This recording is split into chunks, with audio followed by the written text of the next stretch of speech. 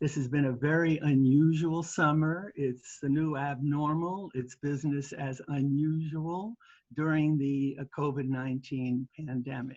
The summer program is sponsored by the National Institutes of Health through several institute grants from the National Heart, Lung, and Blood Institute, the National Institute for Childhood and Human Development, and also the National Institute for Neurological Diseases and Stroke, as well as some funds from the Dean's Fund.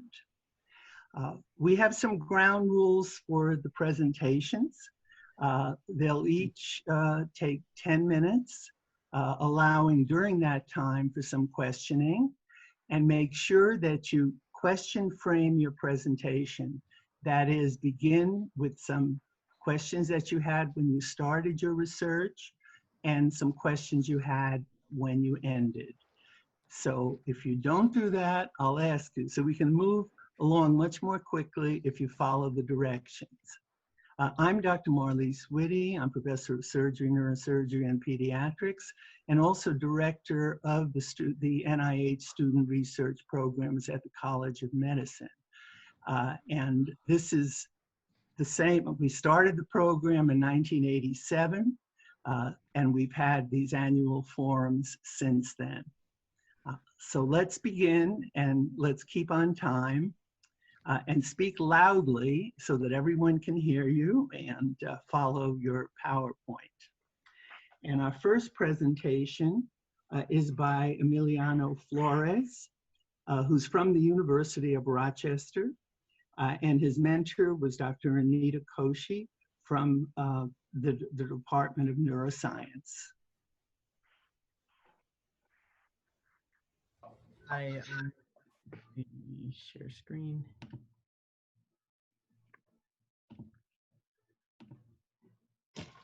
Can you guys see my screen? Good? Yes. Mm-hmm.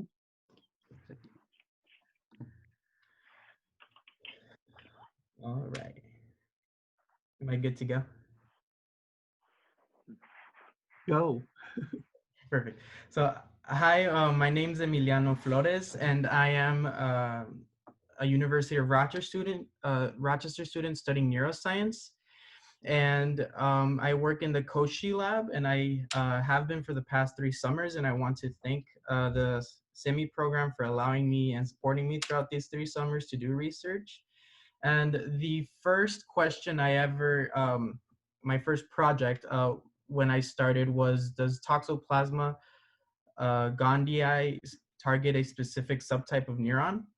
And so first, we need to answer the question of what is Toxoplasma gondii. And so Toxoplasma is a obligate intracellular parasite that can infect up to 1/3 of the world's population. And what's really unique about this parasite is that it's able to persist in the central nervous system for the life of the host, mostly in the brain. And what's really interesting is that it's one of the only infectious diseases that can persist in the brain and not have such a detrimental effect to the host if the host is not immunocompromised. And so here on the left, if you could see my pointer, we have a tachyzoid.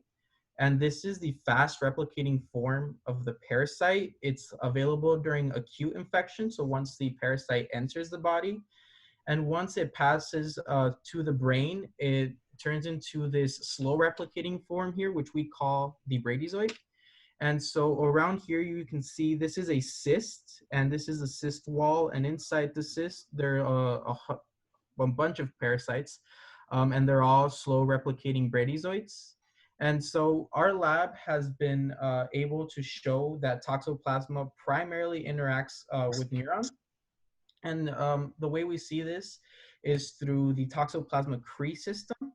And so what this is that we have mice that can express green fluorescent protein, or GFP, as I have denoted it here. But what stops these mice from expressing GFP is that they have a premature stop codon, which is flanked by the LOXP sites. And so our lab engineered a parasite that, some parasite strains that can inject Cre and fusion proteins, which then recombinates the DNA and then excises this stop codon and allows the expression of GFP. And so from that, we can grab this image right here. And so as you can see here, we have four bright green, and we call neurons, and we call these toxoplasma injected neurons, or TINs for short. And then here in the center, we have a cyst, and inside the cyst are a lot of bradyzoids, or a lot of small parasites. And so we can use the system, and we can ask the question of, or the graduate student I worked for asked the question of, where do these TINs localize in the brain? And so as you can see here, we have high increased numbers in these areas, which are also called the striatum and the striatum and the cortex. And so it's really apparent that we have increased numbers in these areas, or compared to like the cerebellum, where we have very few. And so then this allows us to ask the question of, does toxoplasma target a specific neuron subtype? And so as mentioned in the last slide, we do have an increased number of TINs in the cortex and the striatum. And the striatum becomes a point of interest because medium spiny neurons are found in the striatum. And this is interesting because medium spiny neurons make up about 95% of neuronal composition in the striatum. So we can use antibodies such as DARP32, and DARP32 is a protein that is highly enriched in medium spiny neurons in the striatum. And then we use FOXP2, and FOXP2 is a transcription factor that is necessary during the development of the layers of the cortex and the striatum. So we do this by doing immunohistochemistry. And so immunohistochemistry, what it basically is, it's just a method used to label and visualize the cells that we want to see, in this case, FOXP2 positive neurons and TINs. And so how we start this is by, we harvest the mice brain at around 3 weeks post-infection. And we cut them into 40 micron sections. And so they go through a process of washing and staining with primary and secondary antibodies. And so then we put them on a slide, we cover slip them so they can be imaged under the microscope. And we use a upright confocal microscope to image these. And then we use image J to quantify all the cells of interest. And so from using this process, we found that TINs actually do co-localize with medium spiny neuron markers, DARP32 and FOXP2. And so as you can see here in the striatum, this is our NUN. And so what NUN is, it's a neuronal marker. So it's going to label all the nuclei of neurons. So basically we should see a bunch of neurons for all these. And then for this is our FOXP2.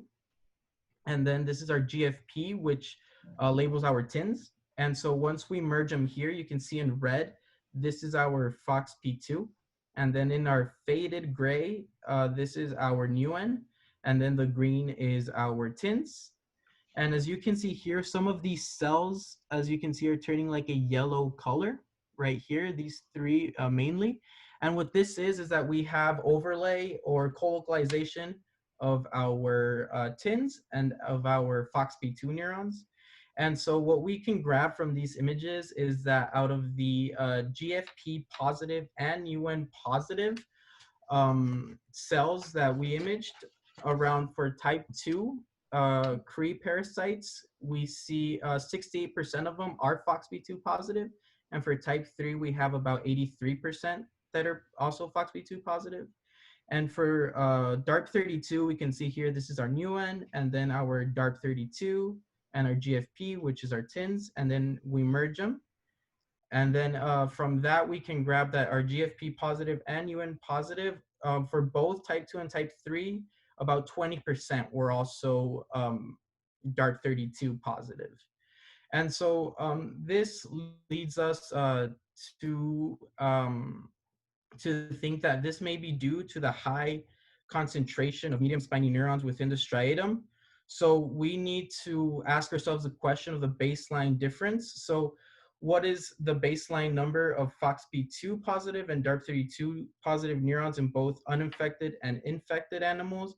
And so once we, the graduate student I work for quantified this, we can see that for our total DARP32 cells per image, we have about 140. And then when we get to the infected, we have a large decrease, and we can see that it's quite a significant decrease. And this is actually really interesting because we don't know, or it's not known of any expression patterns after infection, and there's no data for the baseline numbers either.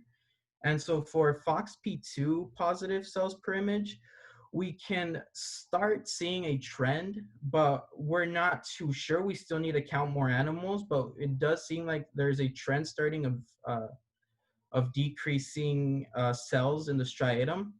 And so our conclusion and future directions are that, well, before we already determined that TINs do co-localize with medium spiny neurons. And after infection, the baseline number of DARP32 positive neurons decrease. And this may be the same for FOXP2, although we are not sure yet. And then we need to finish quantifying the FOXP2 positive and DARP32 positive neuron counts and determine the co-localization between the two markers. And so some of my ending questions for my research are, what other subtypes of neurons co-localize with TINs? And then given the decrease of DARP32 positive cells in the striatum, is it possible that the cells are dying? And if they are dying, are they undergoing a specific cell death?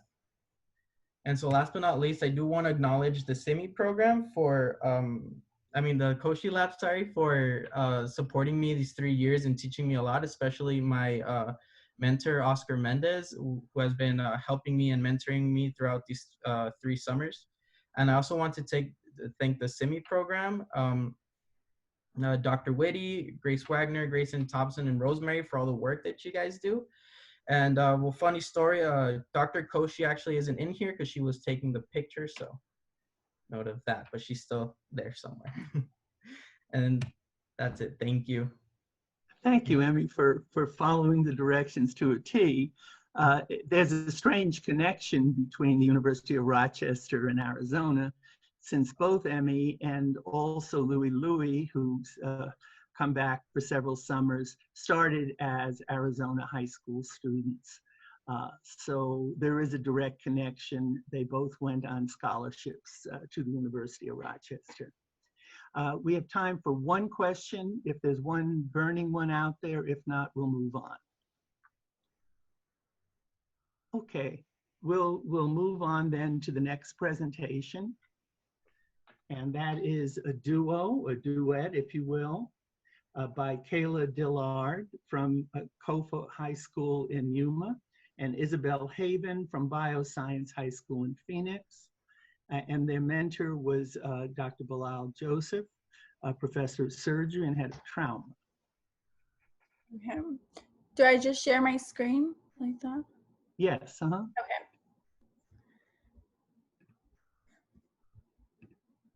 Okay.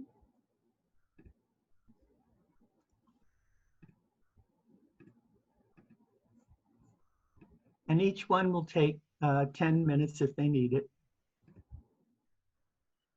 Okay, so what we studied on was pediatric trauma, and the mentor who was helping us throughout like everything was Mohab Shahab.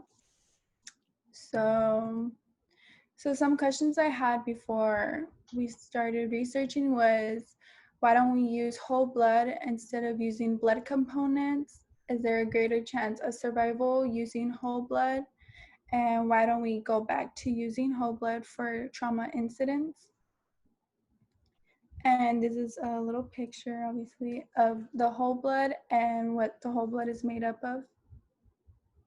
So what is whole blood made up of? Whole blood is made up of white blood cells, red blood cells, and platelets that are all combined into what is called a plasma. So how has it affected children around the world? So all around the world, 40% of children's deaths are caused by pediatric trauma, More than 50% of patients with the state of being dead need a large amount of transfusion, and about 10% are said to be survivable of these deaths. Despite the improvement in patient resuscitation, hemorrhage remains a common cause in medical preventable deaths after injury. Trauma-induced, sorry, I have a hard time saying this word, coagulopathy is also Coagulopathy? yeah, Okay. coagulopathy is also common in pediatric trauma and increases the risk and mortality by a factor of 4. So it increased the interest in balanced transfusion with blood components that has shown to improve outcomes and achieve hemostasis in children and adults. So the use of whole blood in resuscitating adult trauma patients has been shown to improve survival. The use of whole blood in pediatric trauma patients has emerged following its promising role in adults. However, children and adults have a different serology that needs to be taken into consideration when designing resuscitation protocols. So a widespread pediatric trauma is at least traumatic. Sorry, how do you say it again? Sorry. Coagulopathy. Coagulopathy, and Coagulopathy. Okay. and is very alike to adults and enlarges in morbidity and mortality. So at the Mayo Clinic, whole blood is provided instead of using components because there's better results shown from survival in children. Dr. Kninkler talks about how using whole blood and at the age of 5 in the University of Texas is used, and at the age of 2, it is used at the University of Pittsburgh. Since children have a much tinier body than adults, the amount of children have a larger body surface area than adults and can take in more mass. Another difference between them is the blood volume in both children. Children's mean blood is 70 and is much more than adult volume, and children's oxygen consumption is higher. So it's kind of blurry, but this was something that shows it, how do you call it? This was comparing the whole blood and the components. So you can tell that whole blood is a lot lesser, and it's also faster to infuse into your bodies than components is. So it's more quickly infused into your body. So in conclusion, as part of this assignment, I did a lot of researching online because I was not able to attend the lab. My mentor was able to Zoom with me and help explain this experiment to me and break down the factors. He taught me a lot about this project and as to why we should go back to using whole blood and how it was proven that whole blood was much more effective in different universities. And there's this video, I don't know if I can show it. Can I? Yeah. Okay. It's brief. Mm-hmm. When I first saw this product, I thought it looked kind of crazy. Didn't really understand what the benefits would be, but Welcome to USMLEFasttrack.com. The section we're going to talk about today is from First Aid for the USMLE Step 1, 2013 edition. Page 360, Blood Transfusion Therapy. What blood product would you provide if there is acute blood loss or severe anemia? In case of acute blood loss or severe anemia, you would give packed red blood cells. What effects would packed red blood cells have? Packed red blood cells would increase the hemoglobin concentration as well as oxygen carrying capacity. What blood product would you provide if you want to stop significant bleeding due to thrombocytopenia or qualitative platelet defects? To stop significant bleeding due to platelet problems, you would give platelets. What effect would giving platelets have? The effect of giving platelets would be to increase the platelet count, which would increase the platelet count by about 5,000 platelets per cubic meter per unit. What blood product would you administer in case of disseminated intravascular coagulation, cirrhosis, or warfarin overdose? In these conditions, you would provide fresh frozen plasma. What effect does giving fresh frozen plasma have?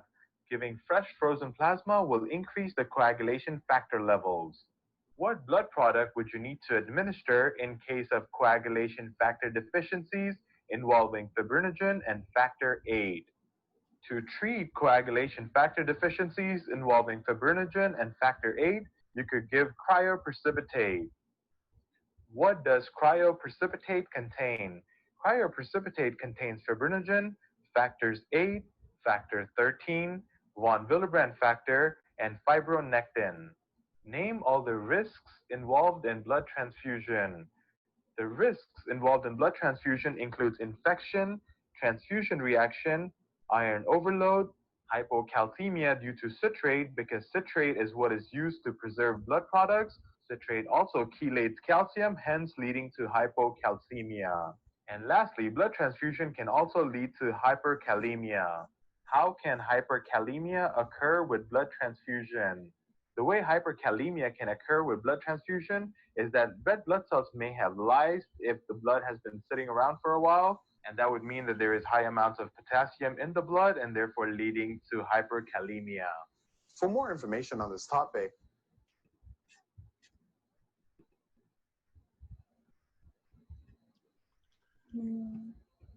Okay, Kaylee, your final questions? They're on the Google Slides, but they're not showing.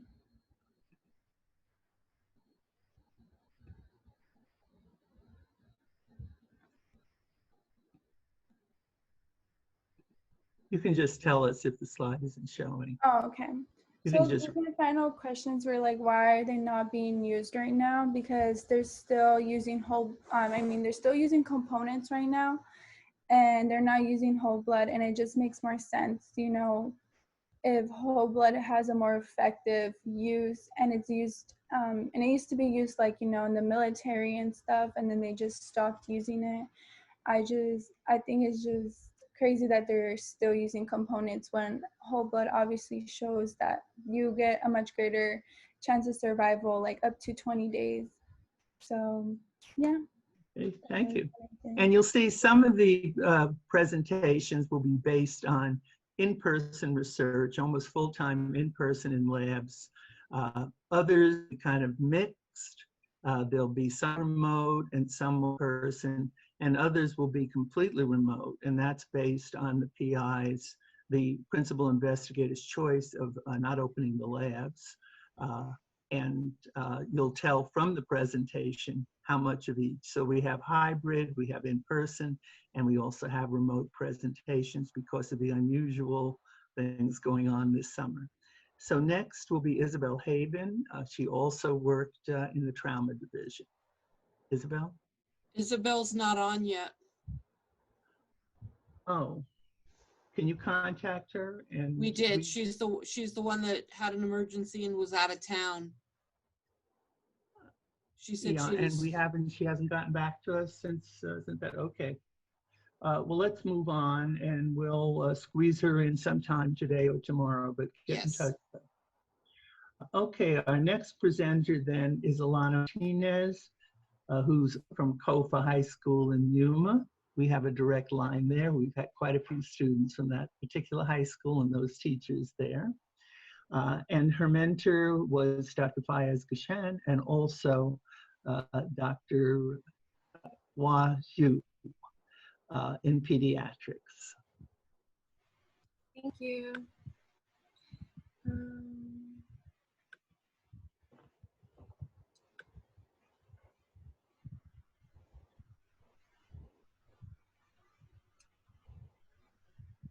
So, can you guys see my screen? Yes. Yes, we can.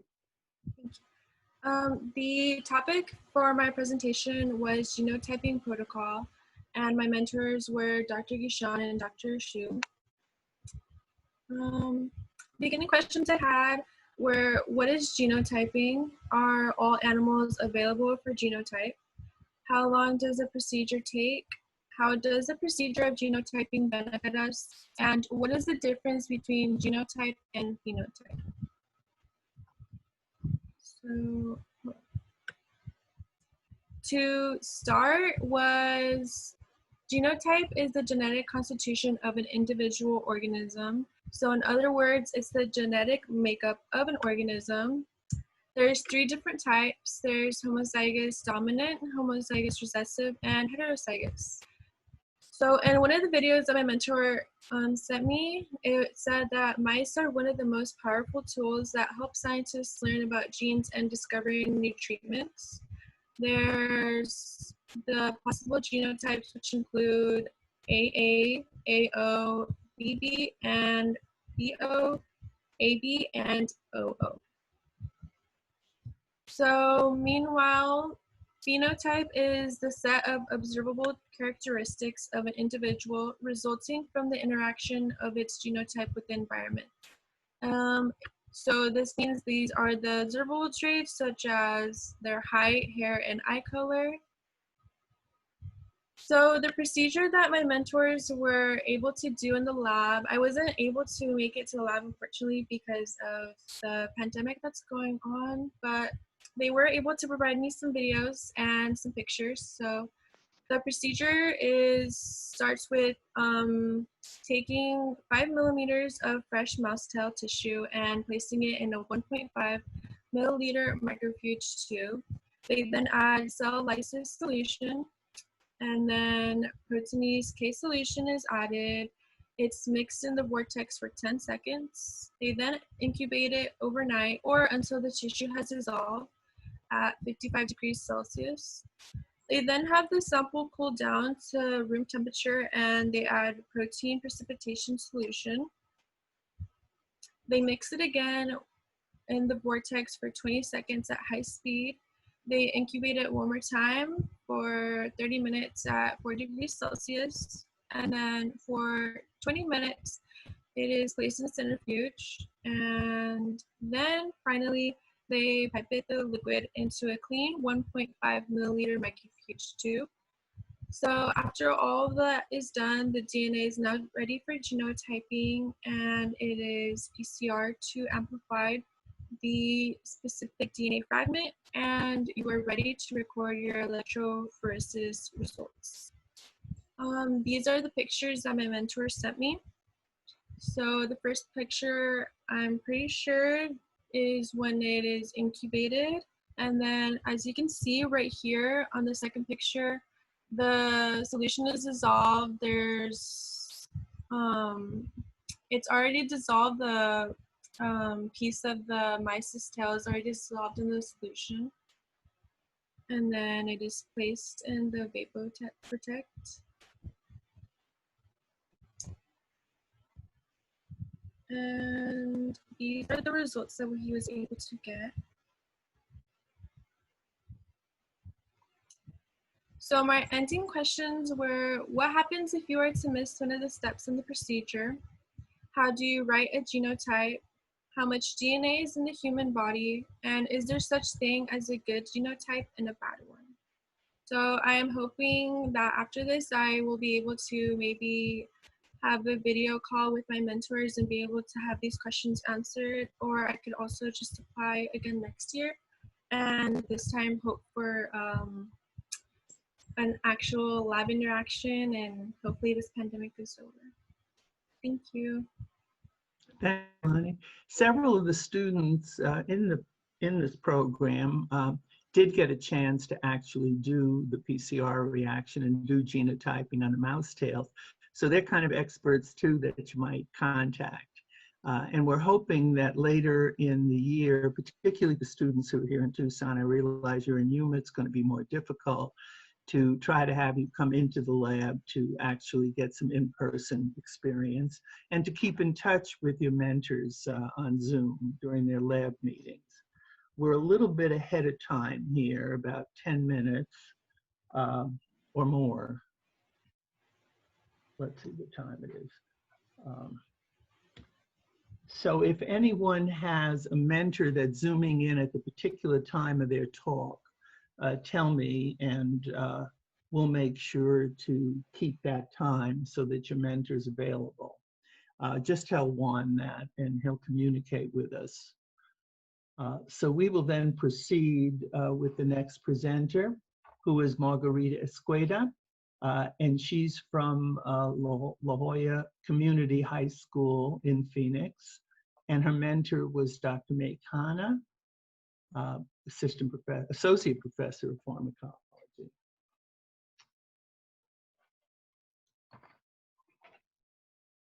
Hello. Oh, wait, let me start my video. Go ahead. Mhm.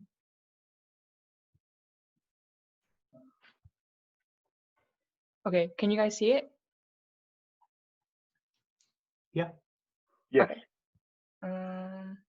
Here.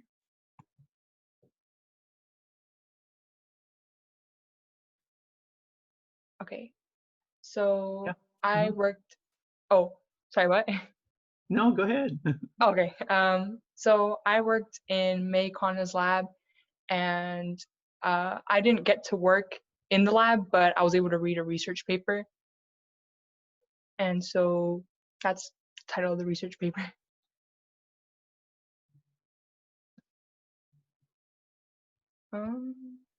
It's not letting me like. Oh. And make sure that you start with your questions. Okay, good. Mhm. Oh. No, go ahead. Proceed. Mhm. Okay. So some key terms that you should know before like I start explaining the paper is TDP43. And essentially TDP43 is a protein and DNA binding site that's involved in ALS possible treatment. And the RNA dysregulation that facilitates ALS happens in this protein. And a Drosophila model is basically a fly model. And what was measured in this paper is larval churning rate.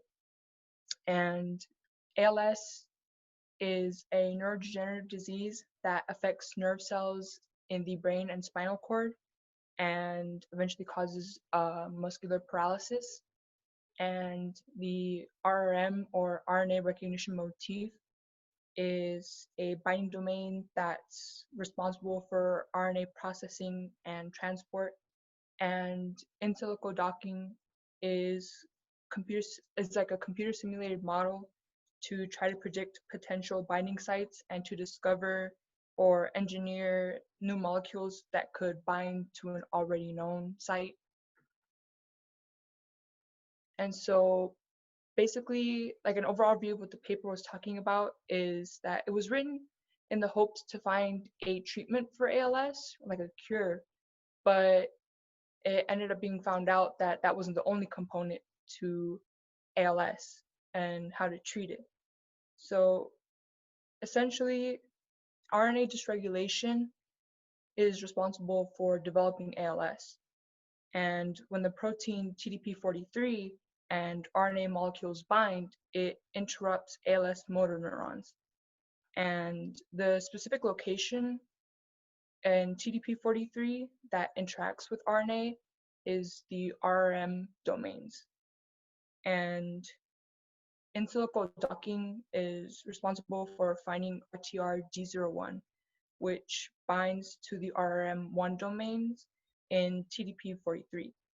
So this would make RNA and proteins stop binding to those domains that would otherwise cause ALS. And so some of the initial questions I had while I was reading this paper, actually, I was seeing the photo.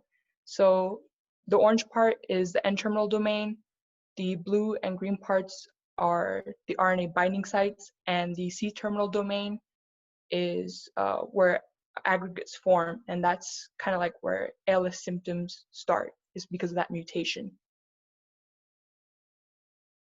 And so some questions I had while starting were that how will these results improve the lives of people who have ALS and similar diseases?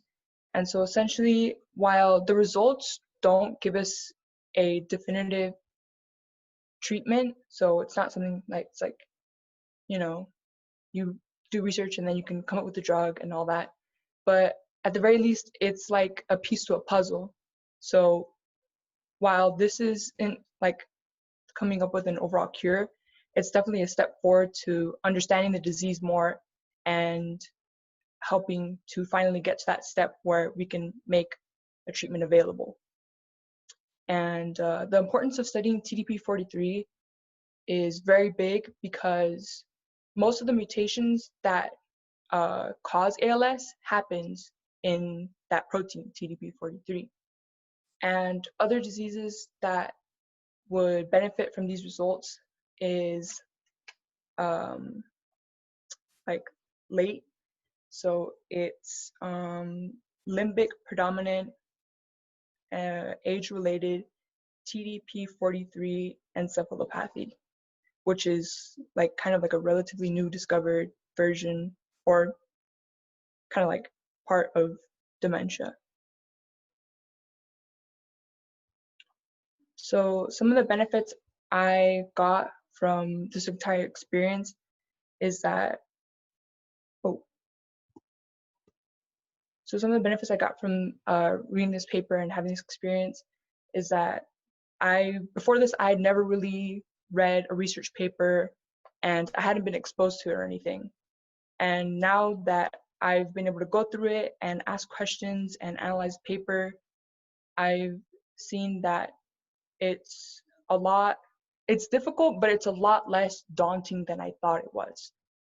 And also it's kind of given me a broader view on the different types of research. I mean, with all these seminars that we've had and talking to my brother, because he works with Parkinson's, and talking to other people too, I've kind of seen like a lot of different fields that I didn't even know existed in research.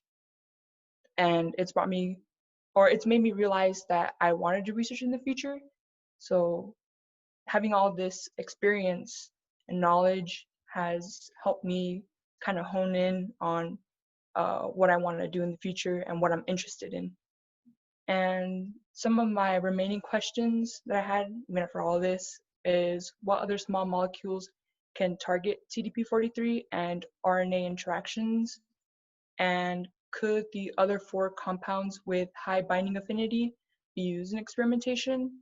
And how might the possible discrepancies between a Drosophila model and clinical trials affect the development of a drug? Yeah. Does anybody have any questions? Okay, we have a little time for questions, so ask away. Actually, I wanted to know how many, were there any like significant problems that you encountered while like researching or reading up on this research paper? Yes. In this research paper, it was kind of short, but there was a lot of really specific terms. Like, I didn't know what TDP43 was at all, and that was like the main thing that was doing research. And of course, I asked my mentors questions, and then Google was also my best friend. And I also asked my brother and friends, and getting help from all of them has helped me really understand this paper. And especially my lab mentor, or the undergrad in there, she really like cleared a lot of things up for me too. But yeah. Okay, any other questions? We have time for one more. Okay, if not, we can go on to John Brown, who also worked with Dr. Koshy, and he's from the University of Arizona undergrad. Hello, actually it's with Dr. Kana as well. But oh, I'm sorry, Dr. Kana, excuse me. No, it wasn't Dr. Koshy is Emmy's mentor. Sorry. Yeah. Okay, so hi, I'm John. I'm an incoming sophomore studying physiology at the U of A. And I also had the same mentor as Maggie, Dr. Kana, and then also here, I'll share my screen.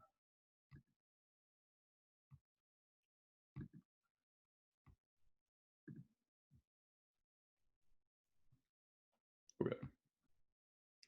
So, can y'all see? Yes. Okay, all right, cool.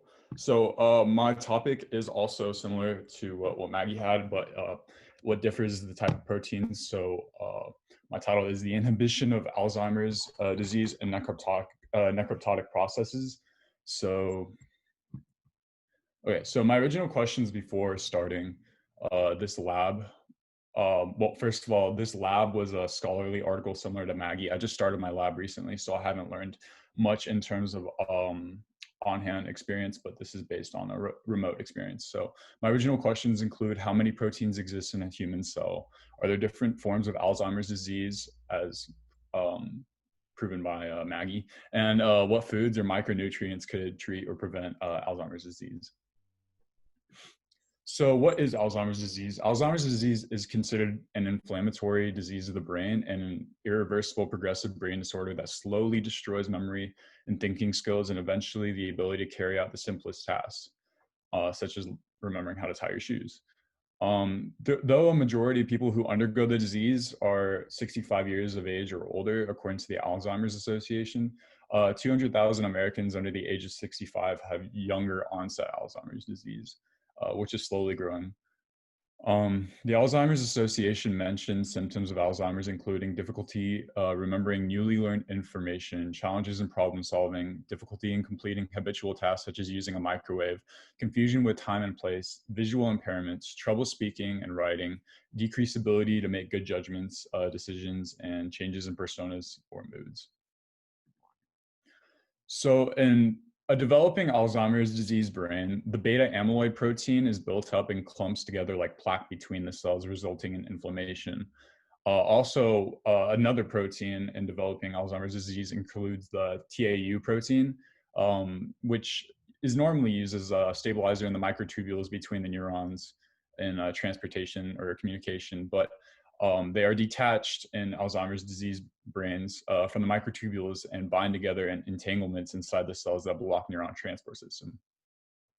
AD destroys the neurons that connect to the entorhinal cortex and hippocampus over time, which function as the memory storage within the brain, resulting in common symptoms of memory loss, or the most common symptom of memory loss. According to the NIH, as neurons are damaged and killed, connections throughout the brain begin to break down and regions begin to atrophy, leading to functional deficiencies in shrunken brain. So atrophy because basically the gray matter and the neurons, basically they can't work, so they'll die off over time. So what is necroptosis and its correlation to Alzheimer's disease? So my scholarly article, what differs from Maggie's, is that I go into necroptosis and how Dr. Maykhana's lab had studied different inhibitions that could possibly go on to clinical trials. So necroptosis is the process by which cellular death patterns occur, resulting in cell swelling, plasma membrane disruption, and release of damage associated cellular patterns that result in inflammation seen in diseases such as AD. Cellular necroptosis utilizes three distinct cellular proteins upon the damage of TNF-A cells. So TNF is tumor necrosis factor alpha cells, which I will explain more to basically into simpler terms in the next slide. But so the three distinct proteins include RIPK1, RIPK3, and MLKL that contribute to necrosome or necroptosis. So the process begins with the death of tumor necrosis factor alpha cells. So those normally in a non-AD brain or someone with a non-neurodegenerative disease, those cells usually regulate a variety of different responses such as proliferation, inflammation, and in this case, cell death. But since they're damaged, that sort of triggers basically the occurrence of the RIPK1, starting with the RIPK1. Then the process of necrosome occurs when the RIPK1 autophosphorylates and binds to RIPK3 through their N-terminal kinase and C-terminal RIP homotypic motifs. This results in amyloid peptide chain plaque, as said before, the plaque that builds up. And then the RIPK3 and MLKL interact, and the RIPK3 protein phosphorylates the MLKL protein. The MLKL then translocates and infiltrates the cell membrane, acting similar to that of a bullet, resulting in cellular death. So after the RIPK3 autophosphorylates, aka basically just like a sugar protein exchange between the two proteins, the MLKL acts as a bullet, shoots into the cell membrane and kills the cell. So in terms of physiological benefits and cons of necroptosis, so necroptosis is proven to occur within developmental stages of life, such as immune response to ridding of damaged cells, similar to that of apoptosis, which is like normal cellular death. More examples include responses to double-stranded RNA lipopolysaccharides and managing pathogenic life that are able to avoid apoptosis. By expression of proteins that inhibit cellular caspases. but in terms of cons, necroptosis outside of the boundaries of the immune system have also been exhibited through diseases such as pulmonary, CDV, neurodegenerative diseases such as multiple sclerosis, amyotrophic lateral sclerosis, Parkinson's, and Alzheimer's disease. Understanding of possible solutions, RIPK1 kinase inhibitors interact. So in terms of what has been discovered up to date, so plenty of RIPK1 kinase inhibitors have been discovered and interact successfully by limiting the amount of cellular death with pulmonary, hepatic, renal, and other neurodegenerative diseases. And then RIPK3 and MLKL inhibitors have not been studied as extensive as RIPK1, and current data is low. So in terms of the picture, you can see a graph of different inhibitors. I think these mainly affect different kinases of different proteins and what diseases they link to. So in terms of testing, Dr. Maytana's lab and team of researchers at the University of Arizona have conducted several tests on various different compounds in order to find a possible successful inhibitor between the RIPK3 and MLKL protein, the final step of the cellular death process, necrosome. So 50,000 compounds were tested through in silico docking, as Maggie stated before, which is like a virtual computerized linking between proteins and their inhibitors or binding sites in order to target the protein-protein kinase docking interactions. The 50,000 compounds were narrowed down to 13 possible putative compounds that could possibly bind the hydrophobic pockets between the RIPK3 and MLKL and inhibit the interactions and phosphorylation between the two proteins. So testing possible compound inhibitors. The cells tested upon for the inhibition between the RIPK3 and MLKL interactions were HT29 colorectal, so colorectal being from the colon or rectal digestive tract, and adenocarcinoma, basically cancer cells, since they readily undergo necroptosis. First, the HT29 cells were treated with 100 microliters of the 13 putative compounds found from the in silico docking, and then also with a certain RIPK3 kinase inhibitor, which is already a discovered inhibitor that binds to RIPK3 and could possibly prevent necrotosis between RIPK1 and RIPK3. So that was added in there sort of as like a control. And then next, the treated HT29 cells were inducted with tumor necrosis factor alpha cells. SMAC mimetics induces cancer cells, and then which induces cancer cells, and a particular caspase inhibitor, ZVAD-FMK. The necroptotic testing proceeded for 7 hours before annexin 5 and propidium iodide was used to stain for positive necroptotic and negative necroptotic, or positive versus negative necroptotic cell results. In terms of results of compound treatments, only 2 of the 13 putative compounds are found to show an inhibitory effect upon the binding between RIPK3 and MLKL proteins through virtual docking screening, besides the as expected GSK872, which binds to the RIPK3 again. So that's RMIT C03 and then RMIT C09.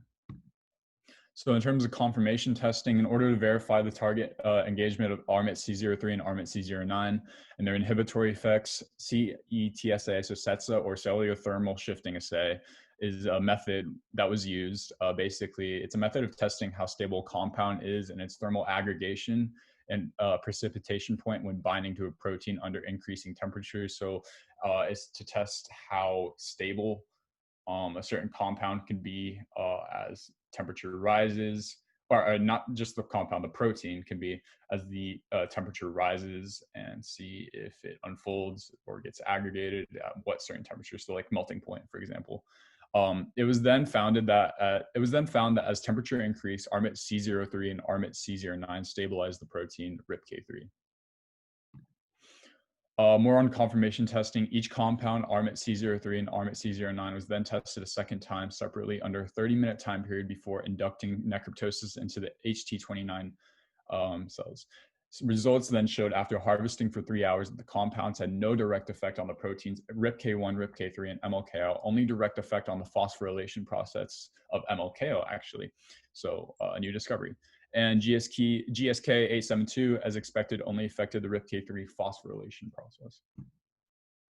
So in terms of final discussion, RMIT C09 had exhibited stronger effects of inhibition and diminished phosphorylation between the hydrophobic RIPK3 and phenylalanine binding site of MLKL protein than the RMIT C03. Although the RMIT C03 did show diminishing effects, but RMIT C09 was just stronger. So a control group of DMSO, so dimethyl sulfoxide, is commonly used today to treat pain and inflammation. But that was also like another comparison group to the RMIT C09 and RMIT C03, and it was used or treated, the HT29 cells was also used to compare the effects of the two compounds by which RMIT C09 and RMIT C03 had both exhibited more diminished phosphorylation within the MLKO protein. So it actually worked better than the dimethyl sulfoxide. So in conclusion, necroptosis may benefit the immune system in certain ways, but uncontrollably has been proven to be linked to a numerous amount of neurodegenerative and inflammatory diseases such as Alzheimer's disease. To this date, many inhibitors have been found proven to have diminishing effects on the RIPK1 and RIPK3 protein interactions, but very insignificant data has found any kinase inhibitors for the MLKL protein. Dr. Khanna and her team of researchers have discovered two new chemotype compound inhibitors that diminish the phosphorylation of RIPK3 and MLKL in necrotic cells indirectly. Also, as more studies are conducted on the interaction of RIPK3 and MLKL, the process will become clear as to how structural and specific patterns are facilitated, as well as how necrotic chemical signaling occurs. This in turn will open a door to a whole new understanding of how certain compounds can inhibit and supply as therapeutic relief to necrosome. In terms of my questions that I still have to this day, after post research, is it possible to graft or import cells into the brain after certain neurons lost from Alzheimer's disease? How fast is actual human cell death from necroptosis on average? And also, are all proteins and cells necessary for cellular survival, or can some be unconditionally deadly? Here's my works cited, and that is all. Okay, thank you, John. We have time for one or two questions. Can I ask, so the silico docking, is like that process specified to the elemental composition of the proteins, or is it just based on the active sites of the amino acids? You know? I'm not 100% sure. I believe it had to do with mainly just the proteins, but I could be wrong. Okay. Sorry, I can't fully answer that question. Right. I wasn't in a lab for that. But. Thanks. Any other questions? Since you didn't get to work in the lab, will you still have the opportunity to do that? Yes, so I actually just started 2 weeks ago, and I'm currently basically just we're studying how different proteins can be found from E. coli, similar to that in the human cells, and how it links to COVID. So we're going to be doing more COVID testing pretty soon. I'm still I'm a noob to it. I'm still new, but I will be continuing that into the school year. Okay, any other questions? Okay, if not, we'll move on to the next presenter, and that's Mario Ibarra, who's currently at Grand Canyon University. He was one of our high school students a few years ago, and he worked with Dr. David Margolis, who's assistant professor in orthopedic surgery, and also Dr. John Sevick, who's professor there and has the all-around reputation of having mentored more students than anyone possible since these programs began. Okay. Go ahead, Mario. All right. Hello, my name is Mario Ibarra. Yeah, I am attending at Grand Canyon, going to my junior year, majoring in biomedical engineering. So I got a pleasure working with Dr. Sevick's and Margolis' lab this summer, second time in a row. And we were measuring, so the title of the presentation is Measuring Bone from Computerized Tomography Scans, CT scans for short.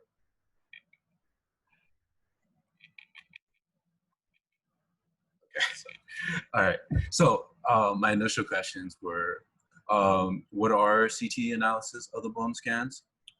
And the next question is, how can I make bone measurements from CT scans? Okay, so the last main question was, can I grow a large section of bone using scaffolds and stem cells? And so basically, when there's a critical size of the bone missing, the bone will never heal, leading to scar tissue to grow in its place. And this scar tissue will decrease the overall strength of the bone.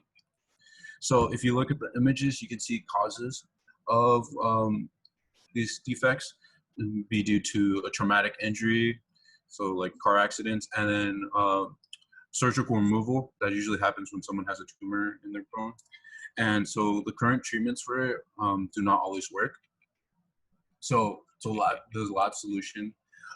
We have a sheet model of a 4.2 centimeter defect in the femur, and we have a 3D printed scaffold made from polybutylene terephthalate, PBT for short, and it's coated with tricalcium phosphate, TCP. So the scaffold is used to keep the structure. So as the bone grows back, it grows properly, and then TCP is used for the stem cells to differentiate into bone cells for sure, and it's seeded with stem cells. And so if you look at the image to the right, these two images, these are the sheep scaffold, and they're way larger than the rat scaffolds that we're using, and they're different shape too. And around 3 months, we should get bridging between the bones. And the PBT scaffolds are non-resorbable. That means they don't dissolve in the human body. That's the issue. So we led to this question: could we use a resorbable scaffolds to regrow bone? So the problem with the PBT, because it doesn't dissolve in the human body, it will never get approved for clinical trials because they want something that dissolves. And plus, when the scaffold's done with its job, it should not be in there. So we're looking at polyitic acid, PLA for short, scaffolds, which are dissolvable, but the only problem is that they cause local acidity. So PLA scaffolds like dissolve into polyitic acid, and this is a byproduct of the human body, right? And the body normally gets rid of it easily, but if it's really concentrated in one area, it struggles to do so, and this could possibly destroy the stem cells that we put in the scaffold.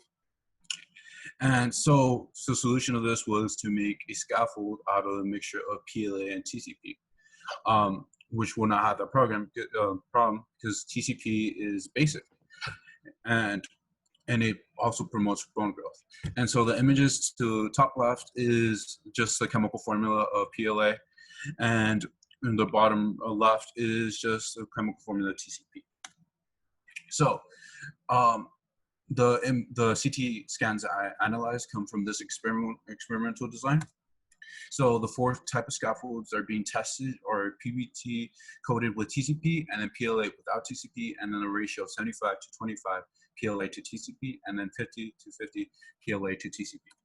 So the scaffolds are implanted to the surface of the rat, surface of the femur of the rat for 3 months. You can see in the image to your right over here that it is placed on it. It's not, there's no defected area that we're trying to test. It's just placed on it. And after 3 months of CT imaging is performed, this happens before we even remove the femur from the rat model. Okay, now going to CT scans. So CT scans are basically just a bunch of x-rays taken at different angles, and with the computer's processor, it's able to build this 3D image. And we use a new CT scanner, and it's not working as well. I couldn't really zoom in exactly to where the scaffold's at, but I'll describe what we can see right here. So these are the 2 femurs, right? And this would be the right one where the scaffold's implanted. You can see that it's not as smooth over here as the left one over here. And it has these 2 beads over here, which are these 2 bright dots, which are the solder dots. And these are the part of the sensor. I forgot to say, the image to the right over here this is a little scaffold for the rat, and it has a string gauge right here. And that's what the 2 little dots come from. and that's for another project. That's not for mine. And I tried to zoom in, but it didn't really render well to show where exactly the scaffold's at. Okay, so now going to my work. So I'm just supposed to measure the volume of the cortical part of the bone and the scaffold that's left. To understand better, I pulled up this image from a previous research journal. So this is a bone right here, right? And this lighter black color, that's the scaffold. So all over here, and this is the stem cells turn into bone over here in the pores of the scaffold you saw before, and it's just growing bone inside the pores of the scaffold. And this is the part of the bone I'm measuring. I'm not measuring this. I'm measuring the bone that's growing in the pores of the scaffold and the leftover scaffold that's left. And if you see this line, this is a strain gauge. So the CT scans are separated into slices, and these slices, there's up to 1,000. Most of them are average to 1,000. So I have to go to every slice and highlight the area that I want to measure. So I would measure the scaffold and the cortical bone that I'm supposed to measure. But currently, I don't have any results for this. It's a time-consuming process. All right, so now going to my ending questions. So with a rat model with a 50 of PLA and TCP scaffolds have the most bone growth, and will the mixture of the PLA and TCP replace the PBT scaffold? And will we continue using the same CT machine? Like, we can use the old one, that's better. So what I learned, I learned how to use Environ Research Workplace software. That's the software I use to analyze the specific slices of the bone to measure the bone volume and the scaffold that's left. And I learned how to be patient. So I had to use a lasso tool to highlight the specific parts. And if I made a mistake, most of the times I would have to redo it, and it was tiring. It got tiring. And then learning through trial and error. So it was a new program to me. So I had to just try different buttons I saw because I didn't know what they were, but through trial and error I learned it. And bone structure information, I learned it through like seeing, it's different, like seeing CT imaging and like learning how like to visualize it in different like views and different slices of it, and some background information research I did on it too. And I just want to thank all my mentors, David Margolis, John Civic, and the CIMMI program for letting me do this one more time. And that's my citations, and that's pretty much it. Any questions? How about a few questions? We have time. Well, so I have a question and comment, sort of.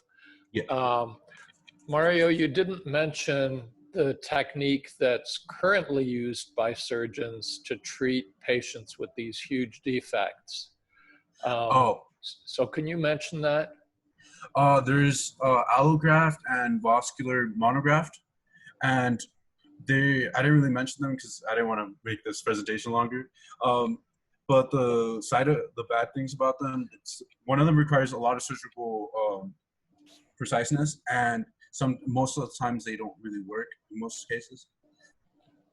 Yeah, so the allograft technique often breaks down within a couple of years, and the autograft technique, where you're taking a bone and moving it from one location to another, requires a very high degree of surgical skill.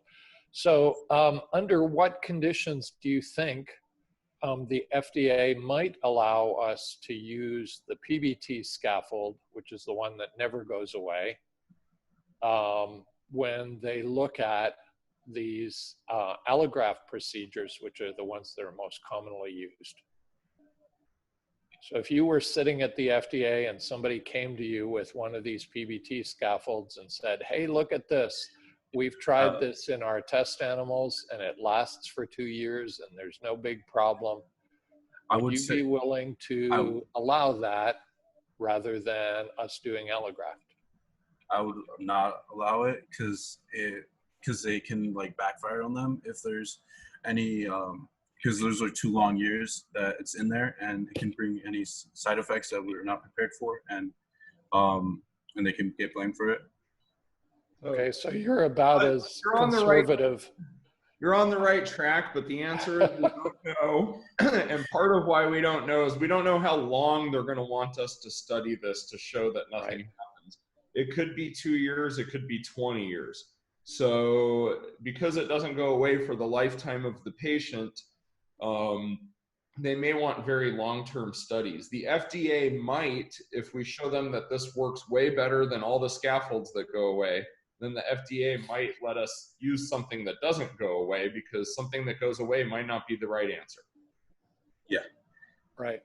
So you're very conservative, just like the FDA. They usually shy away from these things, but if it works better than the standard of care, then they may be willing to allow it. Okay. Yep. All right. Well, thank you to the mentors for putting Mario under the gun here.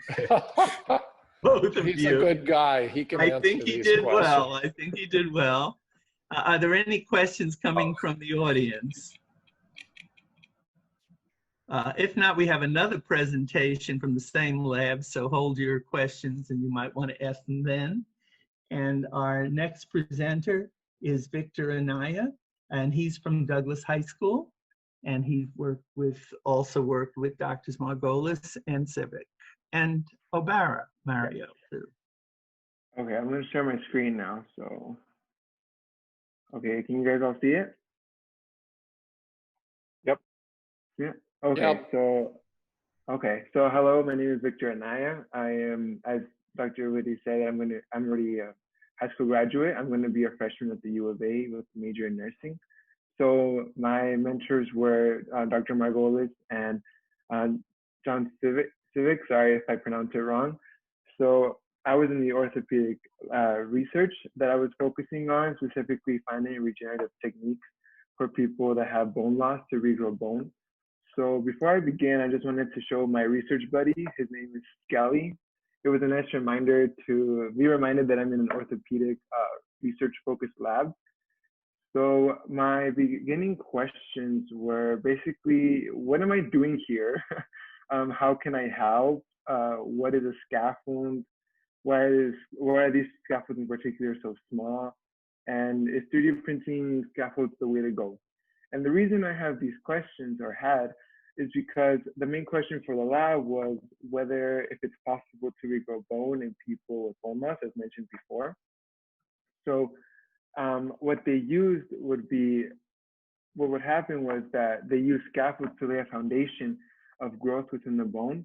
And the reason the way they did that, they would have, sorry about that, we would have a 3D printer, which we have here, that is the same one we use in the lab. And from there, we would make these scaffolds. And as you can see, the scaffolds are somewhat small. And as you can see from here, little ratio, that little ratio is from two different properties, the PLA and TCP. Mario touched on another material that isn't dissolvable, but in this case, they are. PLA is known for polylactic acid, and TCP is tricalcium phosphate. And in short, these two materials, when mixed, they're able to be put into a human being. They're not as expensive to make, and they're somewhat more likely for the FDA to approve because they can actually be dissolvable. And one way they use these scaffolds was to put into a cell culture, which I didn't get to do. But what I did get to do was more interesting is because I actually made the mixture here, the PLA and TCP, actually made the coil, that the coil would be thrown down to the printer and it would melt it and squeeze it. So instead of using a normal ink to the 3D printer, I used different material that was more, I guess you can say more organic material. So this is the printing process that I had, which is first you lay the foundation. It's just, common foundation, what the structure will first look like in a way. Then it built off the structure of it. And then lastly, it's detail. And very faintly, you can see the little small details they have in here, which basically is what allows for the bone to grow through it and allow it to, go through the new bone growth. And then other benefits I had was that I was able to be tasked by Dr. Margolis to observe tendons, and these tendons were damaged from an antibiotic that usually treats infections, but unfortunately it damages these tendons. So this was the setup I had where I had the microscope, and then I had to take down notes, and capture images and save them onto files in a computer.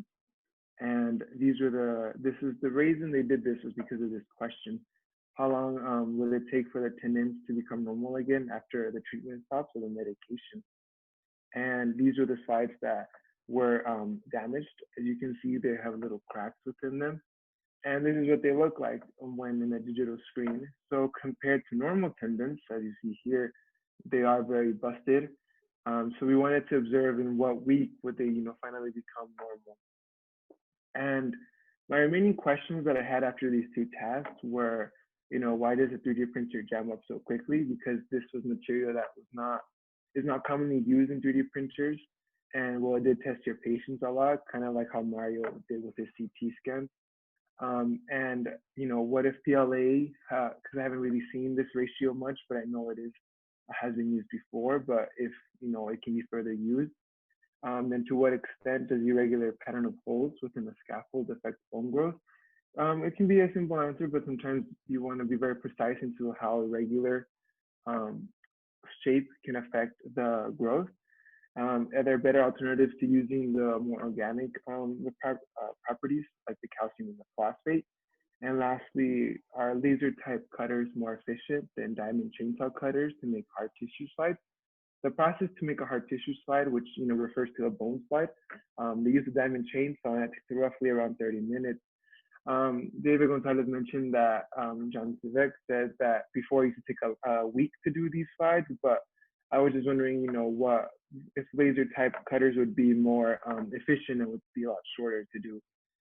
So these questions basically end up to this meme, is that one does not simply answer a question to me. It's a lot more than that. It's a lot more complicated in terms of like being more practical and kind of like, coming out from high school, you get used to being a cookie cutter kind of thing where this is how the lab's supposed to be, this is how everything's supposed to be or anything. So kind of following off what Maggie Esqueda said, where, you kind of get a taste of what else is involved, the more you become more aware of what else, how you approach certain things, how you research, or just how you, I guess you could say, function in the lab, basically. So I'd like to thank all of these people that gave me the connection to this experience, specifically Simi and all of their, coordinators. So thank you very much. And does anyone have any questions? Thank you. I have a minor correction. We don't use a chainsaw. Okay. That would be way too wide and thick. We use a diamond wafering blade. Those are sometimes used for cutting silicon wafers at electronics places. And the advantage of the one we use is it works very quickly. But did you get to see any of the, I'm just curious, did you get to see any of the polishing and grinding that goes on after we section with that saw? No, not really. I didn't get to see, and well, like that, they were going to see. It just told me that it was like a chainsaw that they use. Are you guys use? No chainsaw. So yeah. Let's stop saying chainsaw. People are going to start thinking we're cutting tree slices instead of bone slices. Yeah, sorry about that. Yeah, so the reason that we use that nice diamond saw is because it makes a very, very thin slice so that it's not so hard to grind these specimens and stain them and get some nice pictures. But you were primarily focused on the 3D printing, correct? Yes. Yeah. Okay. Okay. So can you think of any way that we could print something that would be much higher tricalcium phosphate content other than the way that you were printing things? That I believe at the moment I'm not really aware, but I would like to know anything else that would be have the same properties like that. Okay, so in a patient, the tricalcium phosphate particles, the calcium part of your bone, is built up very gradually, and it's built up from an aqueous kind of solution. Okay. So possibly if we were clever enough, we've sort of tried and failed, but if we were clever enough, maybe we could print these from an aqueous solution rather than a plastic filament, which is what you're doing right now. You're using a plastic filament in heat. So that might be one way we could print something with more tricalcium phosphate in it. Oh, cool. Okay, interesting. Okay. Yeah. I'll let anybody else ask questions if they have any. Any other questions from the audience? Any questions? If not, we're going to close the orthopedic research lab for a little while. Okay. Very much. We'll take a break. And this was an in-person experience that was created here in that lab. Okay, so we're going to move on now to Isabella Fox. Guys, good job. Thank you. And David, as you know from his presentation, started out here as a first-year medical student in MSRP in SIMI, and he's been through these many years, through his residency, through his fellowship, to come back as a faculty member and also be assistant director of the student research program. So that's a lot of continuity there. Okay, we're going to move on then to Isabella Fox, who's Dr. Whitty? Yes. I believe we have to wait for her mentor since her mentor will be arriving at 10:50. They're here. They're Here? here? They came Okay, early, yes. Perfect. Perfect. Oh, is Torsten here? Did Torsten arrive? I believe so. Okay. Yeah, Isabella. All right, then, Isabella, go ahead. And just keep alerting so we're ready. if there's any mentors who need to arrive, and we can just substitute somebody later. Okie doke, let's go forward then with Isabella Fox from Basis Tucson North, and this is her second summer working in the Torsten Falk lab.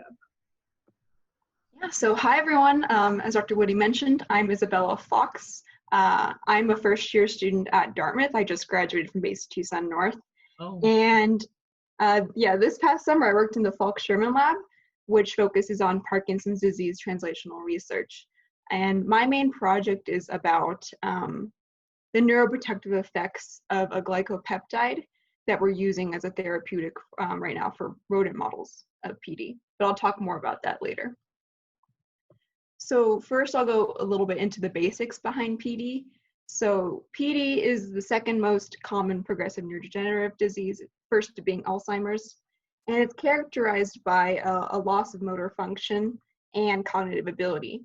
And by this year, we expect about 1 million people to suffer from PD in the US. However, this number is 10 million for worldwide. And unfortunately, this number will continue to increase as time goes on, since PD is an age-related disease and our life expectancy is increasing. So when someone first develops Parkinson's disease, they'll get the motor symptoms. And the 4 cardinal motor symptoms are resting tremor, rigidity, which is a stiffness of the limbs, bradykinesia or slowness, and a gait dysfunction, which involves walking and balance issues. However, later on, they'll develop non-motor symptoms like insomnia, depression, and dementia. So going a little bit into the biology behind all this, there are 2 regions that we know are affected by PD, one being the substantia nigra, which is a neural pathway that facilitates movement. PD results in the death of the dopaminergic neurons in this area, and that causes less dopamine to be produced, which in turn results in motor impairment.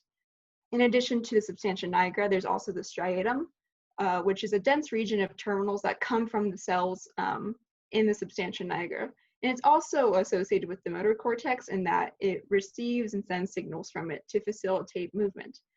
However, when the dopaminergic cell bodies in the striatum begin to die off, that affects those terminals in the striatum. Thus, that results in some motor impairment as well. So going a little bit behind my project, there are multiple treatments for PD right now, but they only affect the symptoms. they provide that lost dopamine that those dopaminergic neurons are not producing. However, they are not restoring those dopaminergic neurons. So as time goes on, those dopaminergic neurons will just continue to die off.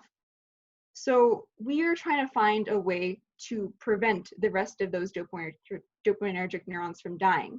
And in order to do this, we need some sort of therapeutic that'll have neuroprotective effects, but also cross the blood-brain barrier.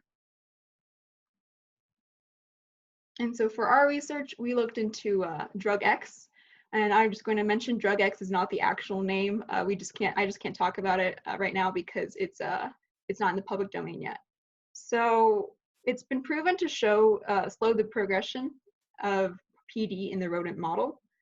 However, on its own, it actually can't cross the blood-brain barrier. So we need to modify it. We need to modify it to increase the peptide stability and allow it to cross the blood-brain barrier. And this is essentially what my project is about. I'm trying to look at the neuroprotective effects of this drug X model.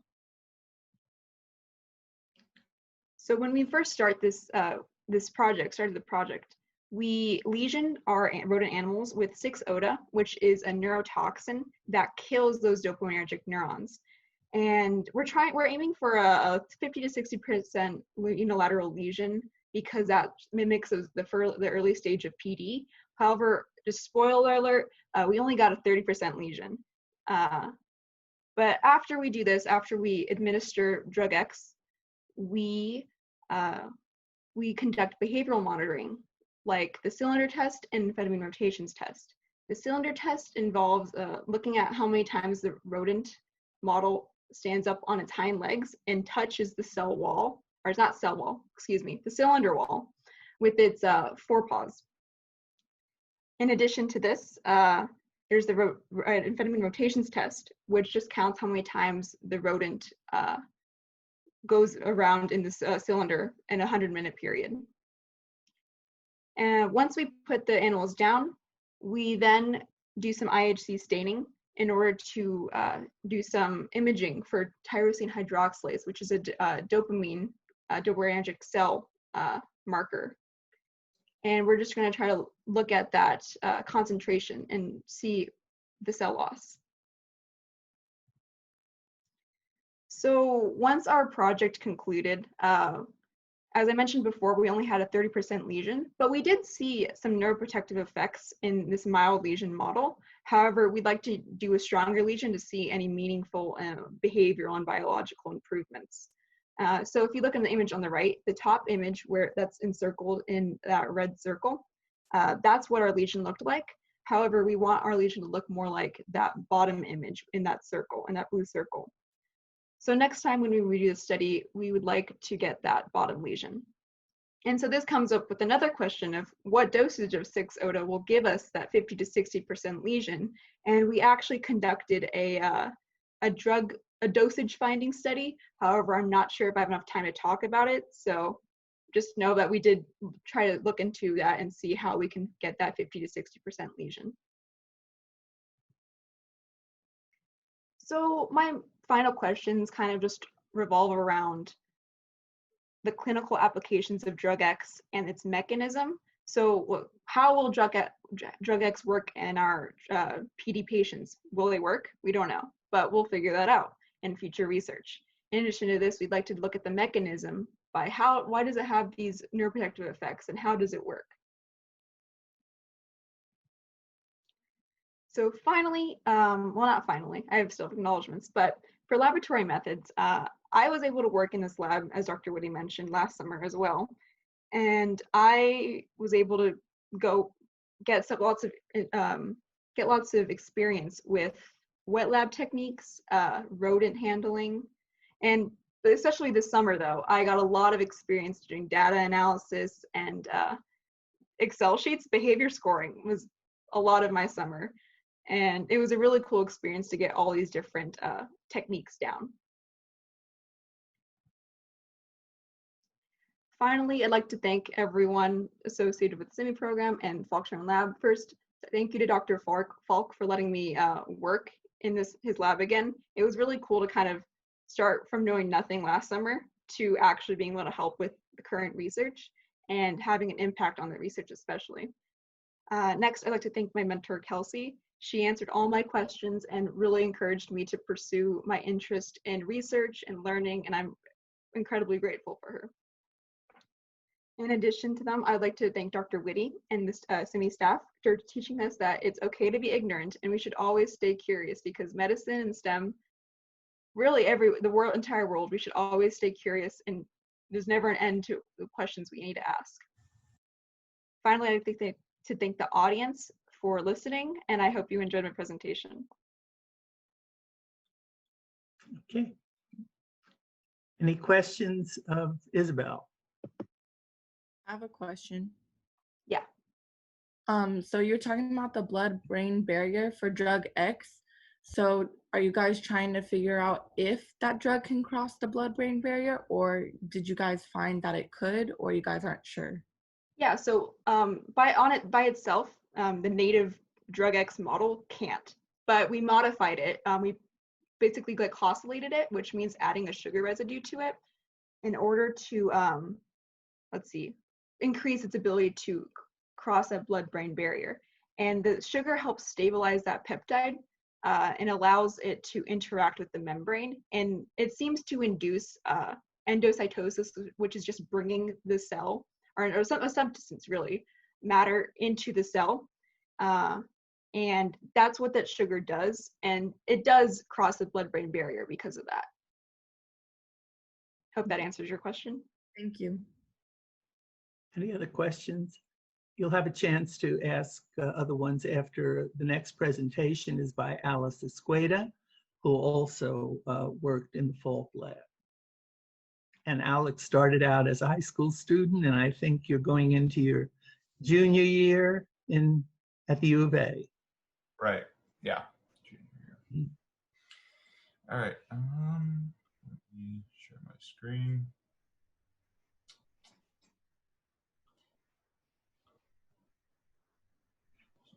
Share. Use the slideshow. Okay. It's showing up, I'm guessing? Yes. Mm-hmm. Okay. Cool. Okay. So like Dr. Woody said, I am a incoming junior. I've been in the Falk Sherman lab. The first year that I worked was sophomore year of high school. So it's been a while, and as a result, I've had the opportunity to have my own project in the lab, and during this summer, I'm essentially going to be writing up the manuscript for that project. So the central question for it is, what is the most effective methodology or methodological explanation for analyzing abnormal involuntary movements in a preclinical model of L-DOPA-induced dyskinesia? So like Isabel had mentioned, we're a translational lab working with Parkinson's disease, and it affects 1 to 2% of the population age 65 and over. So it is a pretty widespread disease. And there are a decent amount of things that need to be done, especially since there's no cure for it. So some of the big questions that I had are what type of detail is necessary for a methodological paper? How can we frame our procedures in a way that allows different labs to effectively utilize them, regardless of experience? And what changes can be made to the procedures that allow for a better user experience?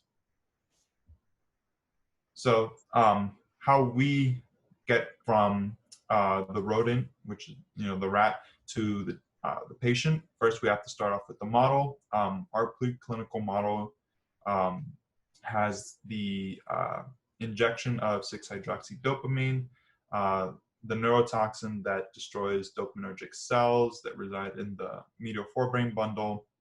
And there are two figures here, two different spots where the lesion occurs unilaterally, so that in the animal, you can see one side will be Parkinsonian and the other side is our control.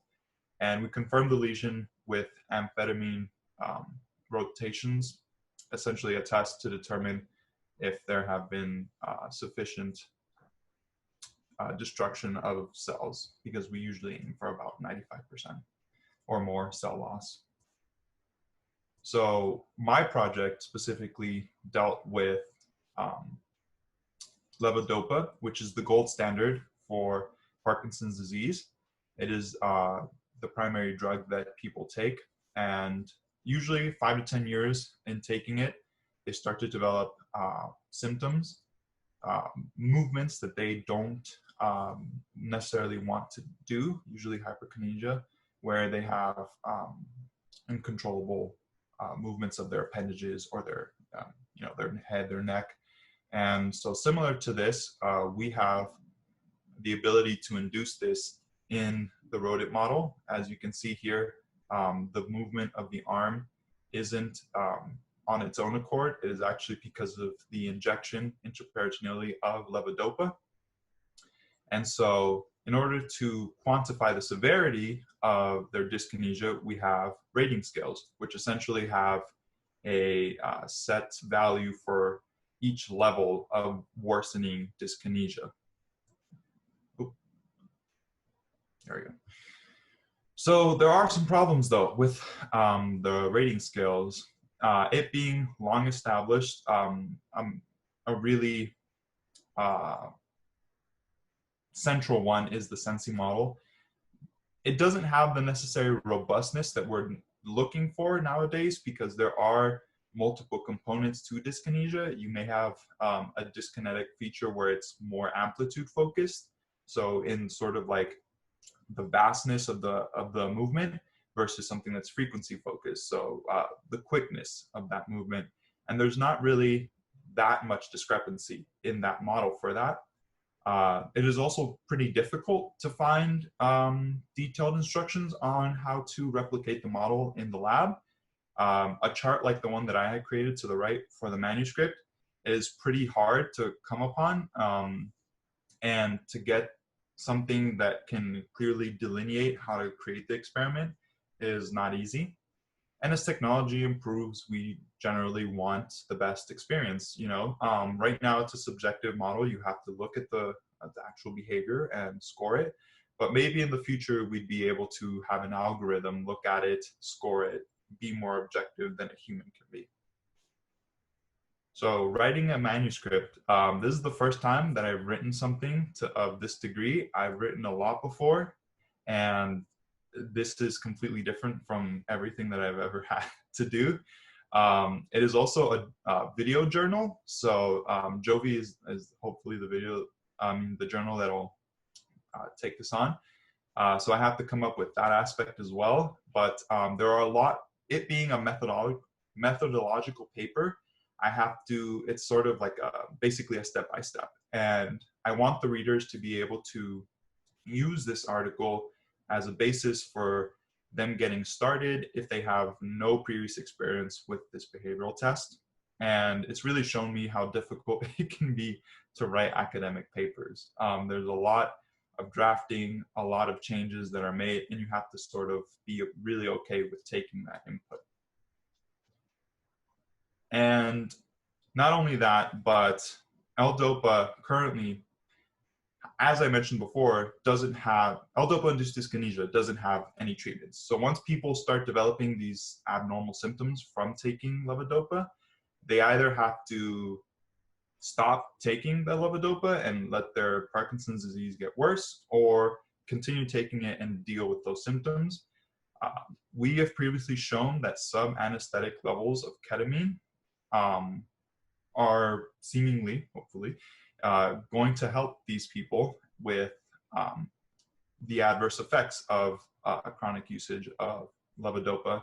And something that we wanted to look at as a result of that is if it has any neuroprotective effects in the brain. So like Isabella had mentioned, there is a model where you have 50 to 60% lesion, and that would be kind of considered an earlier stage than the model that we usually use, which is 95%, which is more end stage.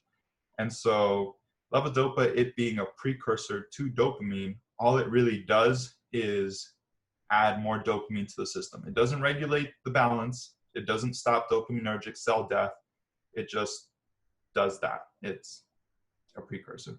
So hopefully, maybe ketamine will have some effect. And to that end, I'm doing cylinder testing to build a baseline in the non-loss of dopaminergic cells. So some unanswered questions. What technological tools could help with the tracking of movements for assessing aims? How can I ensure that readers are able to replicate the test without needing other materials? And what sorts of changes can be made for labs without the time and resources to successfully include this test in their behavioral arsenal? Some of the fringe benefits, of course, COVID being a circumstance we all have to deal with, adapting to the new circumstances. For me, writing the paper and developing academic writing, the medical student meetings were pretty nice to look at because we hadn't been able to do that before, and I'm interested in medical school. And appreciation for just being able to work in person in labs during the summer is something that you don't think about it until you don't have it, and it's it's not the best, but we do what we can. And to that end, thank you to the CIMI team for still having the program, to Dr. Whitty for taking me on for the third year, and obviously to my lab. Appreciate everybody for helping me out, and I will see them in the Saturday lab meeting. So, any questions?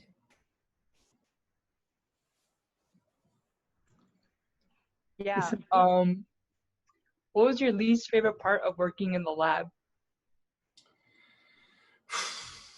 Least favorite part. I guess the time constraint that we have because of COVID. We work in shifts to minimize exposure, and that means that I don't have as much time as I had before if something goes wrong, which in research usually does. So I try as hard as I can to be perfect in the behavior, because when you work in behavior, the rats don't always cooperate, and that's not something you can control. So far so good. Hopefully I won't have to stay too late anytime soon for the behavior. I was actually talking with my grandson, who's a graduate student at Yale in chemistry and drug discovery, and he said the labs there have shifts. The first shift is 9 to 3, and the other one is 3 to midnight. And they have several graduate students working, more than several, working on both of those shifts. So they're open till midnight at Yale in that particular lab. Of course, things change with mouse behavior, because they're nocturnal animals.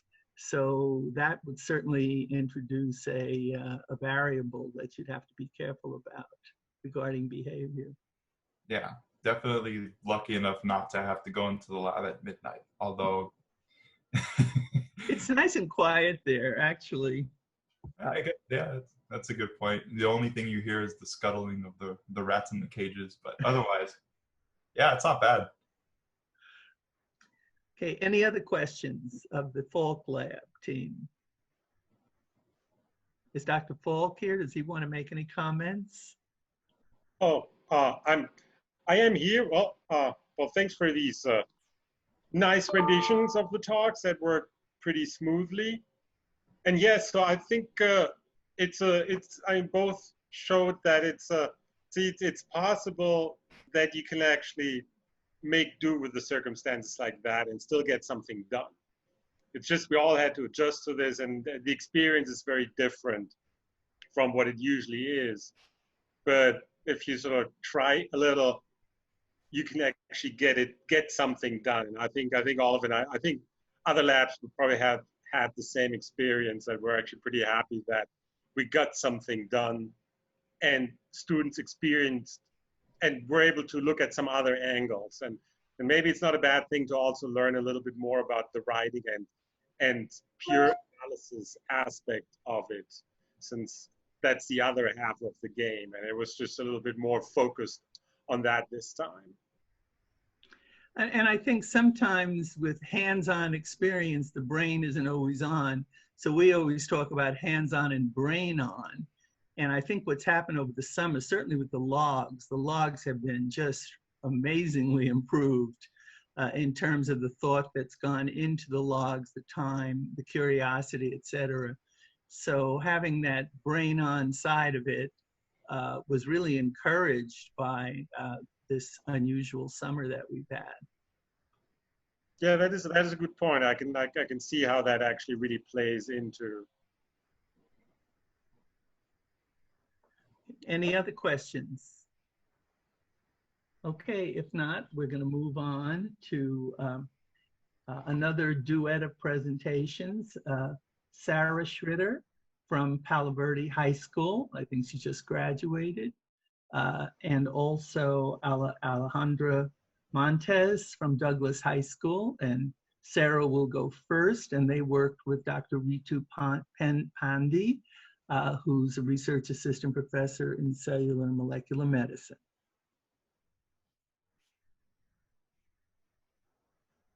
Sarah, go ahead. Can you guys see my screen?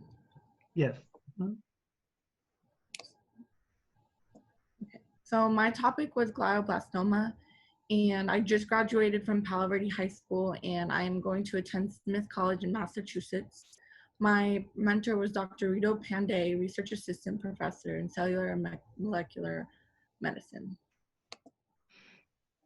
So the background questions I had, because I had no idea what GBM was at all, glioblastoma. So how does glioblastoma develop? How is glioblastoma diagnosed? Does glioblastoma only affect older people? Why is it called GBM? What are the survival rates? Is glioblastoma genetic?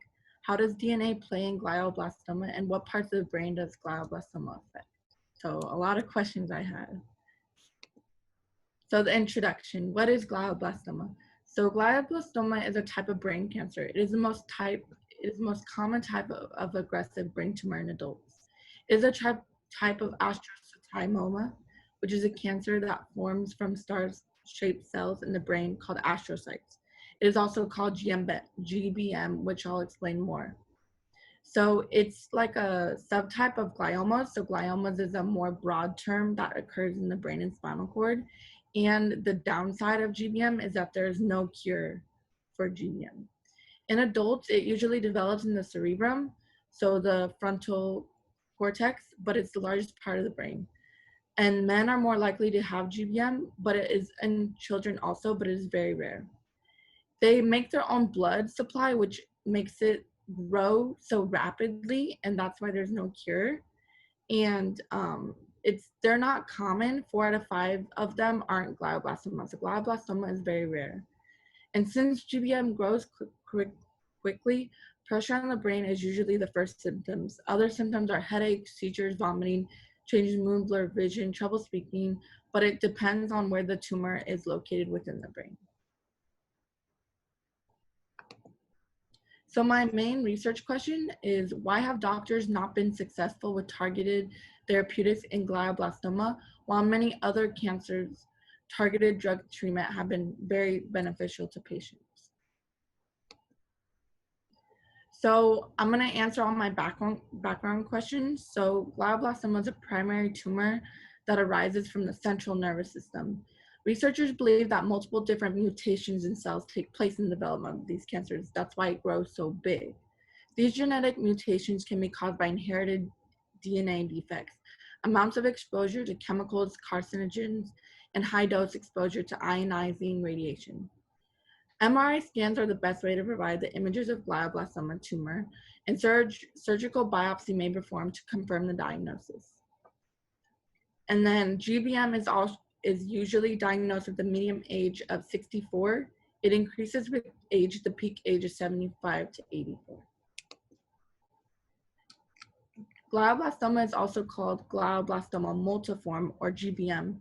GBM is a type of primary cancer. This means that GBM tumors begin in the brain instead of starting in another part of the body and then traveling to the brain. GBM is the most aggressive subtype of gliomas, and glioma is a type of tumor that occurs in the brain and spinal cord.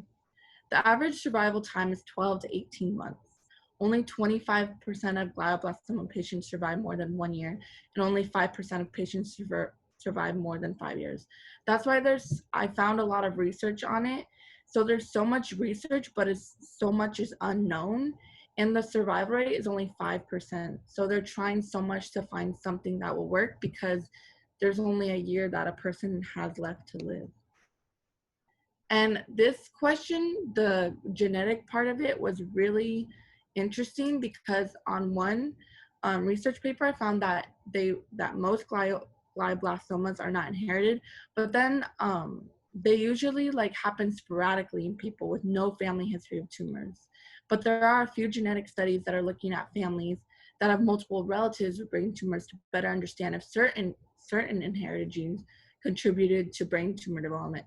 So I found this particular study on a family that had 2 parents that were unaffected parents and 2 siblings who had GBM at an early age. One was a girl, 10 years old, and one was a boy who was 12 years old. In the family pedigree, there were multiple family members that had different carcinoma types that was usually in the early development of GBM in 2 children. The study did exome analysis of the family, and exome analysis is like a genomic technique of sequencing proteins within to find in the genomes. The study used an accumulation of variants of the family's genes and samples from the patients and their children to link extracellular matrix proteins such as collagens and elastin that could play a role in tumor progression. The development of tumors in both siblings at an early age indicates that some of the genes which have been identified in their SNP analysis but not have been associated with GBM may also play a role in the development of GBM. So how does DNA play in glioblastoma? GBM is caused by 1 or more mutations in DNA within cells. Glioblastomas may appear in any lobe of the brain, but they develop usually in the frontal and temporal lobes. So back to my research question, why have doctors not been successful with targeted therapeutics in GBM while in other cancer treatments they were? So there are 2 main reasons that targeted therapy does not work for GBM. So tumor heterogeneity is the first one, state of being diverse. The cells within a tumor have different phenotypic features. Some are proliferate and some are not. Some have more blood supply others and some don't. This is accompanied by genotypic differences. During the biopsy of a tumor, they take a piece, a very tiny piece, like a millimeter of a piece of a tumor, which is a problem with dealing with GBM because only a tiny part of the tumor is being analyzed when the tumor keeps growing and growing and growing. There's no way of telling if one targeted therapy will work for the whole tumor. And then the cells undergo evolution after treatment, undergo further mutations in DNA. So if one targeted therapy is found to work, the cell undergoes mutation and it becomes resistant to that treatment. So it's basically like trying to play catch up. That's what the whole thing about this is. And then for the second one, pharmacodynamic and pharmacokinetic failures. So the pharmacodynamic is the biological and physiological effects of drugs, and then pharmacokinetic is more of like the study of the pharmacology of it. So back to what Isabella was talking about, the blood-brain barrier. It excludes drugs from getting to the tumor by blocking the drug from getting through the BBB. This means that there's no way for drugs to get to the tumor in the brain. There's no possible way for the drug to target the exact place of the tumor, so there is a drug delivery problem. An example is EGFR therapy that works for other EGFR-driven cancers, but not for GBM, just because of the blood-brain barrier. And then poor distributions of therapies in brain is a critical challenge. So the future approaches to overcome treatment hurdles. So within one of my studies that I was reading, a publication, there were suggestions about what maybe the future holds for GBM. So combination therapy to target multiple mutations, learning these combinational approaches from success in other cancers, chemical or mechanical disruption of blood-brain barrier, there are strategies being investigated to prove the drug delivery system to go through the BBB by using microbubble enhanced ultrasound. Advances in nanoparticle systems provide opportunities for drug-loaded nanoparticle delivery to tumors through delivery methods such as convection enhanced delivery. And then my ending questions was, what does the future hold for GBM? Why is cancer so complex? And will there ever be a cure for GBM? And then these are my references. But in the beginning of this program, I was interested in toxicology and pharmacology, but the mentor that I was first assigned, they were doing something else. So I was assigned to Dr. Pandey. And I'm really grateful that I got assigned to this because I wasn't really interested in cancer. My family doesn't really have anything, so it's not related to me, but this whole research thing opened my mind to cancer and I want to learn more about it. And GBM, I love this topic because it's so complex and there's no cure for it. So you can just keep asking questions, researching, and I really love that part. So I'm really grateful, and I'm really grateful to be a part of this program. So thank you.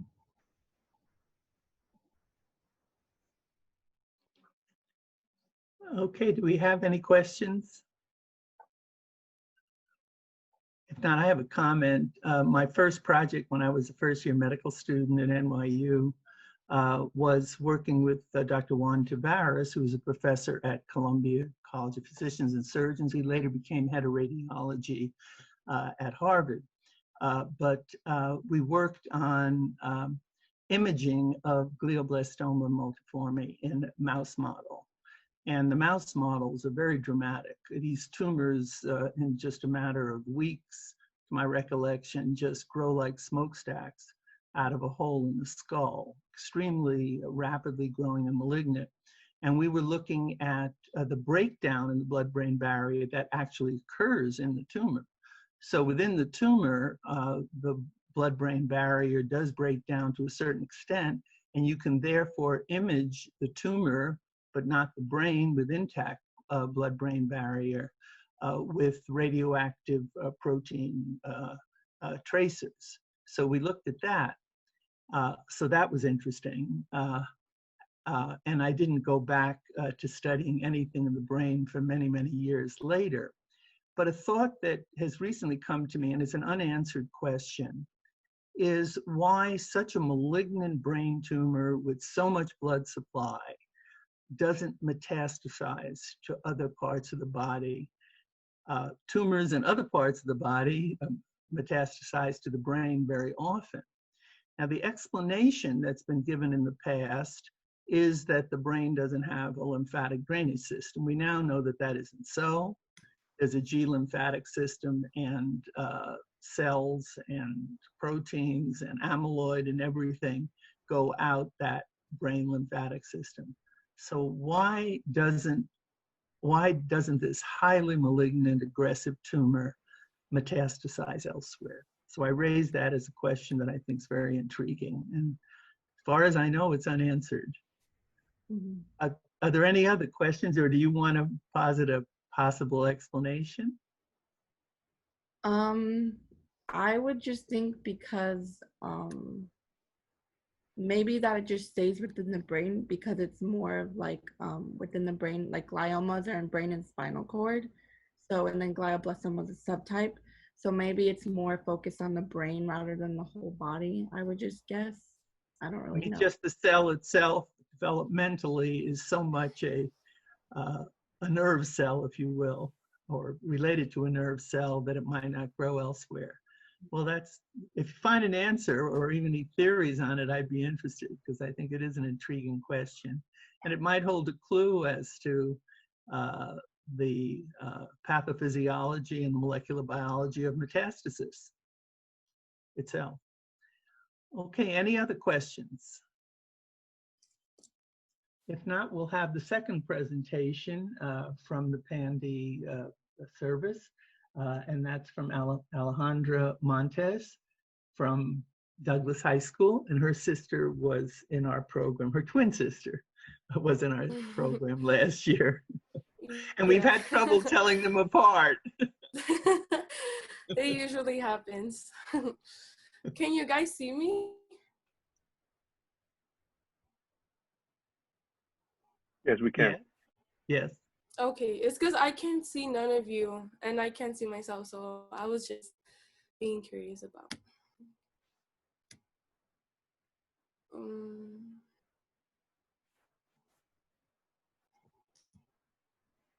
So,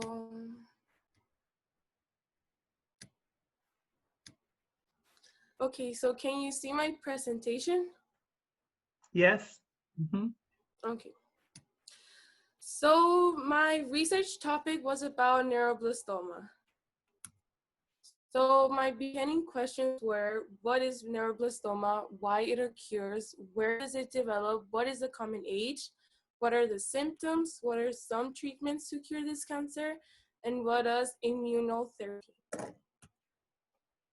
So what is neuroblastoma? Neuroblastoma originates from the nervous cell derivatives and sympathetic nervous system. So it develops in the fetus called neuroblast. It's often found in the small glands on top of the kidney.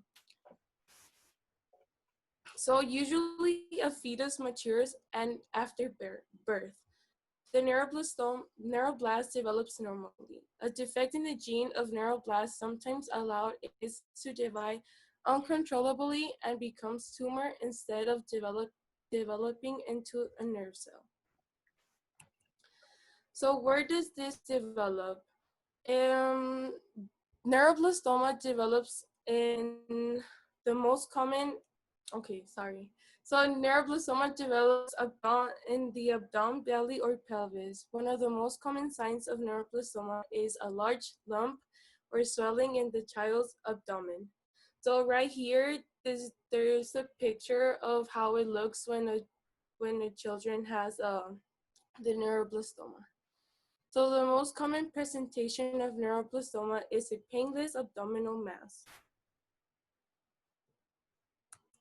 So what is the common age? Majority of the cases are diagnosed prior to 5 years of age. The most common age of presentation is between 18 and 12 months. Age at diagnosis is an important indicator of clinical course, with infants less than 18 months of age more likely to have disease that spontaneously regress or is successfully treated with surgery alone. So spontaneous regression is the unique feature of this tumor. And right now I'm going to be talking about the spontaneous regression. So what are the symptoms? Most of the common symptoms are back pain, fever, unexplainable weight loss, pain, and the lump or compression or tissue in the affected area. So for example, here is the lump in the chest, how it looks like, and these are the most common symptoms. For example, the bruising around the eye. So what are the treatments to cure this cancer? Surgery and chemotherapy. Chemotherapy may be used as the primary treatment for neuroblastoma, or it may be given before surgery to shrink the tumor or after surgery to destroy any remaining cancer cells. So correct me if I pronounce this wrong. Myeloblastive, I don't know how to pronounce that word. Myeloablative. Myeloablative. Okay, chemotherapy with the single or treated autologous stem cell rescue in the center of a cure for patients with high-risk neuroblastoma tumors. And the other one is basically our substance that work in the body much like vitamin A. Scientists believe that rhinones can help cure glioblastoma by encouraging cancer cells into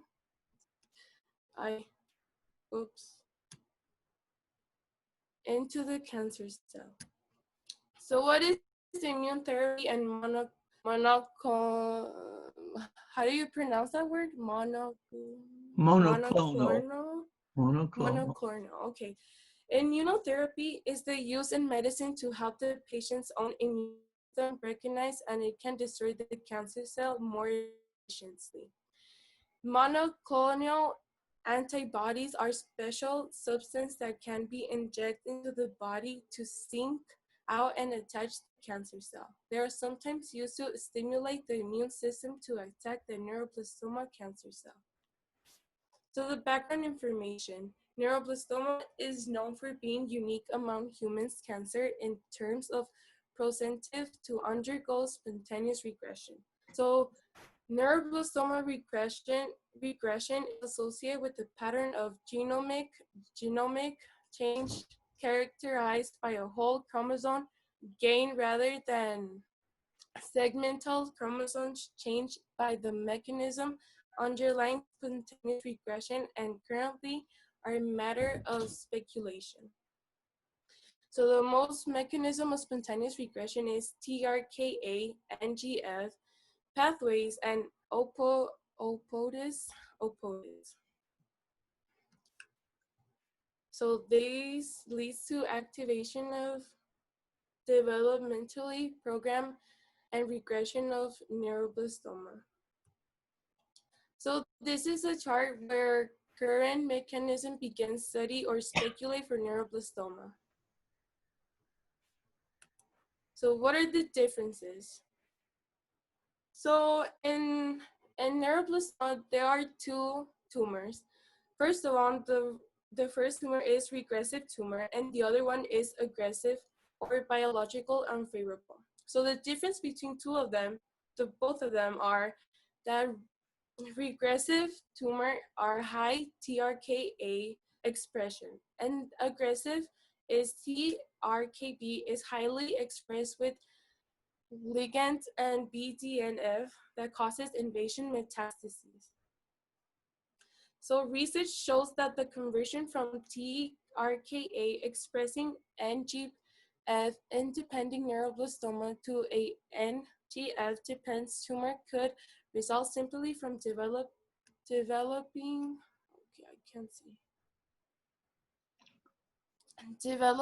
program isoform switch from TRKALL to TRKAL.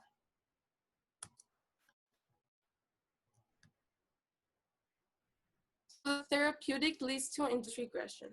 A better understanding of the mechanism of spontaneous regression might help to identify optimal therapeutic approaches for patients with these tumors. Currently, the most struggleable mechanism is the delayed activation of developmentally programmed cells dysregulation by the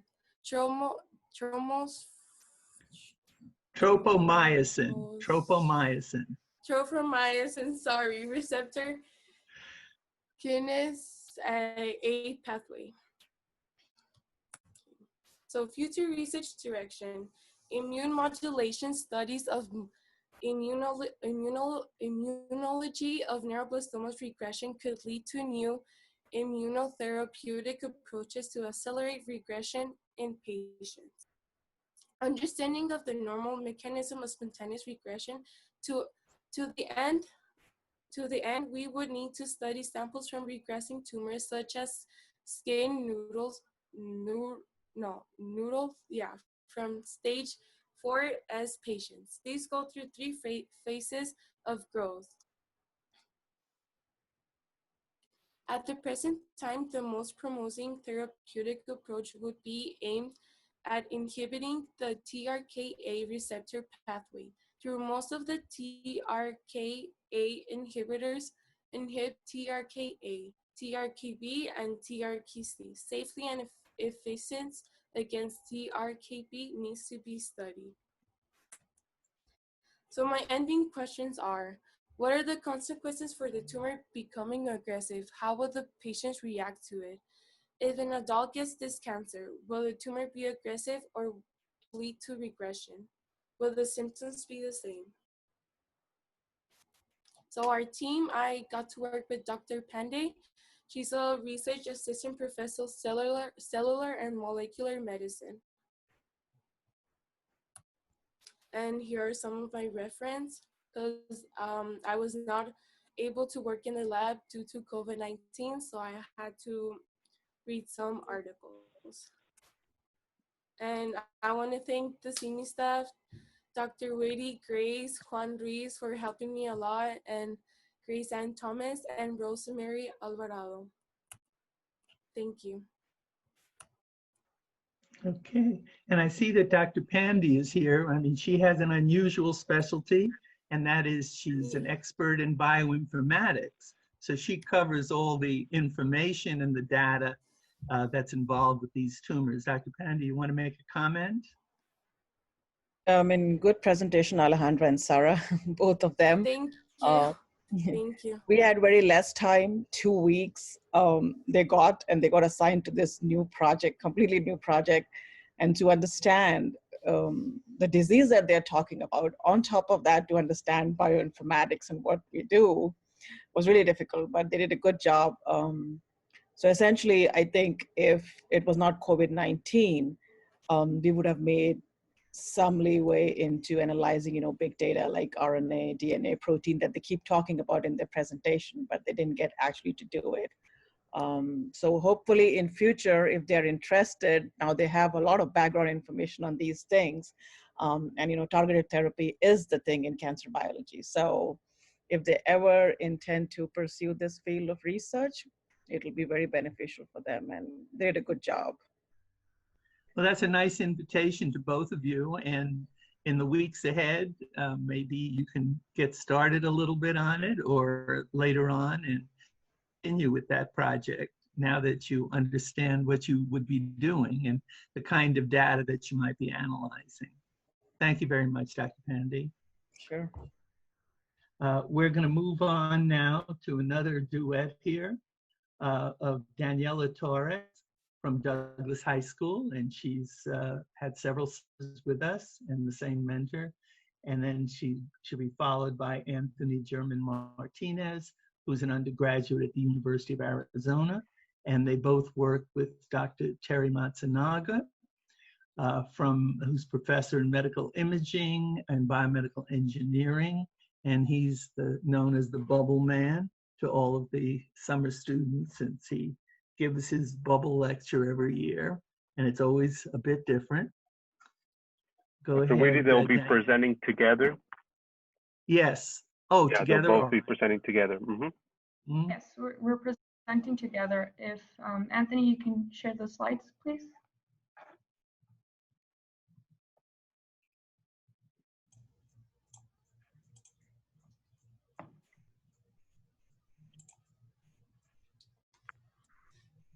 All right. Well, thank you everyone for being here and for your attention. As Dr. Woody said, my name is Daniela Torres. And I'm Anthony German Martinez. And we worked with Dr. Terry Matsunaga over the summer with his biomedical research lab that focuses on phase change ultrasound contrast agents known as microbubbles. And so this is our presentation.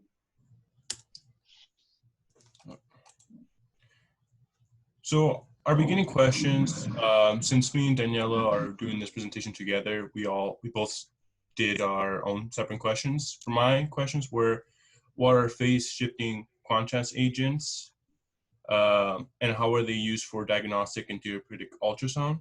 And also, how can we stabilize the PSCAs? This is my third year working with Dr. Matsunaga, so I already have a pretty general idea of what our lab works with. So a lot of my questions were a little bit more external at the beginning.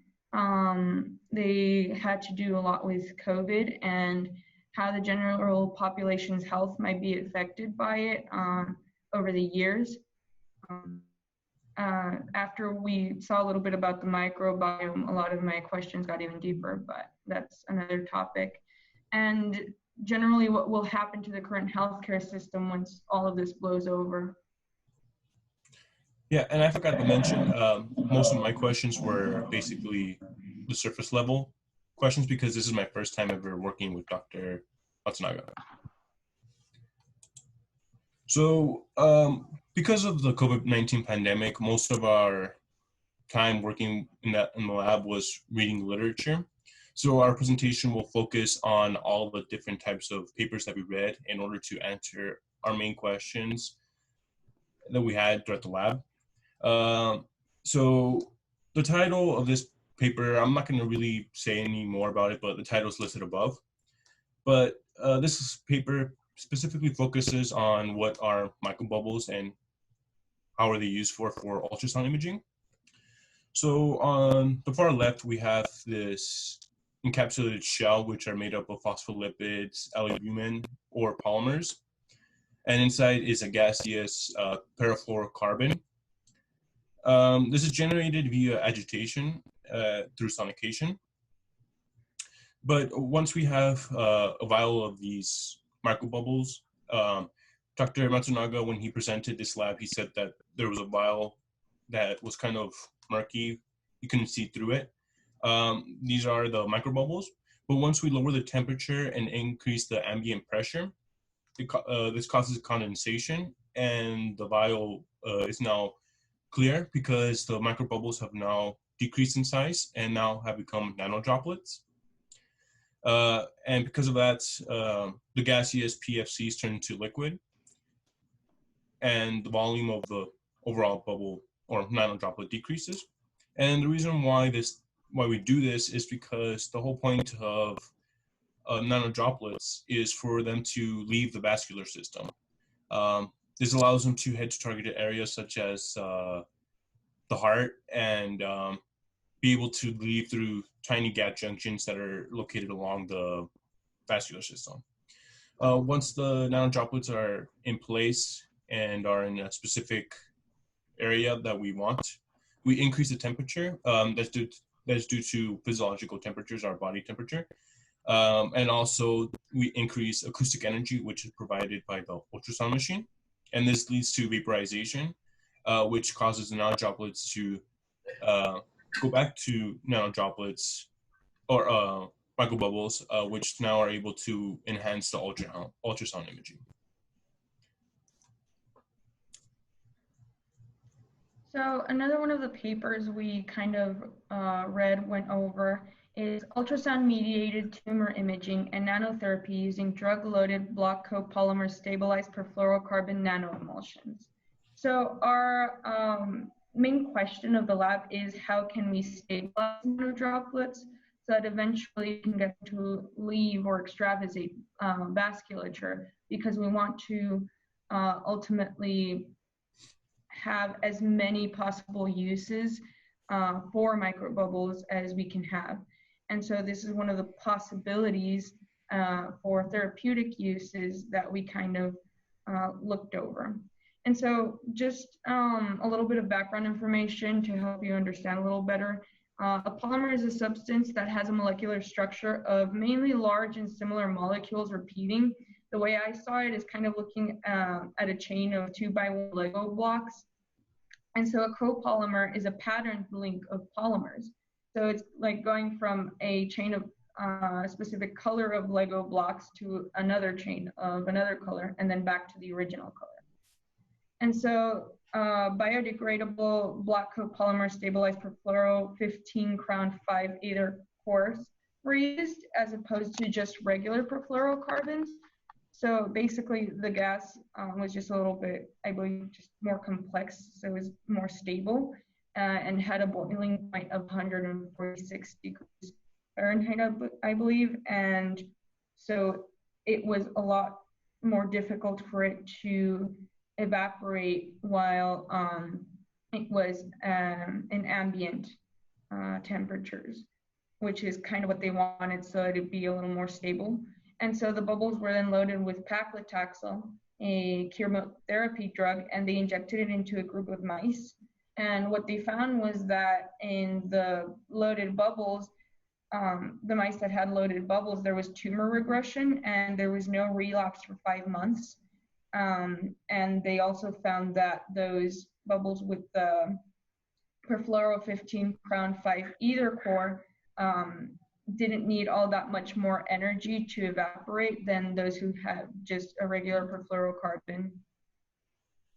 So it showed a high potential use for guided imaging and drug delivery potential.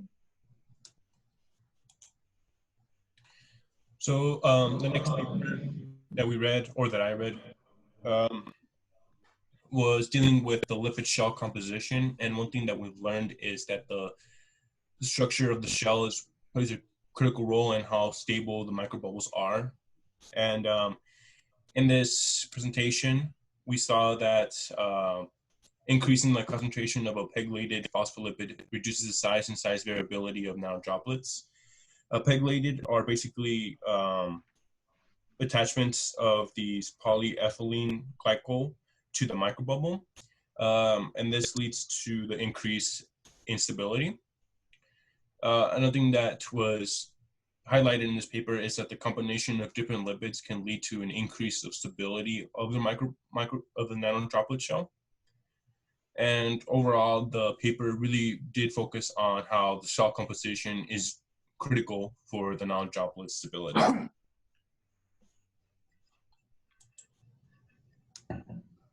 So next paper that we kind of analyzed talks about the activation pressure matching method. And so this kind of deals with Laplace pressure and how the depth the microbubbles are, of the medium the microbubbles are in, changes the amount of energy that is needed for them to be activated. And so to go from nanodroplets back to microbubbles.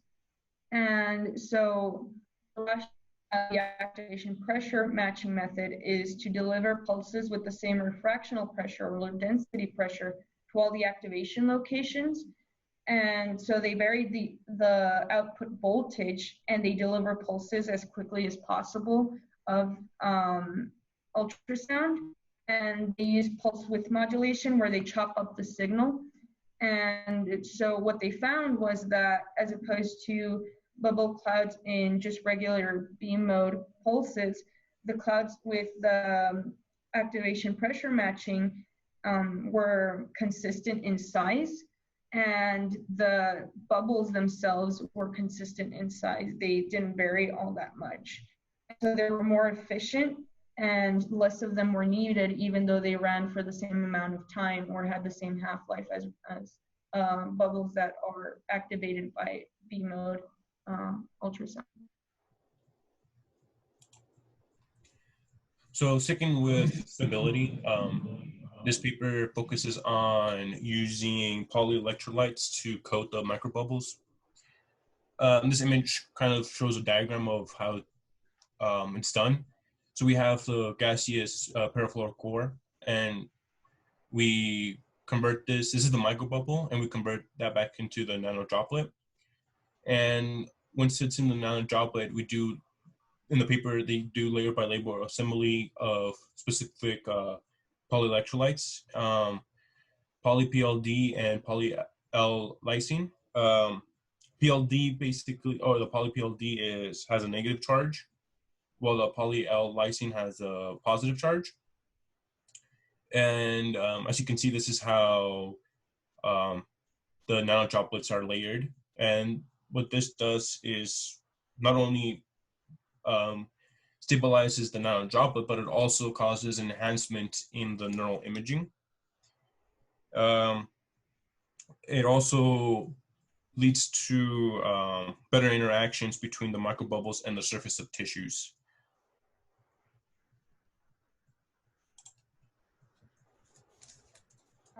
And so this particular paper talks about a type of microbubble that has a hybrid shell. And so they took a microbubble and they made the shell so that it had magnetic nanoparticles.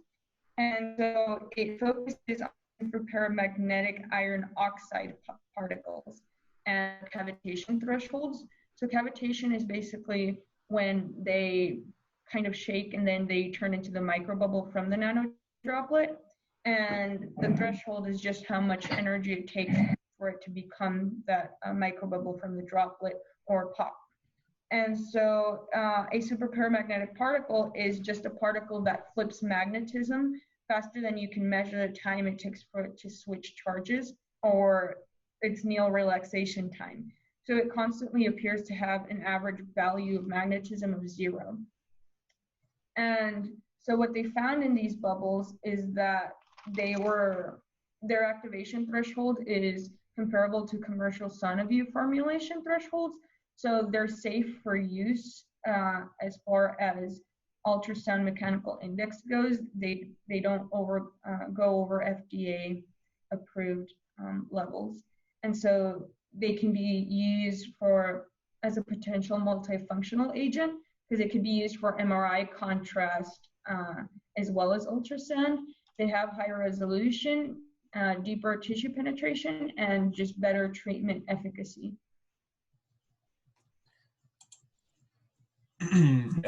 This paper looked at how it can stabilize the nanodroplets, specifically using these things called cross-linking.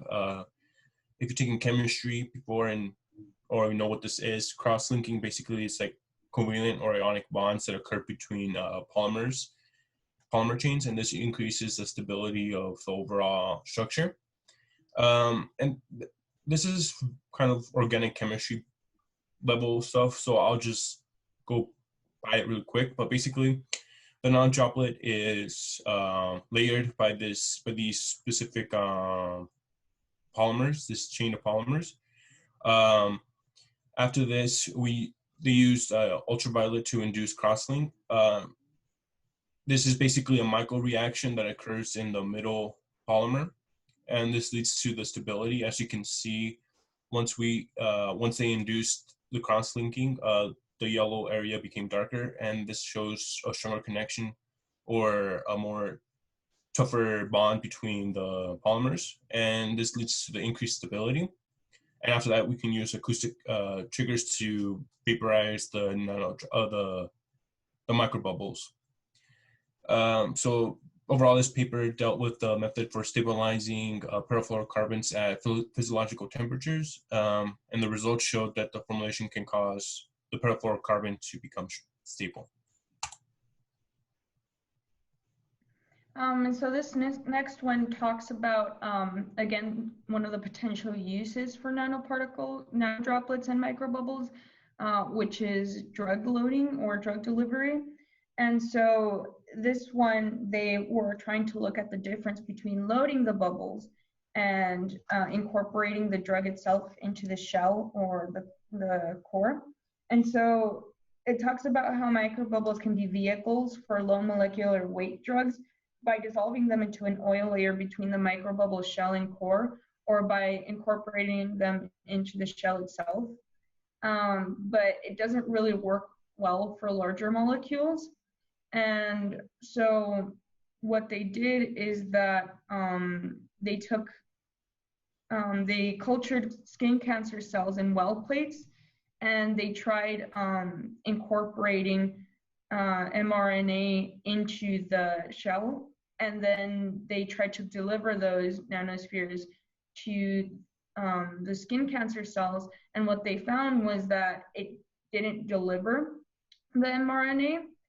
And so they tried loading, which is where they incorporate the mRNA by including a positively charged compound onto the shell. And so the negatively charged mRNA binds to the bubble. And what they found is that when they activated the bubbles in the well plates, the bubbles would implode, and then the cloud of nanospheres moved towards the cells and released the mRNA directly onto the cell. And so they called this direct deposit of the nanoparticles sonoprinting, and it's much more effective for delivering larger drugs.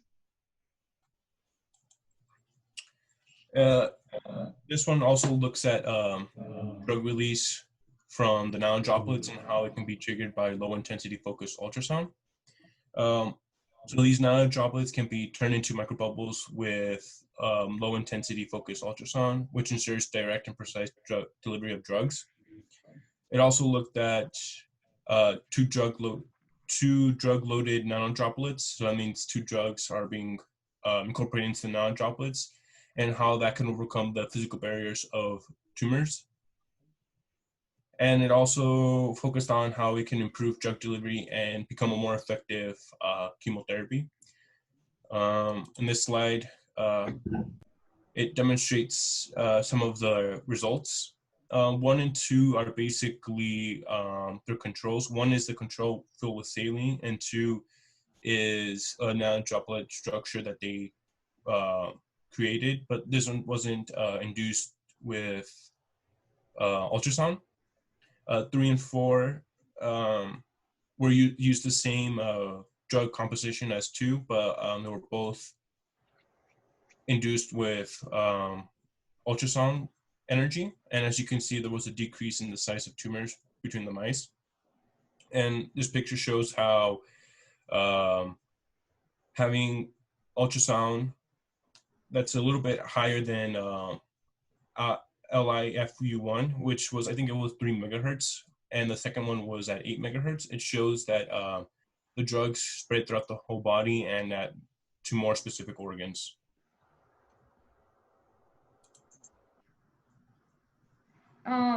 The next one is also a sort of therapeutic treatment, except instead of focusing more on tumors and cancer, which is something we do a lot, this one talks a little bit about Alzheimer's. And so it talks about how they use quercetin to treat the neurotoxicity of tangled amyloid beta peptides. And so as previously mentioned in one of the previous presentations, the amyloid beta peptides become misfolded and tangled, and then they accumulate in the endoplasmic reticulum lumen, which is a membrane that is found in eukaryotic cells, and it causes oxidative stress and calcium ion imbalance, and it leads to degeneration of the brain. And so sulfur nanoparticles reduce the neurotoxicity of the peptides. And so they tested a treatment of quercetin, which is a plant flavanol, coupled with vitamin C, methionine and sodium thiosulfate loaded bubbles. And so they had a group of mice, and they did an Evans blue test first to check the permeability of the blood-brain barrier using microbubbles. And so they injected dye through the tail, and 20 seconds later, they injected bubbles, and then they pulsed ultrasound over their brain for about 10 minutes. And then afterwards, they sacrificed the animals and extracted the brain to determine the blood-brain barrier permeability. And so then they took another group of 20 Alzheimer's disease mice, and they divided it into 4 groups. The first group they injected with just quercetin. The second group they injected with just the sulfur nanoparticles. A third they injected the modified nanosulfur particles, the ones that had both quercetin and the sulfur particles. And the last group they just used as a control, and they injected with saline. And so then they had them repeat a Morris water maze test, which is where there's a platform in a little pool of water, and they put the mice and they have to catch the platform. And what they found is those that had been injected with bubbles and then exposed for ultrasound showed a lot of cognitive improvement. So they did it twice a week for 5 weeks. And so there was a bit of a potential treatment there for the neurotoxicity of the peptides. So other fringe benefits, throughout the lab or throughout the summer, we met with each other 3 times a day, and we often spoke of things that were outside of science. For example, we did words of wisdom at the end of our meetings, and these are some of the, I guess, words that we came up with. My favorite being KISS, which is keep it super simple.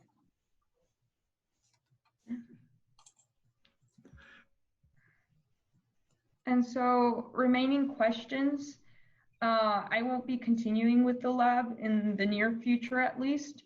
So some of my questions are more about what the lab, what steps the lab will take moving forward, what parts of the literature reviews we had will be useful for future projects, and generally speaking, just what does the future look for us after this pandemic as a whole population. I still kind of question that, especially as things go on and situations change. It's just a matter of waiting it out to see what happens. Yeah, and my remaining question is, can phase-shifting contrast agents, perfluorocarbon nanodroplets enhance neural imaging? So actually, I will be working with Dr. Matsunaga during the fall. Hopefully, I'll get to do some lab work. But yeah, and to answer most of these questions, I think we should, I think I'll be able to read more papers. And just what Daniela said, we just want to see what the future holds. And these are our acknowledgements. So we just want to say thank you to Terry, Dr. Matsunaga, Rainey, who was also worked in Dr. Matsunaga's lab, and as well as a semi-staff.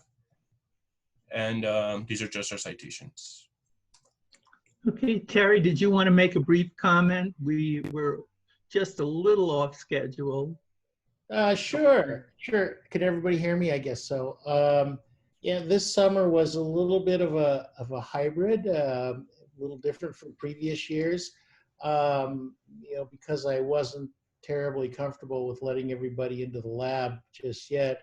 We tried to work on it every morning, and we'd have a Zoom conference 3 times a week. But I tried to make the students a little more responsible. Every Zoom meeting, one of the students would chair the lab, and the other thing I like to do, and this is a personal thing, is as much as I love and try to promote research, I try to promote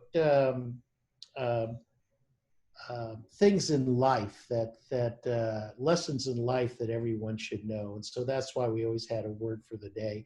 So it was quite a lot different than the hands-on experience, but hopefully everybody still benefited from it. Thank you very much, Marlise, for sharing your students with me. It's always a pleasure every year. Okay, any other questions? If not, we'll go on to the last duet of presentations, and they are Jacqueline Bees and Jasmine Jones. You heard Jasmine, she presented the work that she won the prize for up in the WASO conference.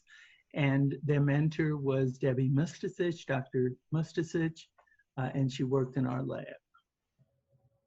Jacqueline, you want to get started? Yes, can everyone hear me? Good, yeah, okay, thank you.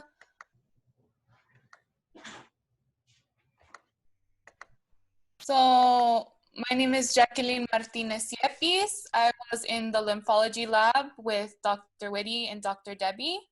So I'll be discussing lymphedema in like the mouse models. My beginning question is, what is PCR and its significance within this lab? And as I mentioned before, we study lymphology. So lymphedema is basically the buildup of too much fluids in the interstitial space. And as a result of this, it typically causes swelling in the arms and legs, as you can see in the diagram below. And 2 of the key mouse models that are used within this lab is the Ang2 and the FOXY2. So as you can see, the wild type would be distinguished as the normal type. And in the bottom picture, you can see that the lymph, it has 2 lymph nodes. It has a functioning lymphatic system, which is good, which is what we want.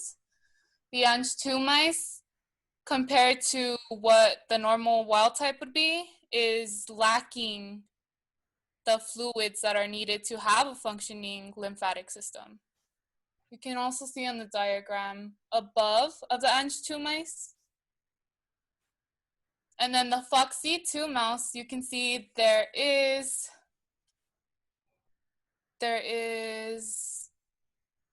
multiple nodes. There's, compared to the first one, there's extending branches.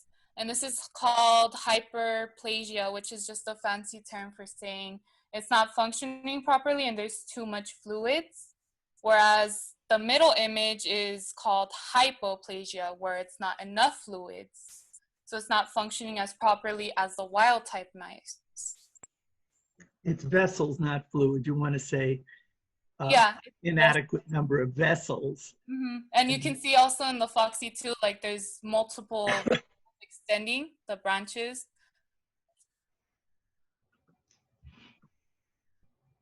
So this is from the mice models. Foxy 2 is the one that resembles most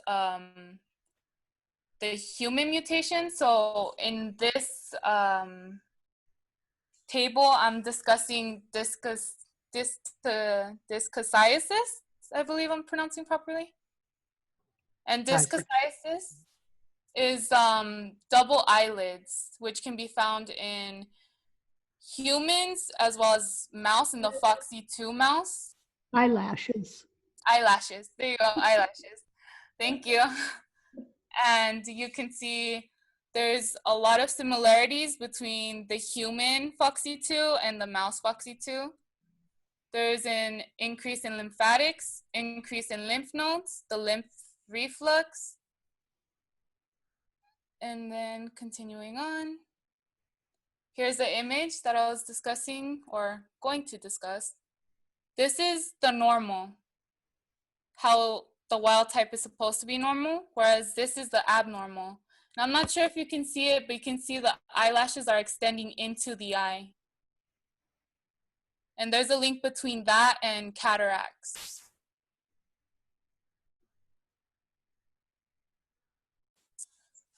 So my first question beginning the lab was, what is PCR? So PCR is basically a model for genotyping. And within the PCR, the components are primers, nucleotides, an enzyme, mix, and then mix buffer, and then PCR tube. So the first step is called the denaturing step. And it's where the strands of DNA are separated at 97 degrees Fahrenheit. And as they're separating, the primers are binding to the separate strands of DNA. So the primers, during the annealing step, which is step 2, the primers sit and bind to these DNAs. The third step is extension, which creates 2 new copies of DNA from the original strand of DNA there was during step 1. And then there's amplification of the gene of interest during this. So what I described was just one cycle. So this is, it could be 35 cycles where you can get the exact strand of DNA you wanted to see the mutation within it. And some additional bench techniques I learned via virtual lab is how to make, pour, and load a gel, the importance of genotyping, and as you can see the example here for an ANG2 genotyping litter. So genotyping just helps you to determine which mouse is which, whether it's heterozygous, homozygous, whether it contains a mutation or not, which is important for the experiments moving forward. And so my ending question was, do mice models always translate to human models? And then I want to give acknowledgement, to Dr. Whitty, Dr. Debbie, because she has so much patience with me and I really appreciate it. SIMI staff, Grace Wagner, Juan Ruiz, Rosemary Alvarado, Grace Ann Thompson, and Brooke Condit, and all the SIMI students. That concludes my presentation. Are there any questions of Jackie? Okay, if not, we're going to go on to the last presentation of the morning. I imagine everybody's getting hungry, but remember that the lunch break is also going to be the time when the videos are going to be shown. So after this next presentation, we'll have just a few minutes for bathroom breaks or whatever, and then we'll start the video presentations. So go ahead, Jasmine.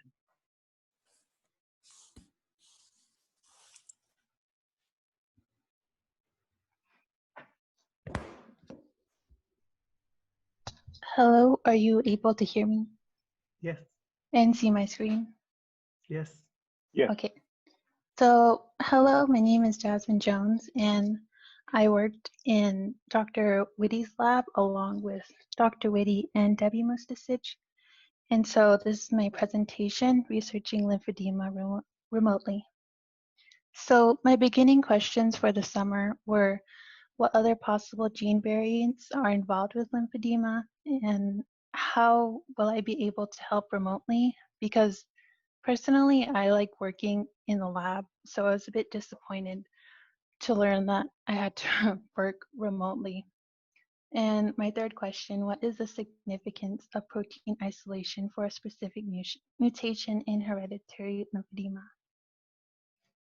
So as Jacqueline mentioned, lymphedema, and as a reminder to you all, because I did do this presentation earlier, and I'm not sure if anyone quite remembers, but as a reminder, lymphedema is an accumulation of protein-rich fluids in peripheral tissues. So it could be hereditary, meaning it's derived from genetics, and it could also be secondary, and it affects at least 140 to 250 million people, and the symptoms include swelling and aching. And so, as secondary to that, to the swelling, it causes tightness in affected areas and difficult moving the limb or affected areas. So this has been an ongoing research, and it has been conducted in the 90s, but it was recently picked up because of the rise of technology, and we are able to do whole exome sequencing on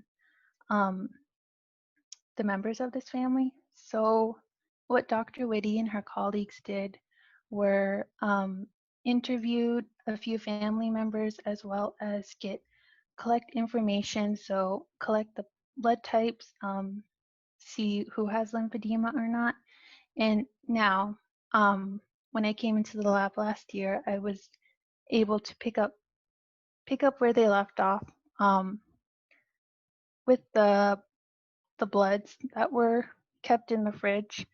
And so I was able to get that information, and I was able to give you the results that I mentioned weeks ago. So whole exome sequencing, Dr. Whitty and Debbie, they identified 3 mutations that cause lymphedema. So mutation 1 is in protein A. It's a nonsense mutation leading to truncation in the first third of the protein. So this protein no protein is expected. Mutation 2 in protein A, the missense this mutation is near the end of the protein, and it is expected to have an altered function. And mutation 3 is in protein B, which is a missense mutation, again, near at the end of the protein, and this one is also expected to have an altered function. So as I mentioned in my previous presentation, and last year, I was able to take part in observe primer design, and so the primers were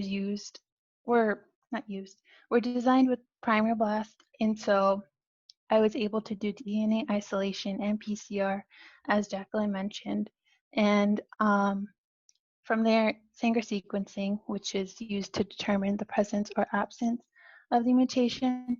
And for this summer, I was able to create images for a manuscript, and so I will be sharing that.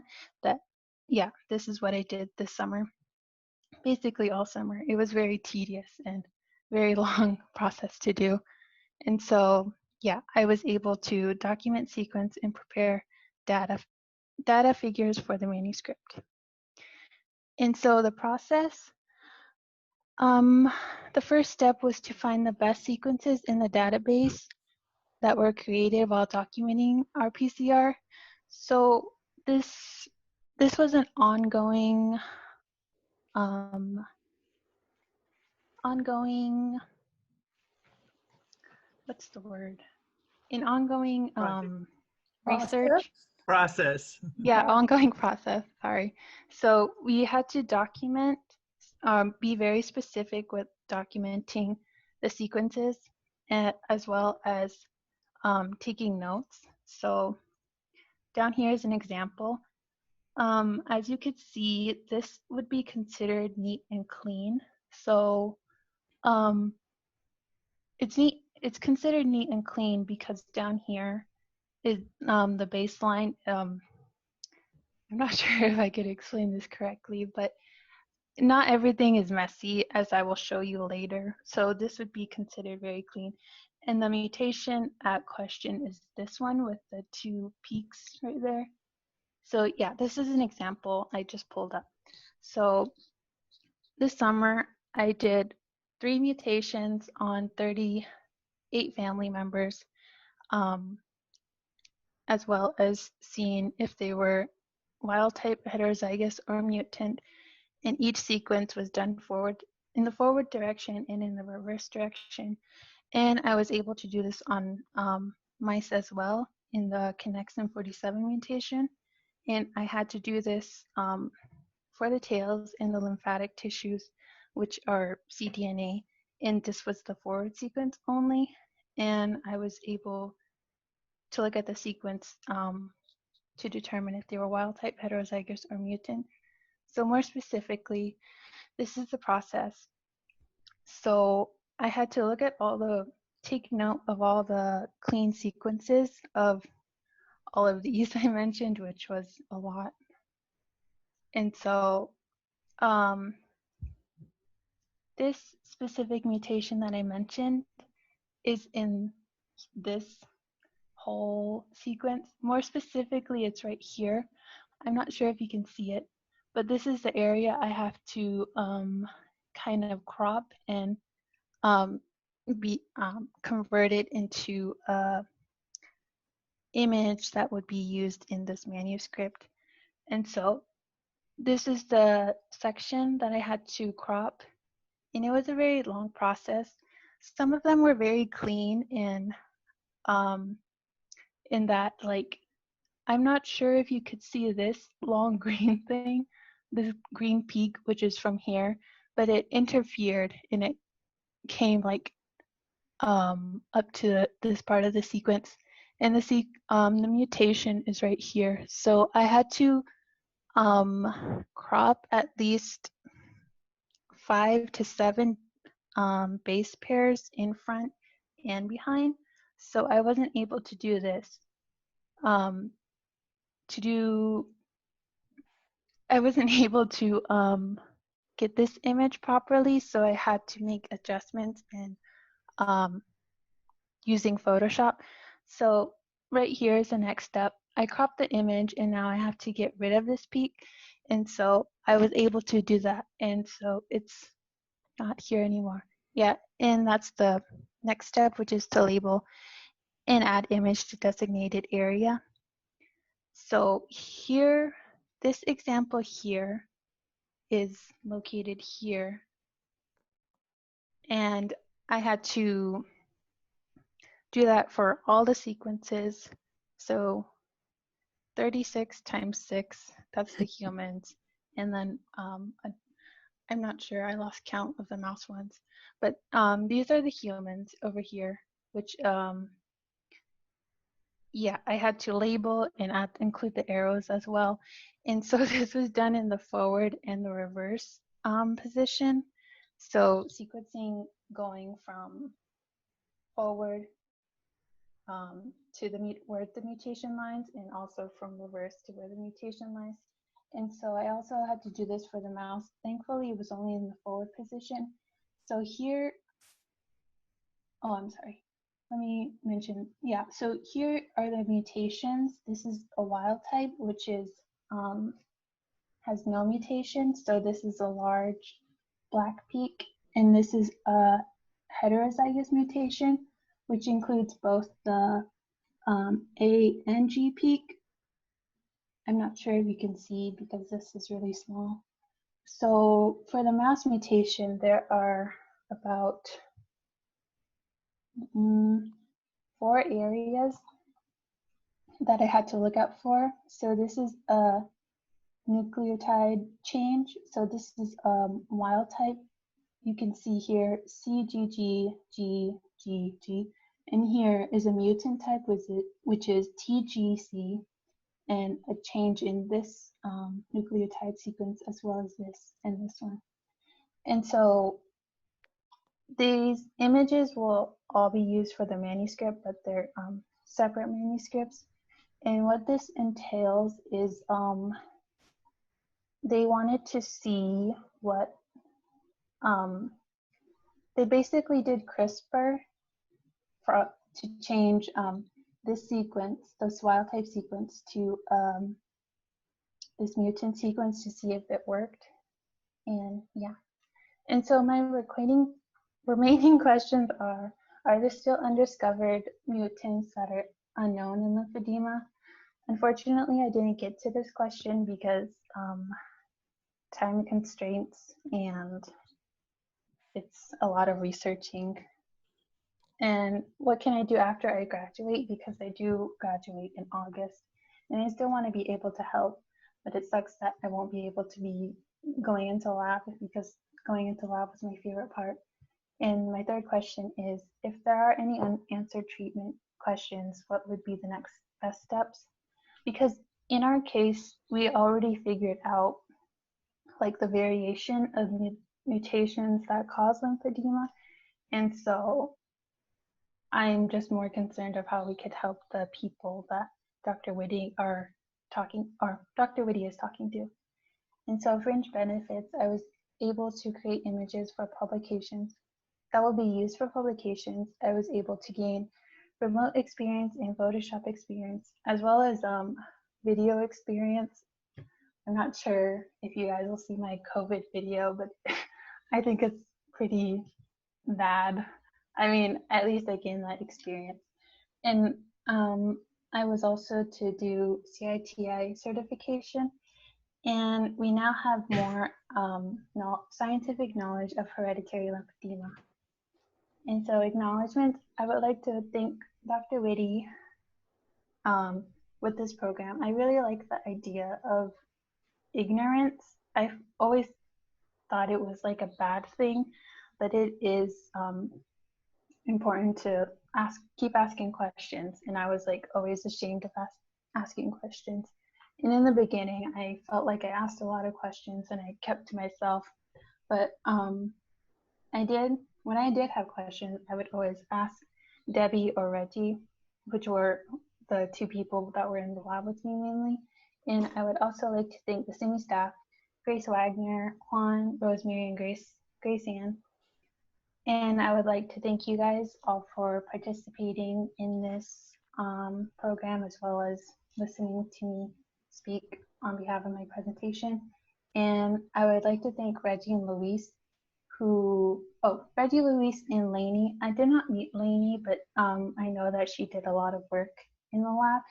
And I would like to thank Reggie and Luis, who were with me last year and were able to help me throughout this. And that's it. Thank you. Thank you very much, Jasmine. I just want to make a couple of comments, and then Debbie can make her own comments.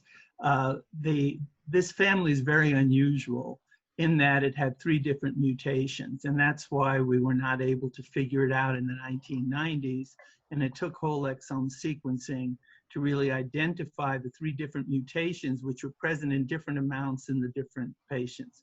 Some of them had 2 PISO1, you didn't mention, but you did in your previous presentations, a very interesting mechanotransducer, which is mutated, and it's recessive.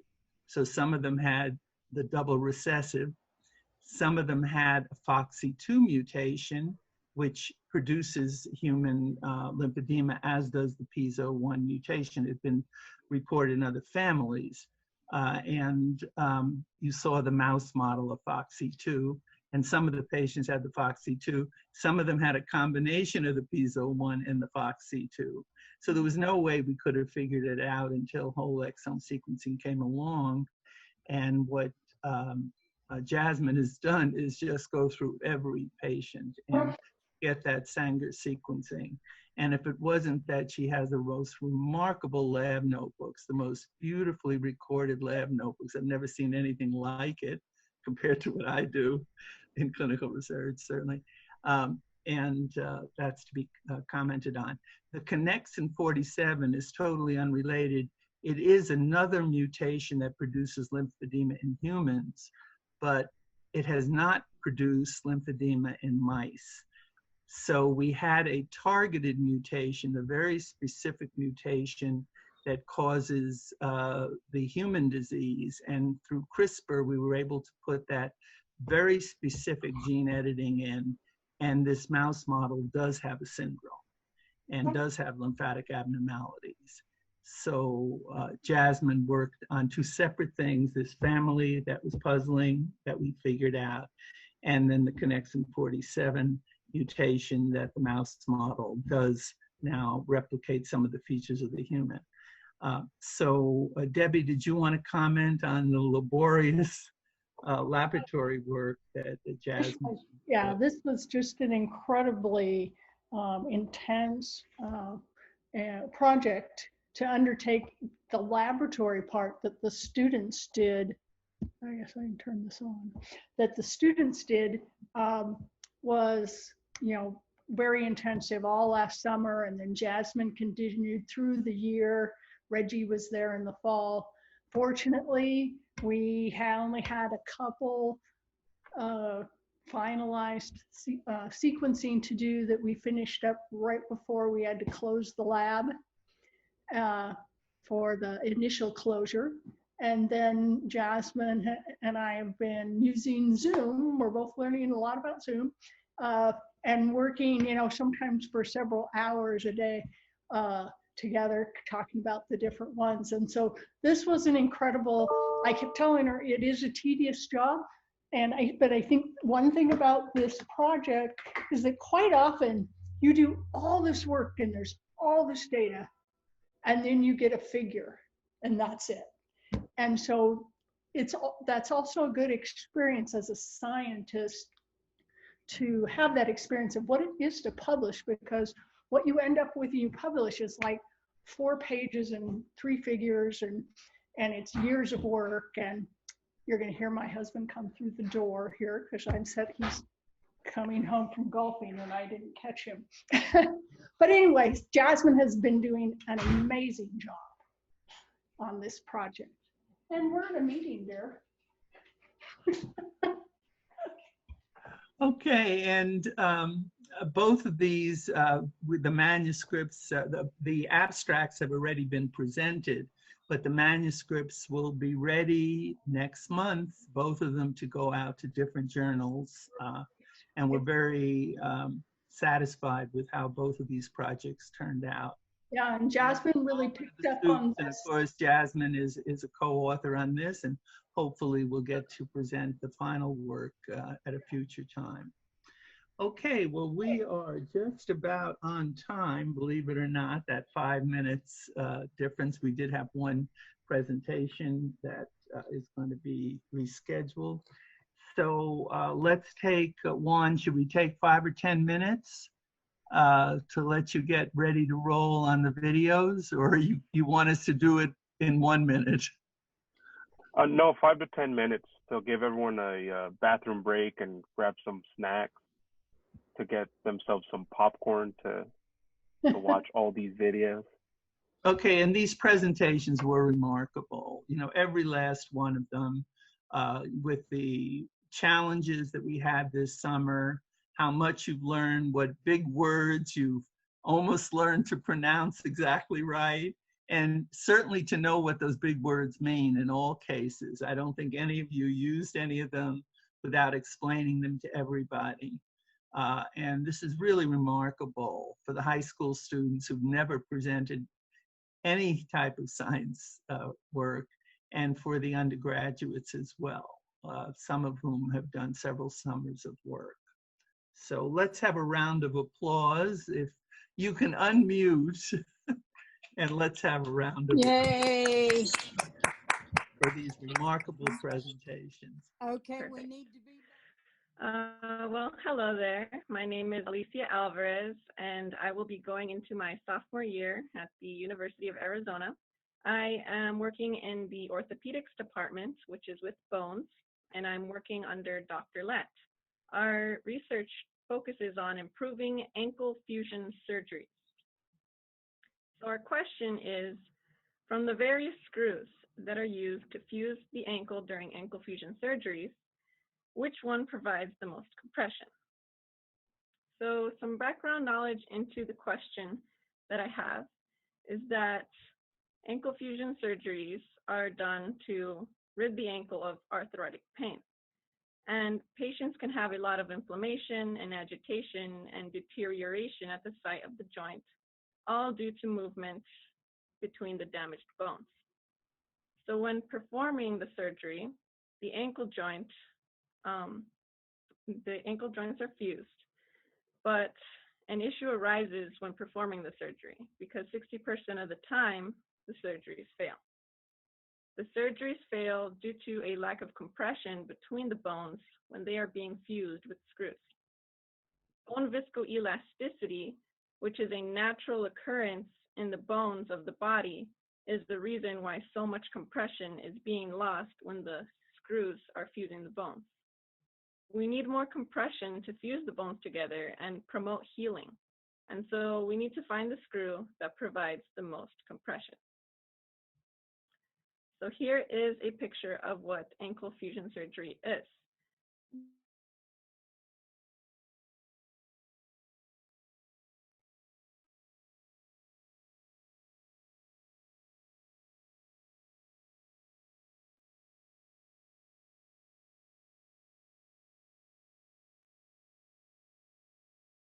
This graph shows that when a sample of bone is subjective to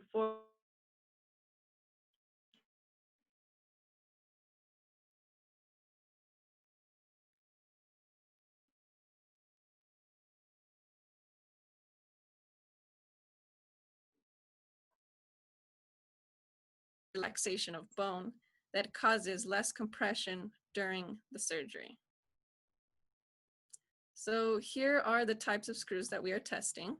We are testing the compression screw and the lag screw currently, and we will in the future move on to the intramedullary rod. The compression screw has threads at the top and the lag screw has no threads at the top. Our theory at the moment and our hypothesis is that the compression screw will yield higher compression due to having more threads and the ability to grip onto bone. So let's get my photos loading here, sorry.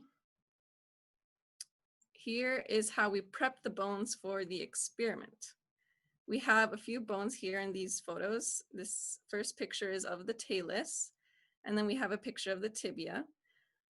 Here we are drilling a hole into the talus in order for, in the future, to put a guide pin through the talus and to be able to smoothly remove a cork-sized sample from the bone. So what we do is we dissect a cadaveric ankle that has been donated, and we remove the bones and we acquire our sample from the bones. We use bones that are from the ankle. So our data collecting process includes using a sensor. So we take a sensor and we place it between two samples of bone. We then screw the samples of bone together and we measure the amount of compression that was provided by the screw. We receive this data onto a computer. And we then compare the compression values between each screw. So some data that we've acquired from this experiment is that the lag screw initially has the higher amount of compression, but it decreases the most over time. So the compression screw, while it initially does not have the most compression, over time it loses less compression. These higher peaks here, the higher peaks are a turn of the screw. So in surgery, a screw is inserted by turning it. And so these higher peaks are a turn of the screw, and we see compression fall. And then we enact another turn of the screw, and we see compression fall again. We are looking for the screw where the compression is the most overall in the end, which happens to be the compression screw. So some progress that we've made this summer is dissecting the ankles to be prepped for future data collection. And we have recently partnered with a company that is going to give us some of their screws for testing. And we also need to apply for more grants in order to continue funding the experiment and to purchase more ankle cadavers to test on. So some questions I have now is whether or not the information that companies give us is adequate. A lot of companies are selling screws for surgery and they don't have the information about them, such as compression. And that's why my lab here today is trying to gain that information. I'm wondering if it's moral for them to be selling these screws in surgery and not have the information available about them. Another question of mine is if my research will ever go out into the world and actually improve ankle fusion surgery in the future. So some benefits that I've had here and some cool things that I've done is that I've been able to present at multiple conferences, and I've gotten to talk to a lot of people that are really vigorously interested in what I'm talking about. And I've given a lot of hope to people who experience this exact problem. I've also been able to be included in an abstract publication with my team. And overall, I'm just getting my research out into the world. So I'd like to thank the CIMI staff and Dr. Lat and the medical students that are giving us all of their time and attention, especially the medical students because they're in some very hard training right now, but they're still trying to help us in the lab.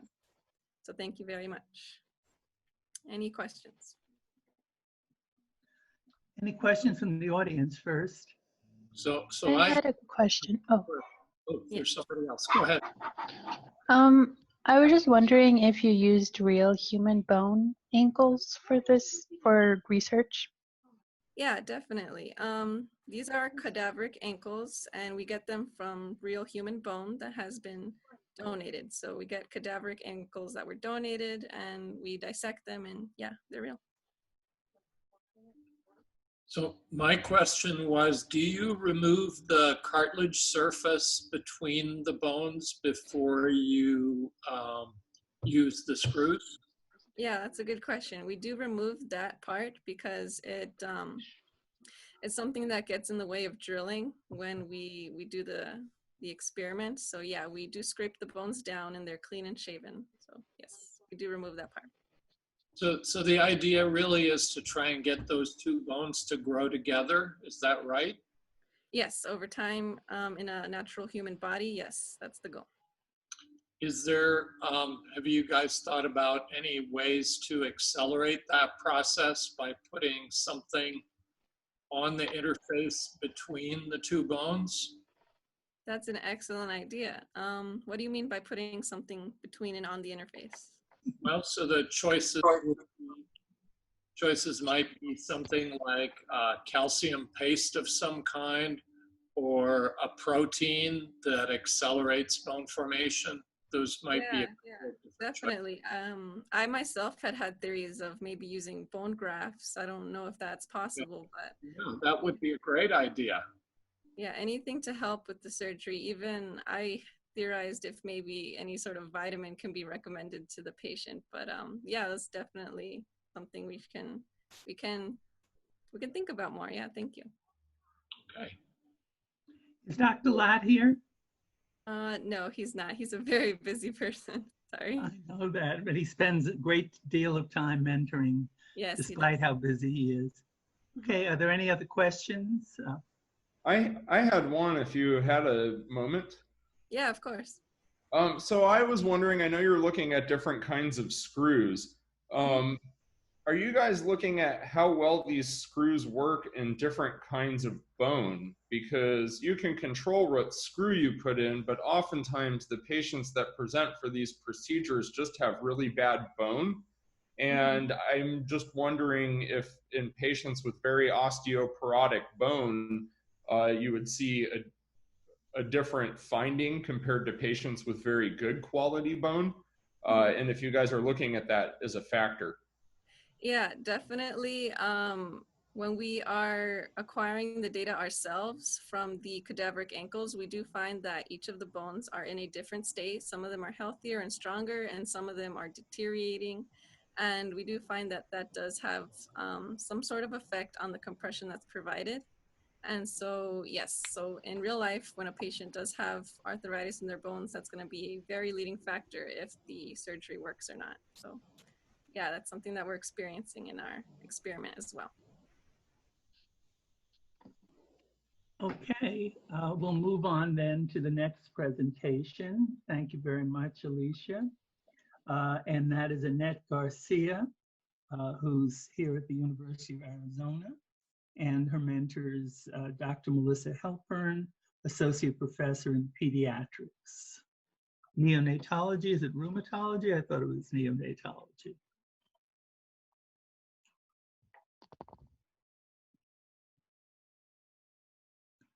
Annette, go ahead. Mm-hmm. Can everyone see me? Yes.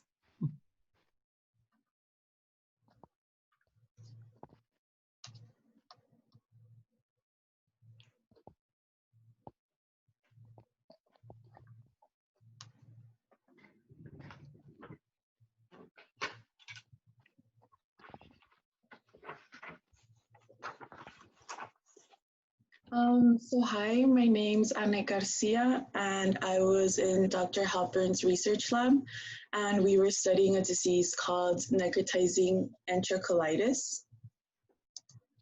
So my mentors were Dr. Halpern and Dr. Christine Kelton, and we're researching a disease called necrotizing enterocolitis that affects mainly premature babies. So some background information on this disease.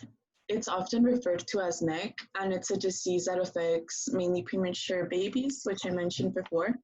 So what happens is the intestinal wall becomes inflamed, and then this inflammation can destroy the wall of the bowel, and it can lead to perforation of the intestine.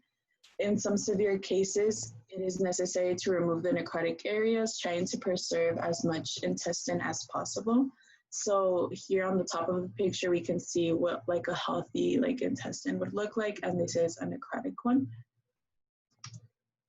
Some facts about NEC are that it's estimated that about 10% of premature babies weighing under 1,500 grams will develop NEC. Also, we know that babies who are breastfed are less likely to develop NEC. There's a 30% mortality rate for the babies that develop this disease, and many babies that are cured from NEC have long-term complications or develop later gastrointestinal problems. The exact cause is still unknown, and they still don't know how to tell if a baby is going to develop the disease. So that's basically what they're trying to do in the lab right now. The question in the lab right now is, what role do accumulated bile acids have in the development of necrotizing enterocolitis? So in previous research, Dr. Halpern used mice, and she realized that those that had NEC had higher levels of bile acids than the healthy mice. And in order to see if it was the same for human babies, premature baby fecal samples were collected, and they made bile acid assays to find the levels of bile acids. So this is when I was helping back in 2018 when I was doing the Sydney program. And my beginning questions for this summer were, what is the progress that has been made in the lab since 2018? What were the results for the fecal bile acid study? And how will we be using animals this summer? So finding answers to these questions, I just asked my mentors what they had found, and they gave me some articles to read and their papers they published. And I learned that the babies they found had profound differences in the magnitude of the fluctuations of bile acids. So the premature babies who developed NEC had like higher fluctuations in the levels of bile acids, and those who did not had more like a steady like level of bile acids. And they found that the fluctuations of bile acids could maybe be a predictor of NEC. So those that will develop NEC have higher fluctuations of the bile acids. So in the lab, I was able to come up with various animal studies throughout the summer. We had premature rat pups, and we had various groups, like a control group that were healthy mice and a group of rat pups with NEC. And we would feed the pups and put them under, we would put the NEC pups under stress and hypoxia to induce damage to the gastrointestinal tract and have the pups develop NEC. We did this Monday through Thursday, and then on Friday we would collect liver and ileum tissue and store it at -80 degrees. We had a first study with a control group and a NEC group to compare the bile acids in the ileum for healthy pups and the sick ones. In a different study, we had a NEC group and groups that were giving C. cindens bacteria. And the purpose for that study was to see if those pups who were giving in the bacteria would develop the disease like faster or more severely than those who were not exposed to the bacteria.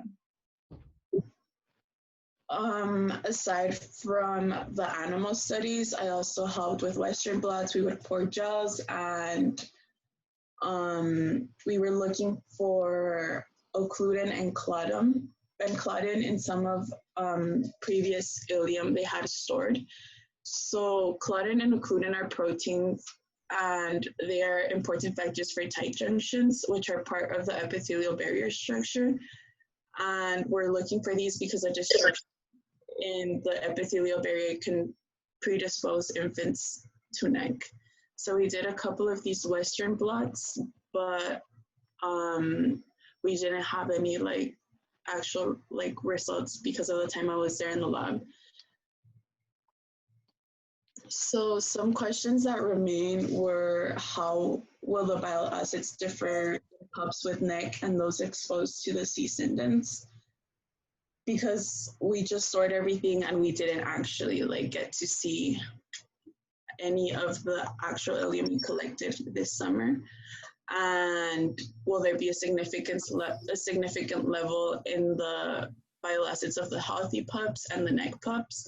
Also, I would like to know how we can use the results to like later test babies whether they're going to develop NEC, like how we can test for bile acids in future studies.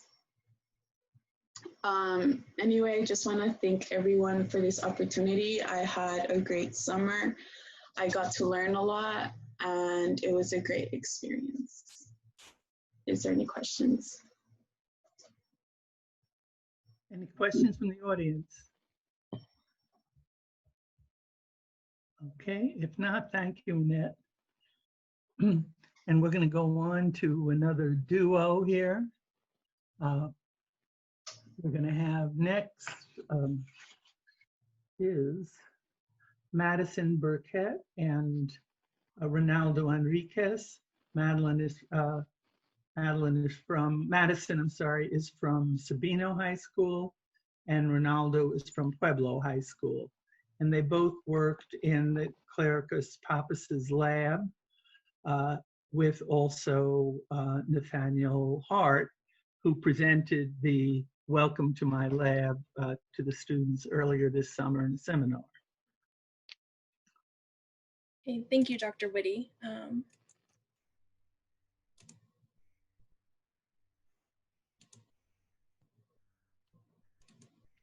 Let me just, okay.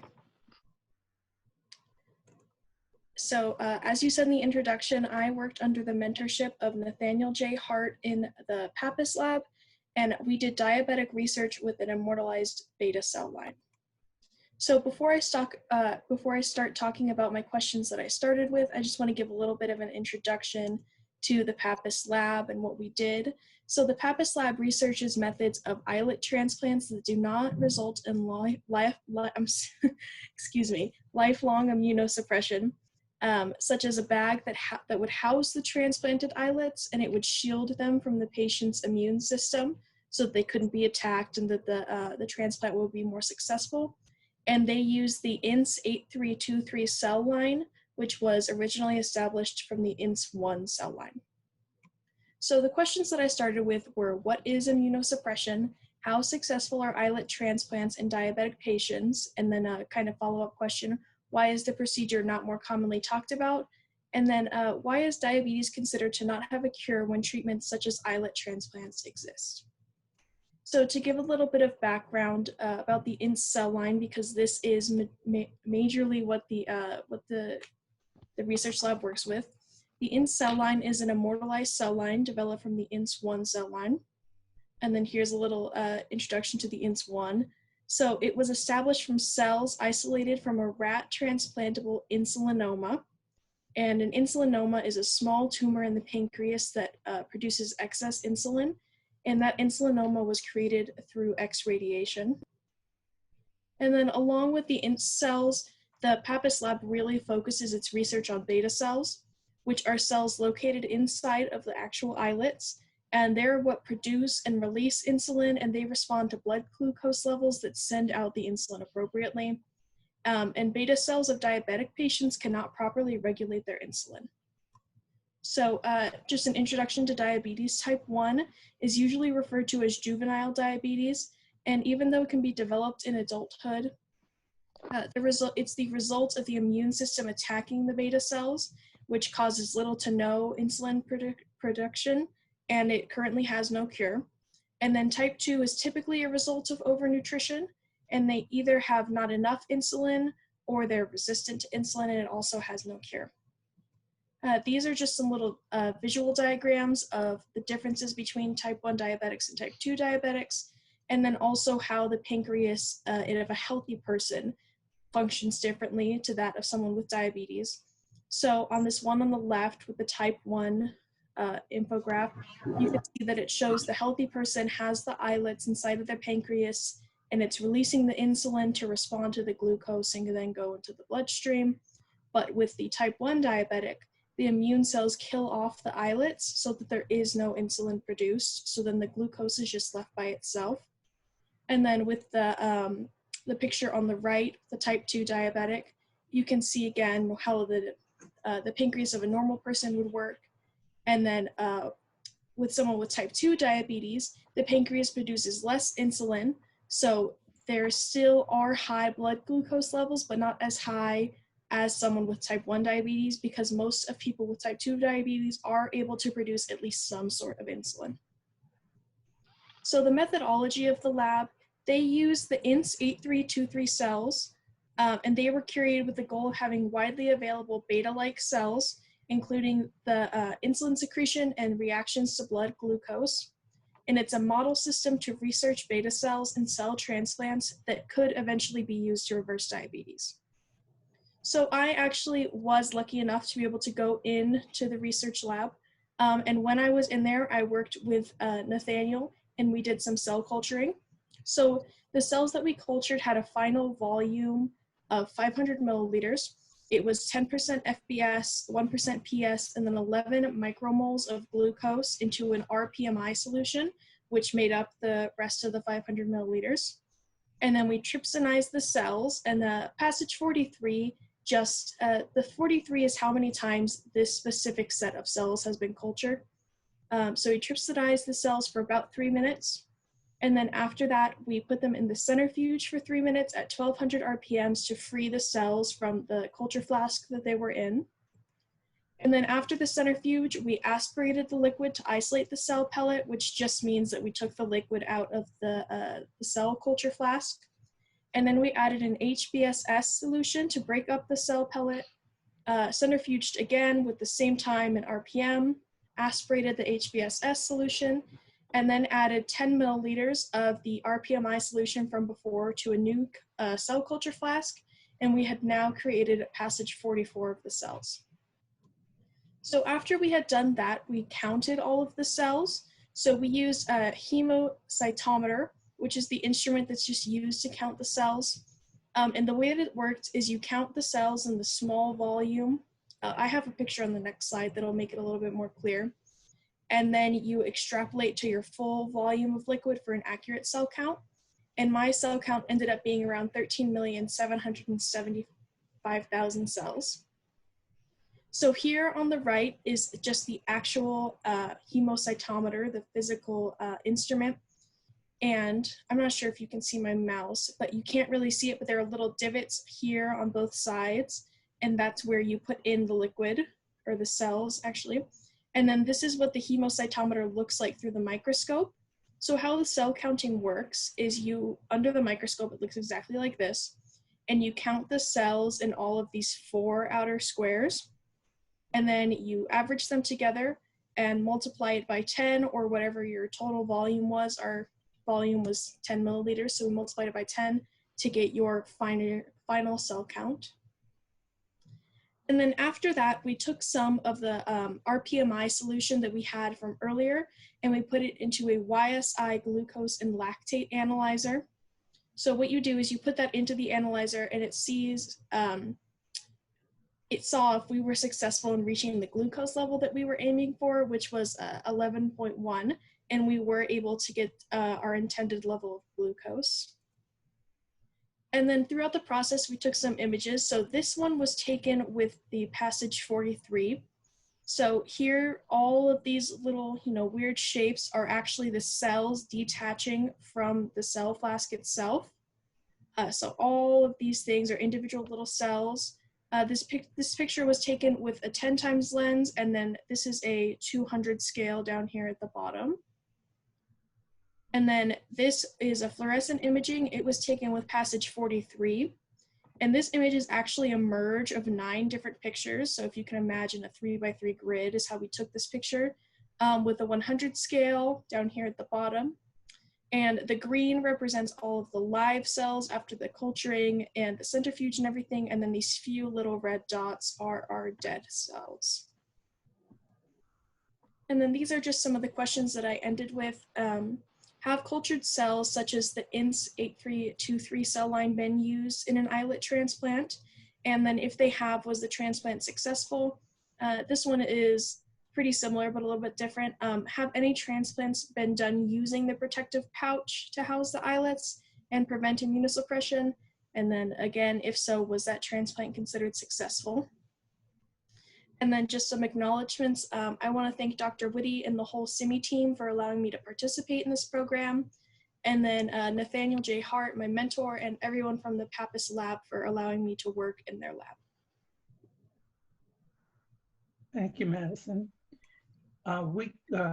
If you have any burning questions, you can ask them, or we can wait until Ronaldo presents his work. Okay, we'll go ahead then with Ronaldo's presentation.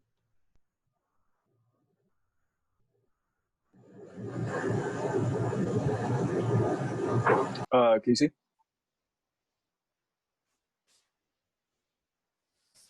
Can you guys see it? Yes, we can. All right, so my name is Ronaldo. I graduated from Pueblo High School. I'm planning to go to the U of A and probably major in nursing. So I was in the Pappas lab.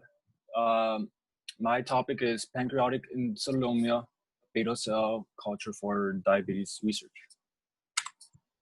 So my beginning questions were, why is diabetes still growing worldwide? Are there any therapies for diabetes without the need of immunosuppression drugs? What are some cells that can produce insulin in response to glucose stimulation? So some anatomy is the pancreas controls digestion and blood sugar levels. There are pancreatic cells called islets, and inside of those, there are beta cells which produce and release insulin. Beta cells also respond to blood glucose levels and release the corresponding amount of insulin. The exocrine function is that helps in digestion, and endocrine function is that regulates blood sugars. So today we didn't get too much into alpha cells. We mainly worked with beta cells, but well, alpha cells does the opposite of what beta cells do, basically. All right, so type 1 diabetes, also known as juvenile diabetes, is a condition in which the pancreas produces little or no insulin because of the body's own immune system. Cells mistakenly destroys the insulin producing, which is the beta cells, in the pancreas. Although type 1 diabetes usually appears during childhood, it can also develop in adults. Type 1 diabetes also has no cure, and there's only treatment which focuses on managing blood sugar levels with insulin or with diet. Here's a picture describing like type 1. Doesn't produce no insulin, so everything else doesn't function correctly. And type 2 diabetes is a condition that affects the way that your body metabolizes sugar, which is glucose. Type 2 diabetes, your body either resists the effects of insulin or doesn't produce enough insulin to maintain normal glucose levels. It can have much glucose, like too much, and then the beta cells responding to making more, which causes them to die and like work too much and die. Type 2 diabetes usually comes from overnutrition, but not all the times. So what cells could be used to research diabetes? That cell line would be the INS8323, which is an immortalized beta cell line, which comes from the cell line INS1. The insuloma was induced through radiation and was selected for its secretory properties because it's the most one that produces insulin.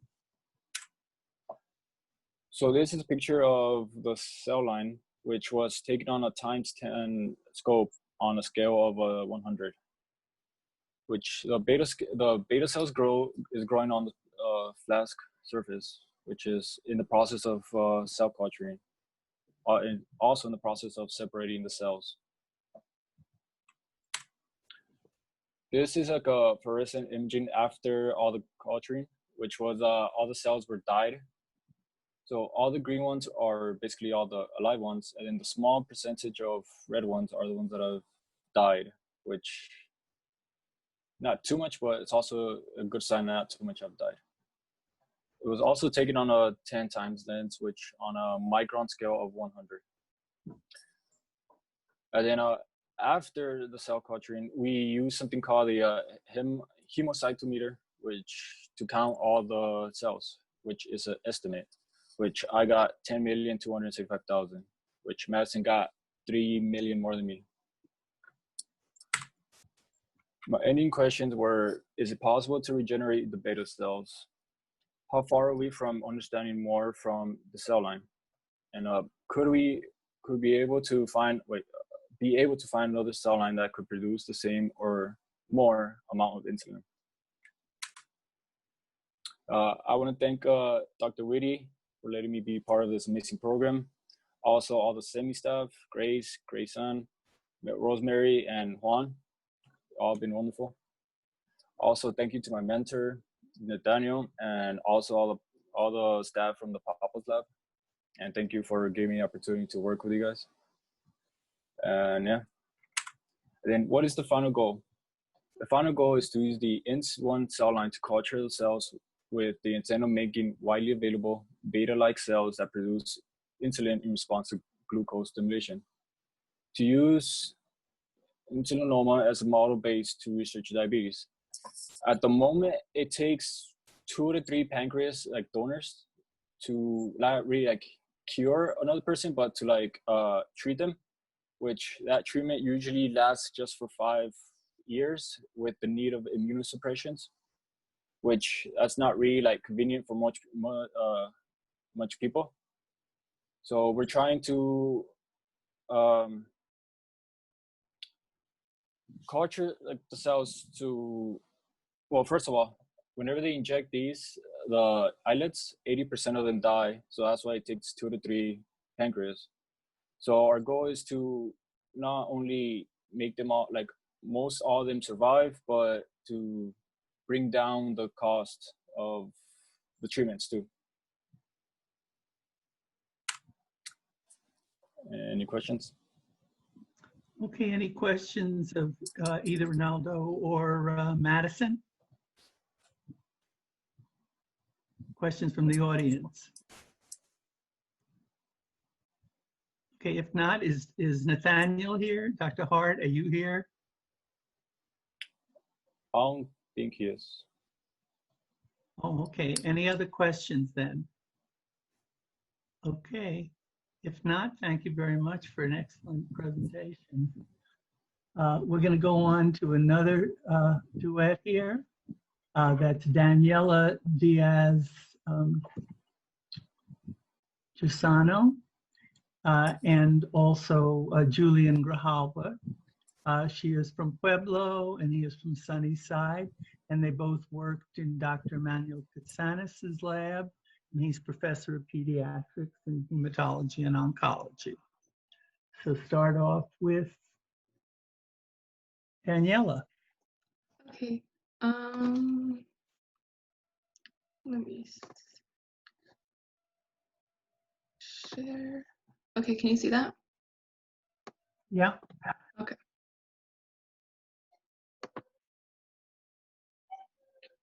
Okay, so hi, my name is Daniela Diaz Husaino. I will be an incoming freshman at the University of Arizona, majoring in microbiology. I'm presenting on graft versus host disease. This summer, I worked in Dr. Immanuel Katsanis' lab. His lab research focuses on stem cells transplantation, and leukemia and tumor immunology. So the questions that I began with were, what is graft versus host disease? How dendritic cells formed, and what effects do T cells have on the immune system? So the main research question of the lab is, how do we reduce graft versus host disease and promote graft versus leukemia to improve the outcome for patients receiving bone marrow transplants? And this is an important question because many patients with leukemia need a bone marrow transplant. However, the side effects of the bone marrow transplant, some of the side effects from the bone marrow transplant, such as graft versus host disease, can be fatal. And many treatments to reduce graft versus host disease can increase relapse rates in the patients. And making new strategies and treatments needed to reduce the graft versus host disease and preserve the graft versus leukemia effects of the transplant. So what is graft versus host disease? So I'll explain pictures after I explain my next slide. So here is a grading scale which we use to identify the physical effects of graft versus host disease. So there's grades 0 to 2. And so grade 0 is where the mice is normal. There's little to no weight loss. Their posture is normal. Their activity is normal. Their fur texture is normal, and their skin integrity. Grade 1 is where they have suffered weight loss between 10% to 25%. Their posture is a bit hunched when they are resting. Their activity is a bit decreased, and their fur texture is a bit ruffled, but nothing too bad, and their skin integrity has a bit of scaling. And grade 2 would be where they have lost more than 25% of their body mass, and their posture is hunched, and it impairs their movement, causing them to have less activity. And their fur is severely ruffling, and they have very poor grooming because they can't really move.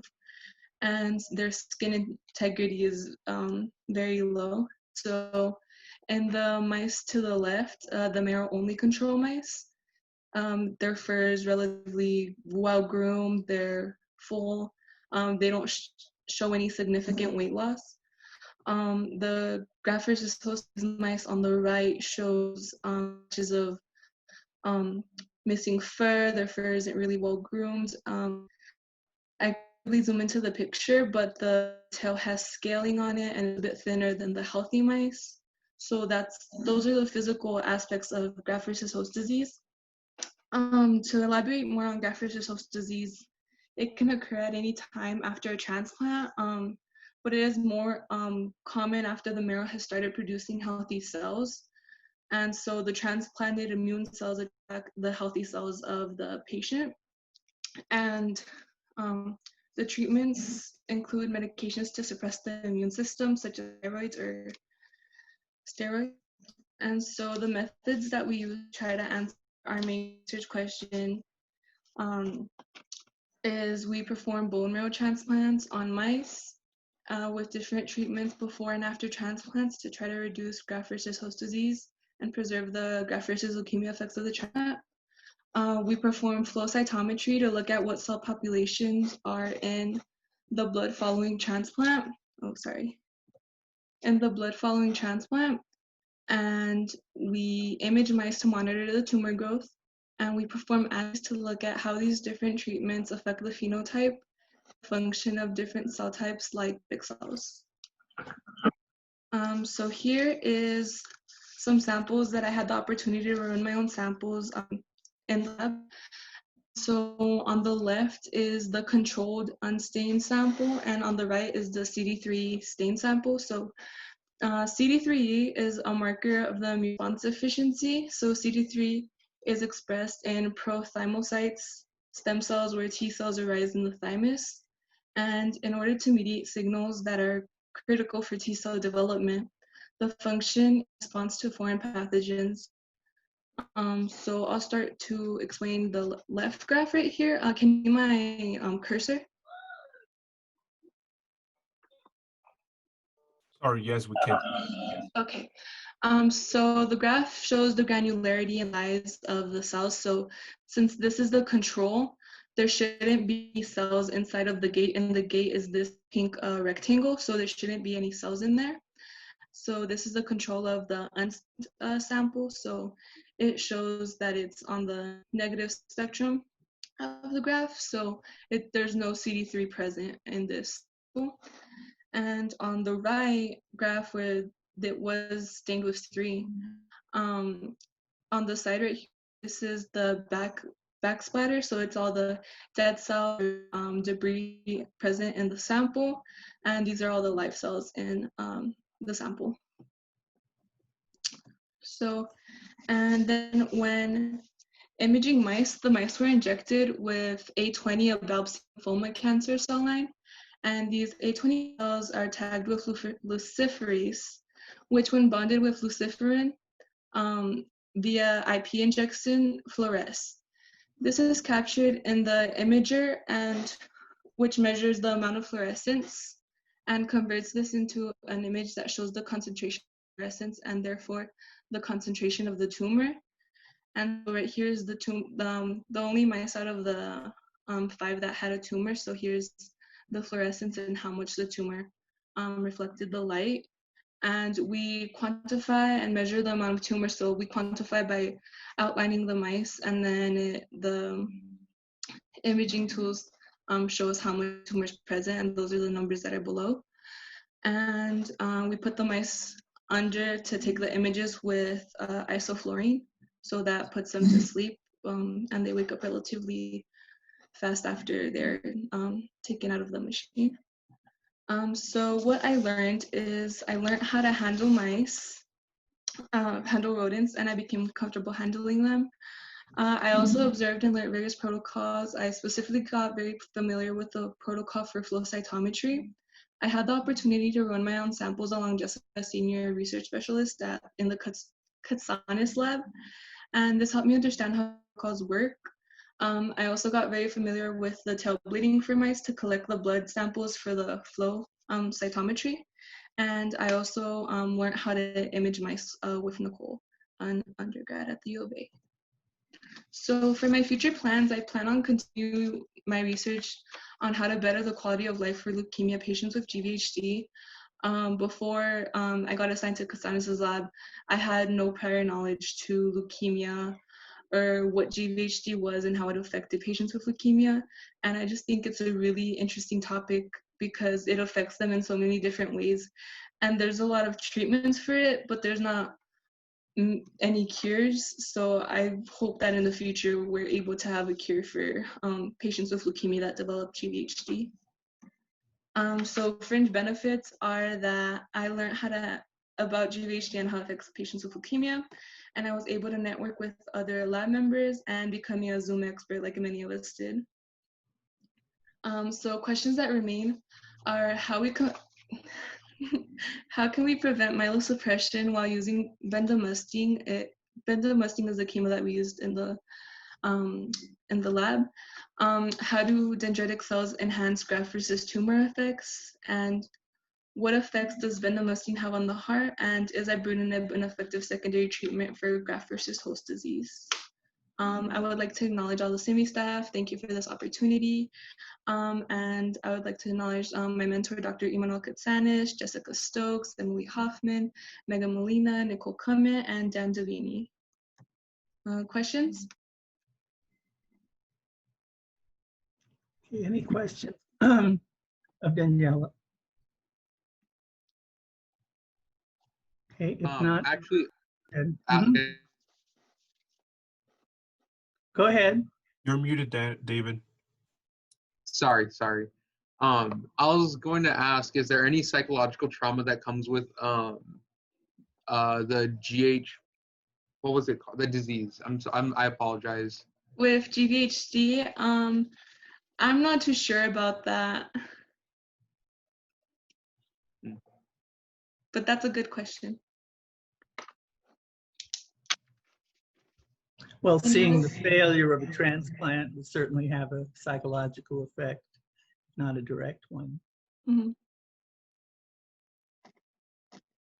So we'll go on then to Julian, and you may have further questions of either Daniela or Julian after his presentation. So go ahead, Julian. Okay, I'll load it up.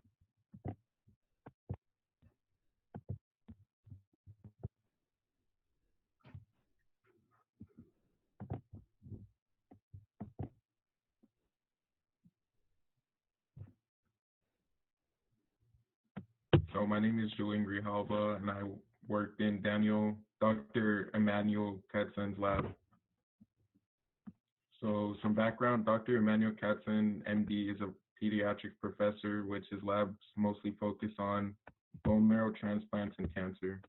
His main research question in this experiment is how can we reduce graft versus host disease and promote graft versus leukemia to improve the outcome for patients receiving both bone marrow transplants. So some beginning questions I had was, how is a bone transplant done in a mouse since their bones are so small and brittle? My second one is, how do you make a mouse develop cancer, or like how do you promote them to develop cancer? And the third question is, how would you be able to see a tumor in a mouse without like physically opening it or dissecting it? So what is cancer? Cancer is basically like, we know cancer is being listed as a deadly disease, but like in simpler terms, what is it? Cancer is the uncontrolled growth of abnormal cells in the body. And these group of cells can divide and destroy the tissue of any affected area.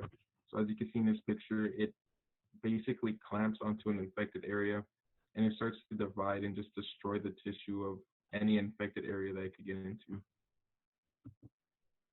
So for the experiment, we inject cancer cells into the mice. So mice get injected with A20 cells, which is a Bell's C lymphoma cancer cell line, which Daniela said. These A20 cells are tagged with luciferase, which gives off a signal when bounded with luciferin, which is the drug we give the mice before imaging, which gives off a fluorescence. On 2 days before the experiment, we give bendamustine and 3 million sick cells. So the bendamustine is basically the chemotherapy of the cancer.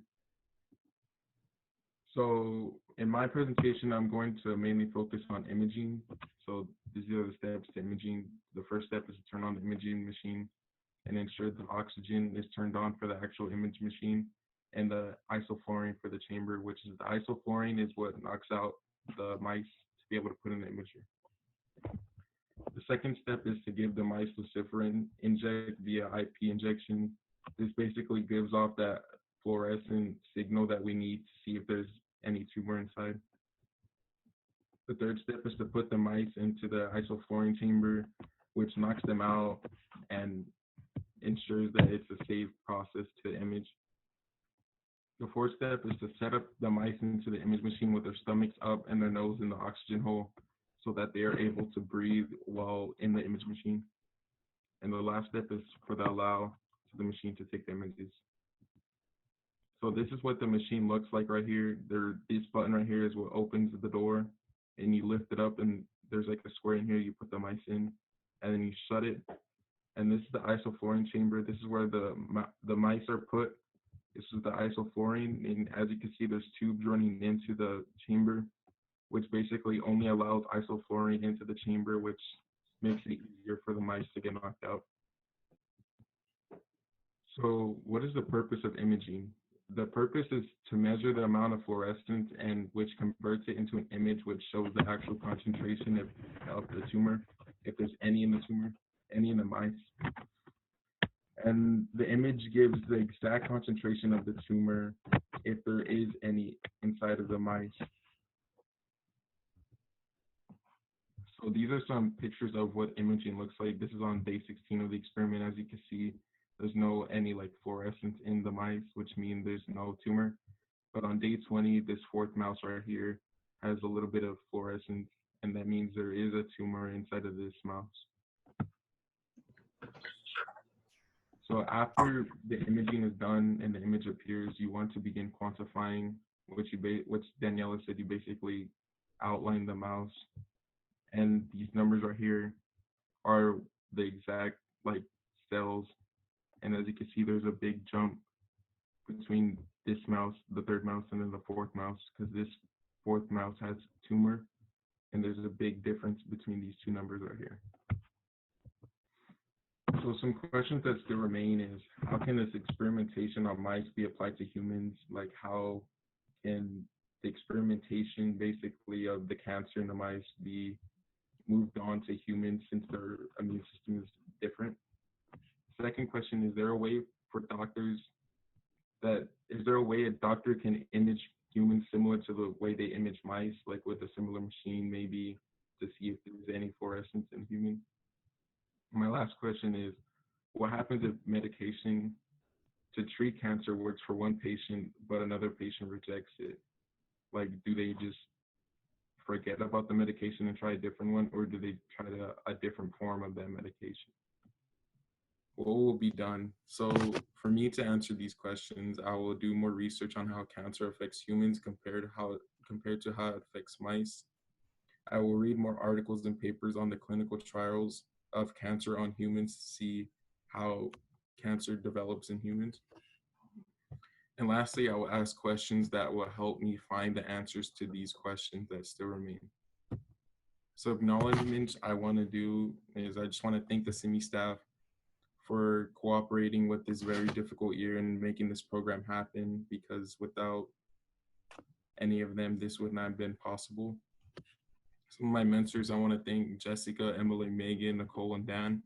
They're really informative and helped me understand what really is going on in the lab. And lastly, I want to thank Dr. Katzen for allowing me to work in his lab over the summer. Any questions? Do we have any questions from the audience? We have a little time.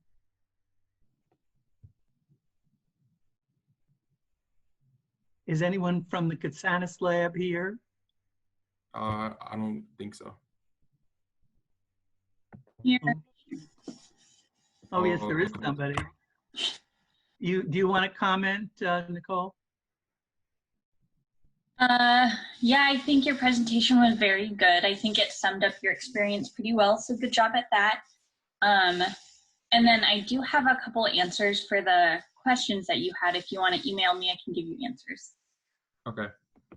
Okay, that's nice. Okay, thanks, Nicole. We're going to then go on to the next double presentation from David Noriega from Pueblo High School. and Brianna Scott from Flowing Wells. She was here last year also. And they work virtually with Dr. Frank Barreca, who's professor of pharmacology and anesthesiology, and Pablo Hernandez, who started as a high school student years ago. And he's now a master's student with Dr. Barreca, and he's worked with him the whole time. He did such a good job that first summer that Dr. Barreca hired him, and he's been working throughout his college and now as a master's fellow. Okay, so let's go ahead with David first and then Brianna. Oh, it's a joint presentation if that's okay. That's fine. All right. Yeah, okay, cool. Thank you so much for that introduction, Dr. Woody. That was so sweet. All right, here we go. All right. So my name is David Noriega. I'm Brianna Scott. And today we will be talking about modulating endogenous opioids. All right, over the summer we were working in the Department of Pharmacology under the mentorship of both Dr. Frank Barreca and Pablo Hernandez. So before conducting any research at all, some of the questions I had going into the lab were, what actions in the body can be controlled with optogenetics? Is it possible for one to have negative side effects if endogenous opioids are released in a non-physical or natural way? And how can we release endogenous opioids without exposing our bodies to a negative stimuli or a dangerous environment? And my opening questions, were how can chemogenetics and optogenetics be used in tandem to better understand pain regulation in the brain? Is the use of exogenous opioids only appropriate for treating acute pain? And what technologies can we utilize to alleviate chronic pain in patients without subjecting them to something with potentially adverse effects, like exogenous opioids? So that kind of brings us to our first point, which is, what are endogenous opioids? Well, endogenous opioids are the body's natural way of modulating pain. They also serve in a lot of other endogenous pathways, such as the reward system and GI mobility. So endogenous opioids are naturally made in the human body and are highly regulated, meaning they will be only released in certain amounts at certain times. Enjoyable experiences such as eating chocolate or spending time with family are examples on how endogenous opioids activate the reward pathway and allow us to motivate ourselves in order to promote such behavior. Okay, so now that we know what endogenous opioids are, let's talk about exogenous opioids. So exogenous opioids are used to treat pain and can be taken in many different forms, ranging from natural opiates, which are derived from the opium poppy, and this can include morphine, for example, to semi-synthetic, which can include heroin or codeine, and fully synthetic, which includes fentanyl. Exogenous opioids bind and mimic endogenous opioids, except they act everywhere the receptors are. Particularly, they bind to the inhibitory GABAergic interneurons. And when they do, dopaminergic neurons release dopamine and help to modulate pain. However, endogenous opioids will also bind to receptors in the central nervous system, which activate the reward pathway, which is why many people experience feelings of euphoria after taking exogenous opioids. We want to make it very clear that although opioids come with problematic side effects, if used and taken responsibly, they can and have provided great pain management to many patients. Okay. So next we want to talk about what is pain. So pain is an unpleasant sensory and emotional experience associated with actual or potential tissue damage, or described in terms of such damage.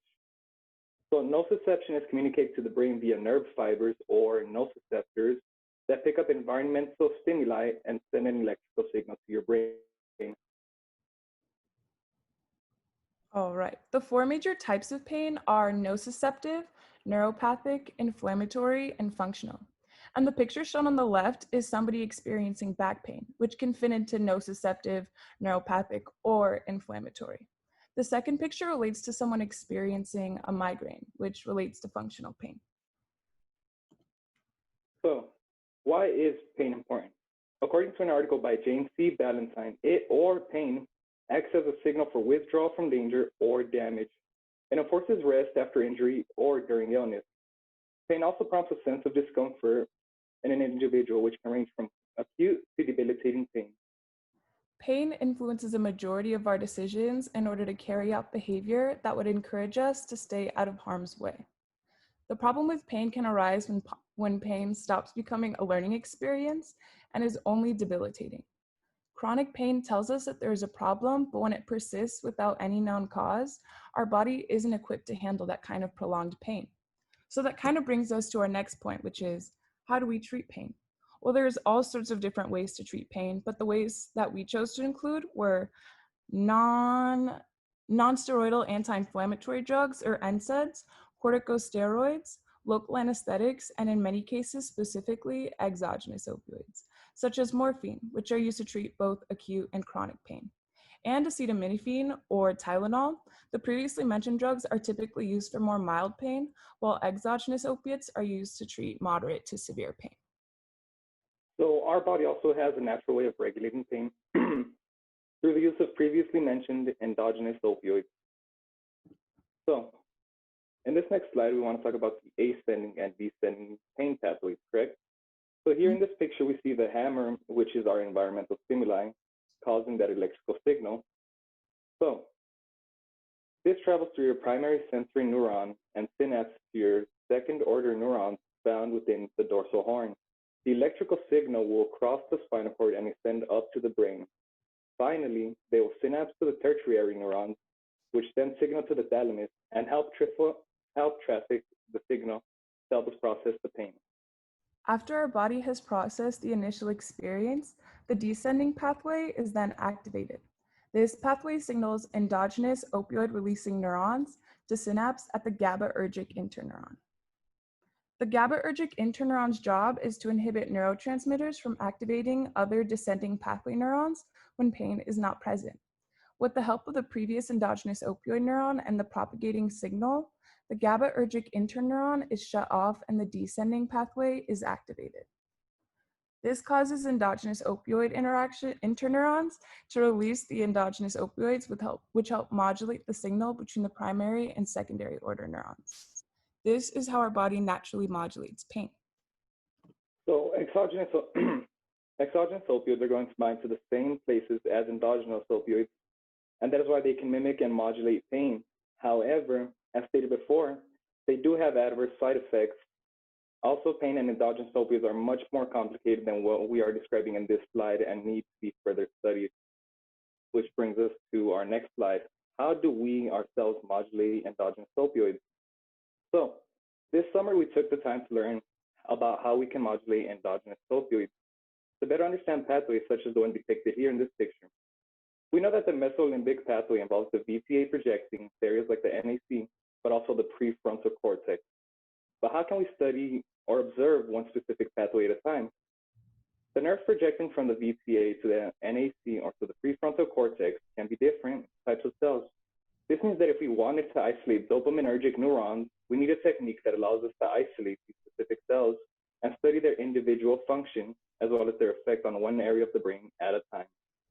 We can gain a lot of knowledge by understanding single pathways involved in circuits like the mesolimbic pathway depicted here. Such methods led us to study about spatial and temporal resolution. So as kind of a continuation of this slide, we have how do we modulate endogenous opioids part 2. So neural pathways are laid out so that neurons receive and send action potentials to a variety of other neurons. This is how our central nervous system gets to signal to so many different pathways. So we need a technique in which we get to selectively target certain neurons and only those certain neurons. So in temporal resolution or summation, neurons typically receive continuous input from one or another neuron, while in spatial resolution or summation, neurons have multiple sources of feedback when taking exogenous opioids. This may cause, in the context of spatial resolution, for multiple neurons to turn on and off. In a laboratory setting, we then can't study or control which neurons we will get to turn on or off. So our mentors asked us, what techniques can we use to specifically control and take advantage of this sort of layout? We then studied and learned about such techniques, which include optogenetics and chemogenetics. So, what is optogenetics? Optogenetics implements the use of genetically engineered light-sensitive proteins, otherwise known as opsins, to modulate neural pathways. These light-sensitive opsins are inserted into a genetically engineered virus, as we can see on Figure 1. This virus is then injected into an area of interest within the organism's brain to express the opsins. Once the opsins are expressed, we can use a light tuned to a specific wavelength to either activate, inhibit, or modulate the signal within the CNS. In this specific scenario, we see researchers activating the light, which forces the rat to then walk in circles. What if we were to use optogenetics to not only activate certain pathways involving our endogenous opioid system? In summary, once we successfully generate opsins in our desired cells, when we generate a specific wavelength of light, it will only activate or turn off the cells expressing the opsin, thus giving us tight specificity.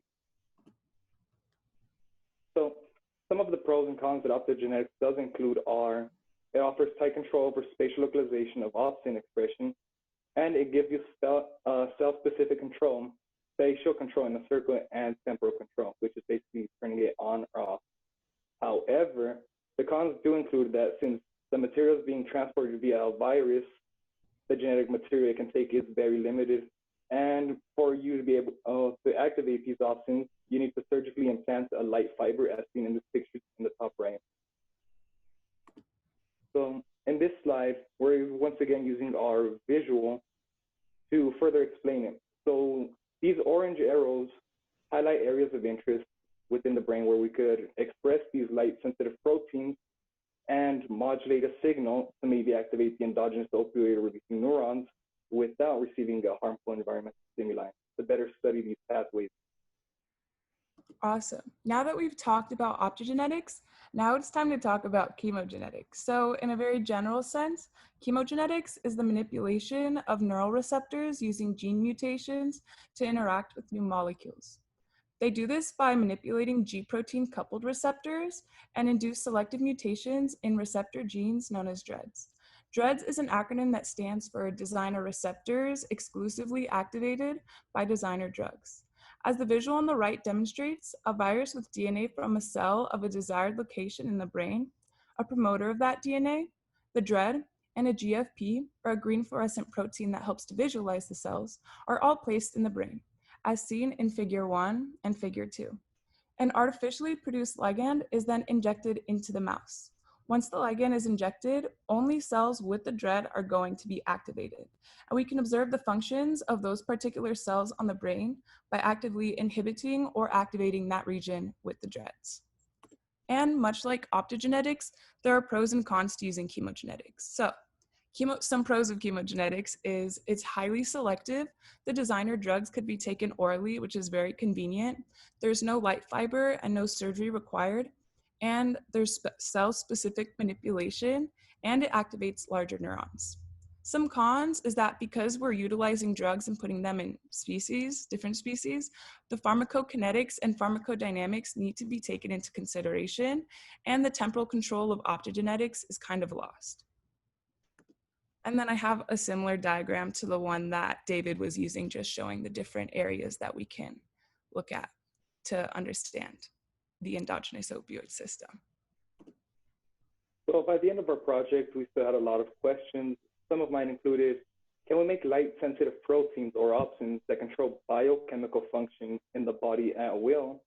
And is there still development of more refined opioid analgesics that don't attach to off-target receptors? Or is it possible to have negative side effects when modulating the endogenous opioid system with optogenetics? And my ending questions were, how can we utilize chemogenetics in people suffering from chronic pain? How can we refine chemogenetic treatment to make it more consistent and accurate? And are there any ways to implant the DNA into the designated region of the brain other than through viruses? And then some fringe benefits of the summer. Both of us had very helpful mentorship. Both Dr. Pareca and Pablo were there for us for literally every step of the way, so I'm super grateful for them. This internship really helped us to stay informed in these times of uncertainty. We literally wrote a whole paper about coronavirus, so that definitely helped me to stay informed about that. And then I was able to build connections with like-minded peers. So my fringe benefits would include an insight on many health and scientific career paths that maybe I didn't know about before, and maybe I could look into studying maybe. And the ability to practice research in a lab setting. Conducting research in a lab setting is much more different than just doing like a worksheet in a high school classroom. So I really did appreciate that. And then the certification offered for the use in labs can also be very helpful for students looking to go into a research lab. And then we just wanted to add a page of acknowledgements to Dr. Whitty, Grace Thompson, Grace Wagner, Rosemary Alvarado, Juan Ruiz, Dr. Preca, Pablo, and obviously the resilient SIMBY students of 2020. You guys are all rock stars. Okay. And then any questions? Okay, how about some questions? Wake up from the lunch, folks. Any questions from the audience? At least one. Speak up.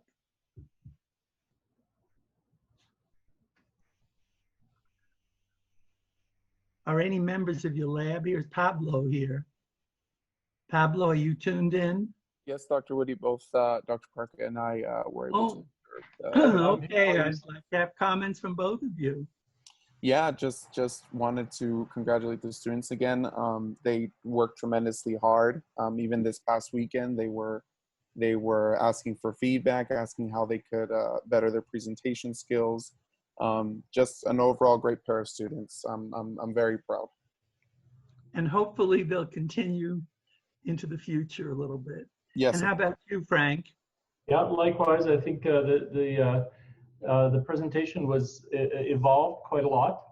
I think the students seem to have learned quite a lot, and we had a lot of good discussions about things. And I think they did a great job. So well done, guys. Thank you. Thank you so much. Okay, any questions? If not, we'll then move on. Thank you very much. And we have a trio next. We have Ali Mohid Rizal, who's had several summers here. He's from Flowing Wells. Marco Moreno, who's currently now at the University of Arizona. He started as a high school student. And David Cañez, who's from Pueblo. And I want to shout out to the Pueblo teachers, particularly Dr. Lettuce, who probably has mentored and referred more high school students to this program by far than any single teacher. I don't know if he's on. He's here. Yes, he's on. He is. Well, then I'm going to ask Yes. him. And after David gives his presentation, if you can stay around, Andrew, for that presentation, I'm going to ask you for your comments. And then you also have Antonio and Juan, who are going to be presenting from Pueblo. So let's go ahead with Ali, who did a stirring video on the politics of COVID earlier that could go viral. Not viral in the viral sense, but viral in the social media sense. Yeah. Okay, Ali, go Can I ahead. screen share? And they were mentored, actually. They were mentored. They were assigned to Dr. Slepian's lab, and I think Daniel, his lab director, did pick that up later on in the summer. And I think you also worked with Pablo and some other mentors as well. Okay, so can you guys see this one? My slides? Yes. Yes. Hello? Is my audio working? Oh, okay. All right, so unfortunately, let's start introductions. My name's Ali Mudd. I go to Flowing Wells High School. I'm going to graduate in 2021. This is my second year of CME. I also did last year in a different lab. So unfortunately, I was assigned to Dr. Slepian's lab in cardiology, but complications, I didn't get to work with him or any of the staff in person. But I was able to talk with a couple of the people involved, like last week and the end of 2 weeks ago. So Unfortunately, I wasn't able to report on a specific paper or any specific lab developments I made. I decided to look into his work a little bit, and unfortunately, I wasn't lab developments I made, heart transplantation and biology. So I decided to just make a brief crash course in the history and development of heart transplantation technology. Hope you guys enjoy. So my initial questions were, what were the purpose of heart transplant technology? Technology. So I decided to just put heart transplantation technology. How has biotechnology changed over that? So I decided to just make that one. What factors affect success in surgery? Ali, So it seems like, a bit sorry, of background Ali? onto why heart transplant is so difficult is, yeah. Ali, I think we're having some technical difficulties. If you can disable your camera to maybe save some bandwidth on your internet connection, because I think you're lagging, Yeah, I know. not just with video and audio.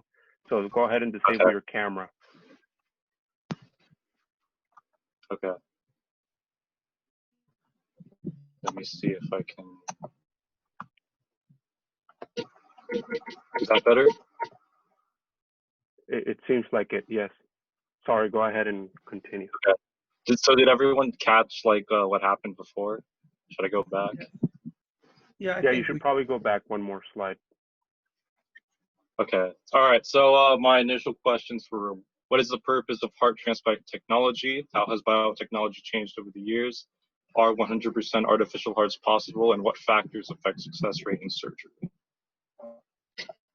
And what I was getting to here, the reason why heart transplant is really hard compared to other donated organs is because for the highest chance of success, the donor must be brain dead but on life support in order to make the donation, because a lot of different problems can arise when a heart has been taken out of the body for too long, like cardiomyopathy and sepsis, which are problems you're going to see in future slides here. So a quick timeline of the development of heart transplantation. Christopher Bernard completes the first human-to-human heart transplant in 1976. But afterwards, since heart transplantation is a new kind of surgery, it hadn't had a very good success rate. So the world saw it as you pretty much not being able to save two patients at once. So support for heart transplantation goes down. But that changes a little in 1982 when cyclosporin is used to help against those the autoimmune effects that happen after surgery.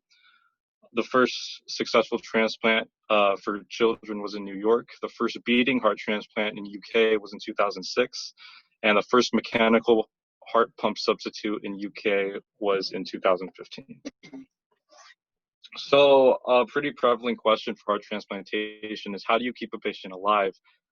Because you have a very, very small window in which an active heart can be used for transplantation successfully in order to heighten the chances of the patient surviving longer than 1 week, 2 weeks. So the solution for this kind of gap in time are heart assist devices. So this one's called the ventricular assist device. It only replaces one ventricle, and there's LVADs and RVADs and BIVADs, which stand for left ventricle, right ventricle, and biventricle, respectively. And basically, these will help your heart pump blood throughout your body if you have a ventricle that doesn't work, or if your heart muscles are weakened, or anything like that. And the first successful implant was in 1966. But the device I'm going to talk more about today is a total artificial heart. And this picture right here, the model is the Syncardia total artificial heart. It's a device implanted to replace both ventricles entirely. And the first TAH implant was in 1969. So a bit of history on this.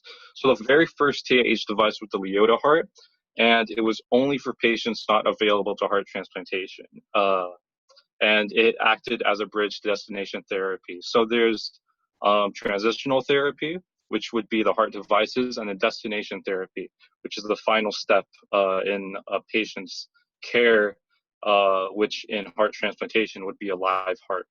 So these devices were only used to bridge the time that a donor heart was unavailable.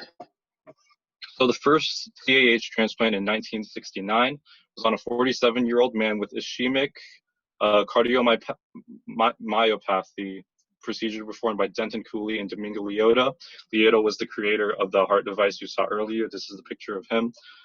He was supported for 64 hours to transplant, but died after 32 hours from pseudominal sepsis, which is blood infection, essentially. And the second TH transplant was in 1981. Remember, I said artificial heart transplantation lost popularity because you didn't have the technology or the knowledge in immunosuppressants to be able to do it consistently and successfully. So Dr. Cooley, who's pictured here, implants the Akutsu-3 in a 36-year-old man with post-cardiotomy shock after surgery. He was bridged for 55 hours, but died 1 week later from overwhelming sepsis. So after that, they started trying out future models for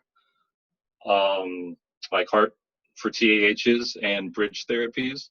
So the one here, well, I don't have a picture of it, but the one that Dr. William DeVries completes is with the Jarvik-7, which is the first destination therapy transplant on Dr. Clark in 1982, and he was supported for 112 days. So he was kept alive on an artificial heart for 112 days, which at the time was really revolutionary. So the next point in time I want to talk about is the successful long-term transitional therapy. In 1982, Dr. Copeland is able to implant Jarvik-7 into a 25-year-old man. He had his transplant after 9 days, but he would suffer a stroke during support. He actually lived for 5.5 years later, but died from lymphoma. So this was a really successful instant of transitional therapy into destination therapy, and this inspired a clinical trial from 1993 to 2002. From then, 81 patients were involved with a 79% survival rate to transplantation and a 70% 1-year survival rate. So this idea of heart transplantation technology went from not very viable to something that could be a pretty traditional therapy into the future. And as for modern technology, Tucson, Arizona has the only FDA-approved TAH manufacturer, which is Syncardia, the image I showed you in the before slide. The increase in knowledge about immunosuppressants as well has increased the success of transitional therapy. So better technology combined with more knowledge on how the heart works afterwards has really benefited the creation of these technologies. So if I can show you, this is like a 50-second clip on how the thing actually works. I really hope the frame rate's okay. Uh-oh, go back.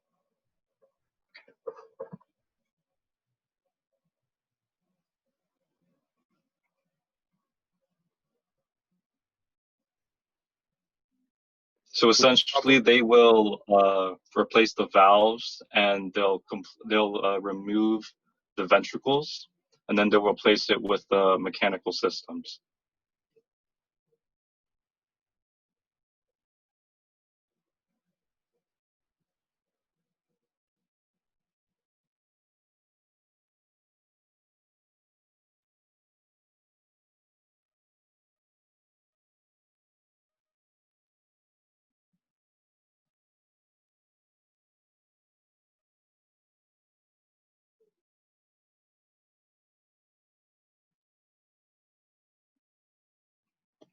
Yeah, so that was that. It was a nice video I thought would illustrate that kind of nicely. And then post-operative complications after heart transplantation would be strokes, infection, internal bleeding, thrombosis, renal dysfunction, and chronic anemia. These were the highest, the most common side effects to having a heart transplant afterwards. So for the future, whether or not a complete artificial heart is possible is still unknown. Currently, efforts are more focused to improving available technology, so decreasing size, making it more energy efficient, and decreasing the material usage, and as well as improving the surgical technique. But in grow our own organ future, complete heart replacement may be possible. For lingering questions, I had what procedures are needed, or what pressures are needed for the TH to work. So like what's the main mechanism behind it? What biochemicals are dangerous after procedure? So what kind of autoimmune issues does the patient have afterwards?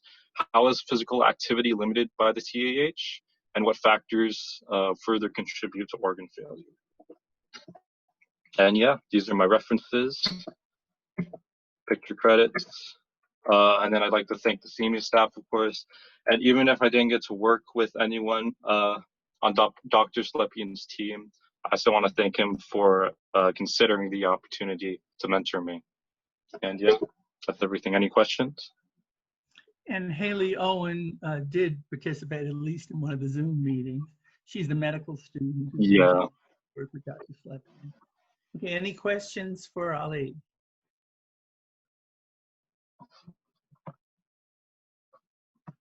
Okay, if not, we'll go on to Marco Moreno, who was here last summer, had a big project,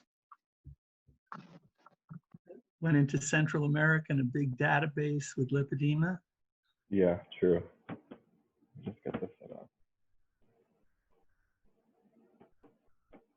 Okay, perfect. So I'll go ahead and get started then. So hi, my name is Marco Moreno. I am going to be a junior this coming fall semester, and my major is physiology. And today I'm going to be presenting acoustic platelet activation and how it relates to thrombosis and obstructive sleep apnea. This whole presentation is based off a paper that I read. So all credits go to the person who wrote the paper, who I will give to the credit to at the end. So. First of all, my lab PI was Dr. Slepian. He is a cardiologist and he focuses on many things, but in specific, platelets and biomedical engineering are a lot of his strong points. And some of the beginning questions that I had, they're relatively simple because I got this assignment last week, but it's what are platelets and why are they important? Why is thrombosis so deadly? And how are platelet activation, thrombosis, and obstructive sleep apnea related? So just to give a little background to what thrombosis is, it's the formation of a blood clot within a blood vessel. And it basically prevents normal blood flow through the circulatory system. And a blood clot itself is called a thrombus, hence the name thrombosis.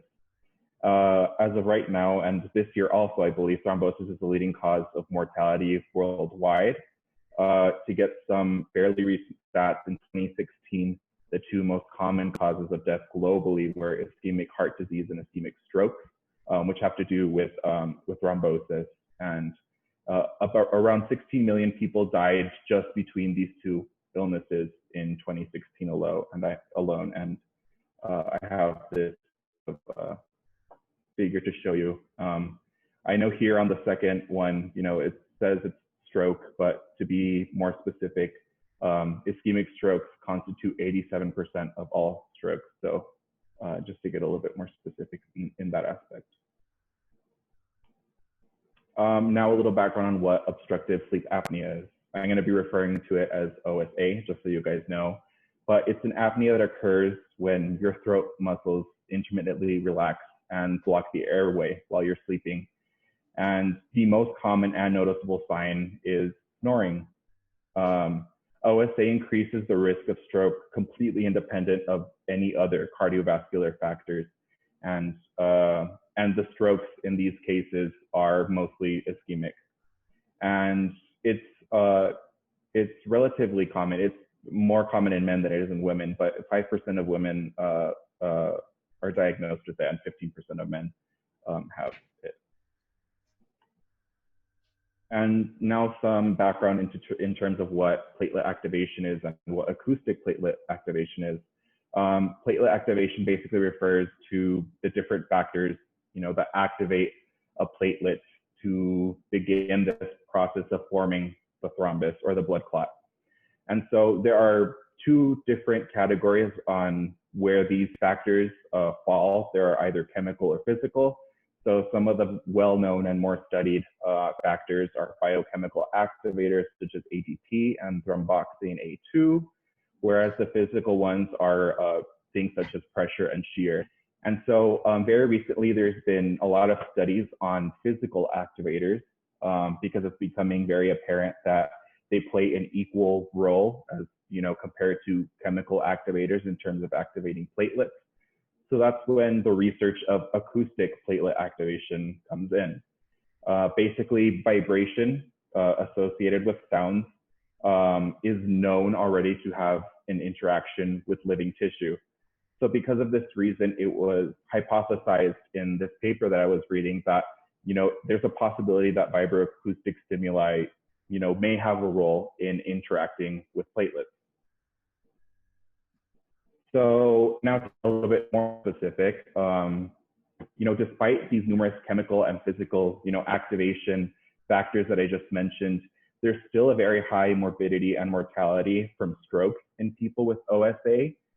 And so now what does acoustic platelet activation have to do with it? Well, like I said, we know there's proven cases of platelet dysfunction in people with OSA. And, despite these chemical and physical factors, the many that we know, there's still a high mortality. So that kind of signals towards this idea that maybe we don't know all we need to know about OSA and how that might lead to strokes. So what are other factors, physical or chemical, that might affect it? Well, one of the most common things that has to do with OSA is snoring. So like I already stated, vibrations from sound interact with living tissue. We can see this because it can alter calcium flux in the body and also, alter gap junction-based signal propagation in cells. So that's when we get to this hypothesis that was stated in the paper that I read. And it states, sound alone may impart physical force sufficient to activate platelets, contributing to thrombotic complications. So the concept is the sound, in this case, the snore from OSA, leads to a biophysical force, which then leads to platelet activation, which then finally leads to this condition of hypercoagulation and the complications that come with it. So how exactly does it work? Well, there is a theory in this paper that has to do with the plasma membrane. So the author, made point that the first point of contact between a cell and environment is the plasma membrane. And she also made note that it senses activity or changes on the outside of the cell, and it transduces these changes to the inside through a process called mechanotransduction. So more specifically, and this picture is from the paper that I read, but I thought it illustrated very well what the concept is. It's this vibration associated with sound, which again is snoring, leads to or somehow gets to the platelet plasma membrane, which then changes the membrane fluidity, which then alters mechanotransduction. And that causes, a change in intracellular signaling, which causes the activation of these platelets, leading to thrombosis. So some of the highlights from the paper, there were 5 different aims in this paper that I read, but for our sake, the first aim was the most important into what I'm going to be talking about. And the aim was to define the effects of direct snore exposure on platelet activation, independent of biochemical activators.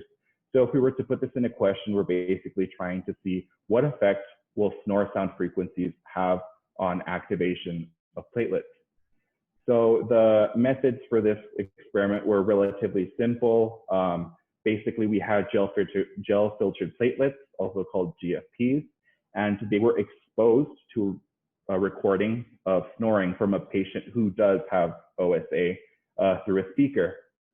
And basically how it was set up was that these GFPs were suspended in a petri dish at 37 degrees Celsius, and they were secured in place over a speaker for 40 minutes. And so also we needed a way to, or excuse me, the person who wrote this paper needed a way to sort of, quantify the activation. So they used something called the platelet activation state, or PAS assay. And so the results from that, again, which are from the paper, are this, what you see right here. So this dotted line that you see is the baseline. So it was basically, these GFPs suspended over the speaker, but with no sound playing as a control. And then this solid line is with the recording of the snore. And if, as you can see here, there is definitely a correlation with the sound of the snore and the platelet activation. So to start to wrap it up a little bit, what we did find, or what the person did find when they ran the experiments, was that snore exposure in reality does lead to platelet activation, just like they had hypothesized. And also, although this was in a different aim that I didn't discuss, it's also important to understand that, in a different aim, they found that platelet activation does indeed correlate with increased membrane fluidity, which goes back to the idea of that flow chart that I showed everyone. And it just, it raises this point of the plasma membrane, that it may act as this sort of mechanosensor, and that it may sense, signal transductions, and, it may transduce those signals from the outside to the inside to reflect those changes. And so some of the ending questions that I had are, to what extent can platelets be activated by other sounds that are not snoring? Can this overactivation of platelets be simply reversed by finding a way to stop snoring? And finally, how many strokes can be prevented by simply addressing the effect snoring has on platelet activation? And so the different benefits that I got from the program this summer, one of them obviously is networking in the College of Medicine. I had a very limited contact with the lab, but I did have some contact, and as well with some of the MSRP students. So I made some contacts with not only people working in the lab, but some medical students as well. And also I learned how to read scientific and academic papers, especially within the context of not knowing very much about it beforehand, in terms of how I managed to do that with like Google and, making sure I understood words before I just tried to read the whole thing through. And then finally, the hardest one of all was working from home, considering I've done this program for 2 years and I'm used to being in a lab and, doing stuff that way. And then just special thanks to everyone in my lab. I haven't met Dr. Slepian yet, but a big thank you to him for considering me as a mentee. To Daniel Palomares, he was the grad student who reached out to us, and also to Haley Owen and Ashley Vincent. They were the MSRP students who tried to help us get our presentations together and ideas for what we would do for that last week. And then also the biggest thank you to Catherine Foley-German, whose paper was what this whole presentation revolved around. And her writing was very, very interesting. And also everyone else in Dr. Slepian's lab who contributed to any of this research in any way. And then also thank you to everyone in the SEMI program. And here are my sources.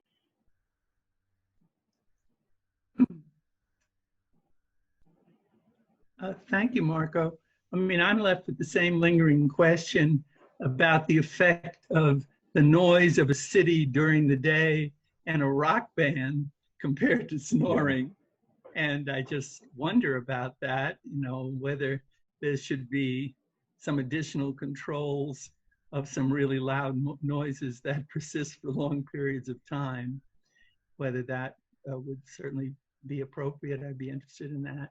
Are there any other questions? If not, we'll go on to the last presentation from the Slepian trio here. and that's David Cañas from Pueblo High School.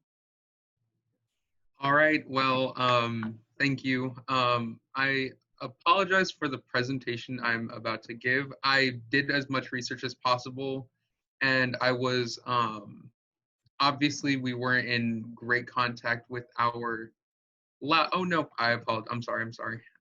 We weren't in great contact with our lab mentor, Dr. Slepian, but I did my best with the information and research that Dr. Woody had provided for me. And I want to say thank you to Daniel Palomares. He helped me out with understanding most of this research. And also to Gracianne, she also sent me another paper to review for this research. So my presentation is on ascites and lymphedema. Ascites. Okay, I've been pronouncing it wrong. Ascites and lymphedema. Okay. So my initial questions when I began researching, when I began any research on this topic, I looked at just the pictures and the very vague causes. At first, I was like, what are the causes of the swelling throughout the body? Are there separate causes for swelling in different parts of the body? Is there a disease? Is this disease curable or treatable in any way? What are the long-term effects of lymphedema and ascites? And is this a genetic disease? All these questions, thankfully, I was able to answer, and I will be able to provide answers in this presentation today. So key terms that you need to know before I go into the research. Before I go into the actual presentation or research, lymph, the fluid containing white blood cells that actually goes through the body to cleanse many different organs and tissue. The edema, excess fluid collection in cavities and tissues. This will cause some sort of bloating throughout the body. Cirrhosis, am I correct on that? Cirrhosis. Okay, thank you, I apologize. Late stage liver scarring, this can actually lead to, this is actually what leads to ascites, accumulation of liquid in the peritoneal, I'm so sorry, cavity, which is actually your stomach, like lining for your abdominal section of your body. And then lymphedema, the low output failure of the lymphatic system. We'll get into that a bit later. Physiology, the normal functions of organs that really just help your body just work, or I apologize. This is for lack of a better word, but just work in general. And then pathophysiology, I apologize, is when basically physiology is not, the physiology of your body is not properly functioning, and it's basically malfunction with your organs. That's what I got from what I have. So this is the data on lymphedema. The lymphatic system normally just regulates drainage throughout the body. And what lymphedema is the irregular drainage throughout, I believe, the bottom, mostly your limbs, throughout the limbs of your body, which will cause swelling in your arms, legs, wherever the drainage is not properly being cycled through. This is caused by low output failure of lymph circulation. So this means, I believe this means the lymph that is being put into your limbs will not actually circulate out. So it only builds up and it begins to bloat. And then obviously lymphedema, that's what I was going to get into, causes swelling throughout the limbs of the human's body. That's the major issue here. And then for the data ascites, This is when that cavity that's basically your abdominal lining starts building up with fluids due to high output failure of lymph, which means that I apologize again. This was very how do I say this? Rushed. I really apologize, but ascites is caused by high output failure, which means there's too much lymph going through the circulation, and so it doesn't have enough time to drain out. So it can also be caused by low output failure. If you have cancer in the peritoneal cavity, the ascites is a kind of lymphedema, if you will. But most of the ascites that we do see is a high output failure where so much lymph is being made. But that's a finer point than we went into before. And then obviously this causes the swelling in the abdominal cavity due to the fluid buildup that is just, it's just there. So my final thoughts or final questions were, how can researchers see if a person has lymphedema and ascites before swelling?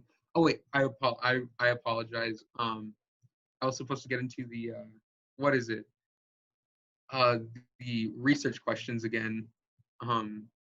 So the initial questions that I had were answered. First, what are the causes of swelling throughout the body? Obviously, this is from lymphedema or ascites. This is what builds up. This is when the liquid builds up in your limbs or in your abdominal cavity. That's what causes it. Are there separate causes for swelling in different parts of the body? Yes. In your abdominal, that is obviously ascites, and then lymphedema is mostly throughout your limbs, but it also can be in your abdominal region. Is the disease curable or treatable? To my knowledge, the research that I was given, I don't think there is a cure, but there is a treatment. I believe you can either drain it, or you can drain the liquid that's building up in the limbs, or you can properly balance the lymph system, so the liquid that is in your limbs can actually drain out. But this will take a large sum of time to do. And then what are the long-term side effects of lymphedema? Obviously, you're going to have scarred tissue wherever the swelling was occurring throughout your body. And sometimes in very severe cases, it is very hard to actually just treat and kind of suppress the physical attributes of lymphedema and ascites. And then, is this a genetic disease? Yes, I believe so. It is very rare, but it can be passed down through families very easily. It can be a genetic disease. It can be, okay. Yeah. Oh, so I apologize. Thank you, Dr. Woody. David, you never have to apologize for learning and having questions. That's what you're here for. So do not apologize. We're actually getting to that now. So thank you. I really appreciate it. Simi.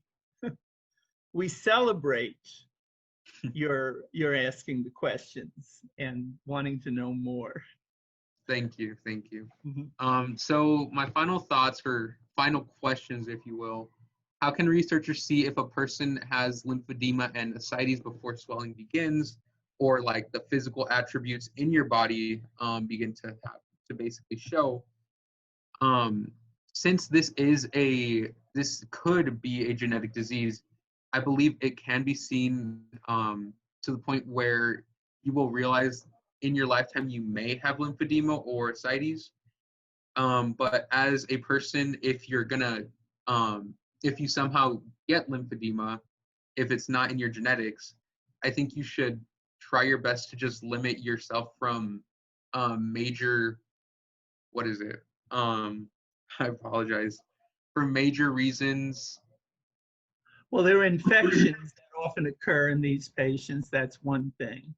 And there may be some dietary things that influence it. And certainly alcohol doesn't help if you have cirrhosis of the liver in bringing some of these things on. But this is complicated. And actually, many physicians I can't really tell you what lymphedema is all about, and they may have misconceptions about what the pathophysiology of ascites is. In fact, I think some of the textbooks are wrong. So it's all right not to have the exact answers. And if you gave me some from the textbook, I would have to tell you I disagree with them and explain to you why. So that was a very good analysis of your first encounter with these entities, which actually are very common. The hereditary lymphodemas may be rare, but those due to filariasis in India involve hundreds of millions of people. So it's both a rare disease and a common disease.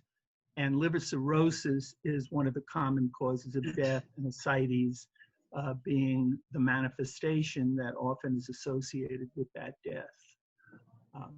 So don't ever apologize. You continue to apologize for. I'm sorry. No, you said it again. Okay. So it was good that you did that, so we can make that point that you don't have to apologize if you don't know an answer. That's how you learn, right? So you learn the answers to some of these things that might have been different from what you thought. And actually, you'll find that some physicians and many medical students wouldn't know the answers to the questions, or they would have the wrong answer and they would be confident that they had the right answer, which they should apologize for. That deserves an apology. When you think you know something and you really don't. Okay. Okay. Andrew, did you want to comment, Dr. Lettuce, on your very wonderful students? I don't know whether you were here the whole day to hear all of your Pueblo students up to now, and there's still a few more to go. Well, Dr. Whitty, David still wasn't finished with this presentation. Could we I'm sorry. I thought he had his final questions. Okay, I'm sorry. Yeah, that's all right. I just had to stop. I'm sorry. Don't worry about it. So just to wrap this up really quick, I wanted to see if one of the main questions that I thought about was when someone's scar tissue actually stays behind and is very noticeable to the human eye, whether it can actually be diminished or basically just taken care of right away. I don't know. I'd like to research that fully if I was gonna look into lymphedema again. And then, is it safe to drain the buildup fluid that is swelling in sight? I did not, I apologize, I'm sorry. I did not fully realize that you could drain it, and I apologize that this question is there. I need to stop apologizing. So the research benefits that I have thanks to this basically program and what I've been looking over for the past few days, I know how to ask more in-depth questions, and I know how to kind of phrase them to the point where I can ask multiple questions at once, if you will. And I realize, and I'm starting to learn also, if I've made a really vague question, I can actually break it down and solve it in many different fragments and have a bigger picture that can help me with my main research question. So there's a lot of research benefits that came from this experience. And that's my presentation. Yeah, and your logs were excellent, that the way you pursued things. And you were as vocal as anybody, I think, during our Zoom sessions in asking questions. So nothing to apologize for. Thank you, Dr. Woody. Remember that. I appreciate it. Okay. All right, I'm gonna stop sharing now. And then I'd like Dr. Lettuce if he would make some comments about apologies. Well, Dr. Whitty, it's really nice to see you. I haven't seen you in quite a while. And first of all, none of us thought that this summer was going to be this way. And I just want to commend the CIMI group for rolling with a tremendous body blow and being able to pull off a meaningful summer for these students. I don't know how transparent you were with the students on this, but for somebody that's kind of knows a little bit, I just know what a Herculean effort it was for the CIMI group to get this done. So I think it was the only summer program that did go on with some in-person involvement on the entire campus. Yeah, so that's so And in great fact, job. nationally, the other programs, we had a meeting with NIH, and all the other programs funded under some of these grants went totally virtual or were canceled with rain checks. Right. So, And the other part of it, the other part of the equation, you know, be more scientific about it, is for the participants, for you students out there. I know this isn't what you guys signed up for, but I peeked in this morning, and I've been enjoying the talks this afternoon, and you guys really have taken this opportunity and have worked with it and tried to get the most out of it. I just want to say one more thing about thing that David was saying about questions. You know, I'm a big advocate of CIMI because as a former researcher, it's all about the question. A good question could take years, if not a lifetime, to answer. I think too often students who do not take classes or experiences like CIMI think, okay, here's a question, I answered, hey, I did a good job. Chances are it wasn't a good research question, if that's the case. So by having this in-depth time for the participants to really look at questioning is going to be invaluable, not only for those that go into research, but just in life in general. You know, no, how's it going? Okay, you know, there's more to life than those types of questions. So to the participants out there in computer land, I'm really proud of you guys for sticking with it, and it's going to prepare you, whether you're going to college or back to high school, for what this next semester is going to be like. You know, it's going to be like this, so that you guys have a big jump on what it's going to be for your future. All right. thank you, Andrew, for what you do in biotechnology and in encouraging students who may be a little reluctant to put their applications in. That's the first step. I mean, we've had schools where the students are just afraid to put the applications in, and it depends on a teacher or a counselor, makes all the difference in getting the application in. And we consider those environments, you know, where this is difficult, we consider that in evaluating all of the students.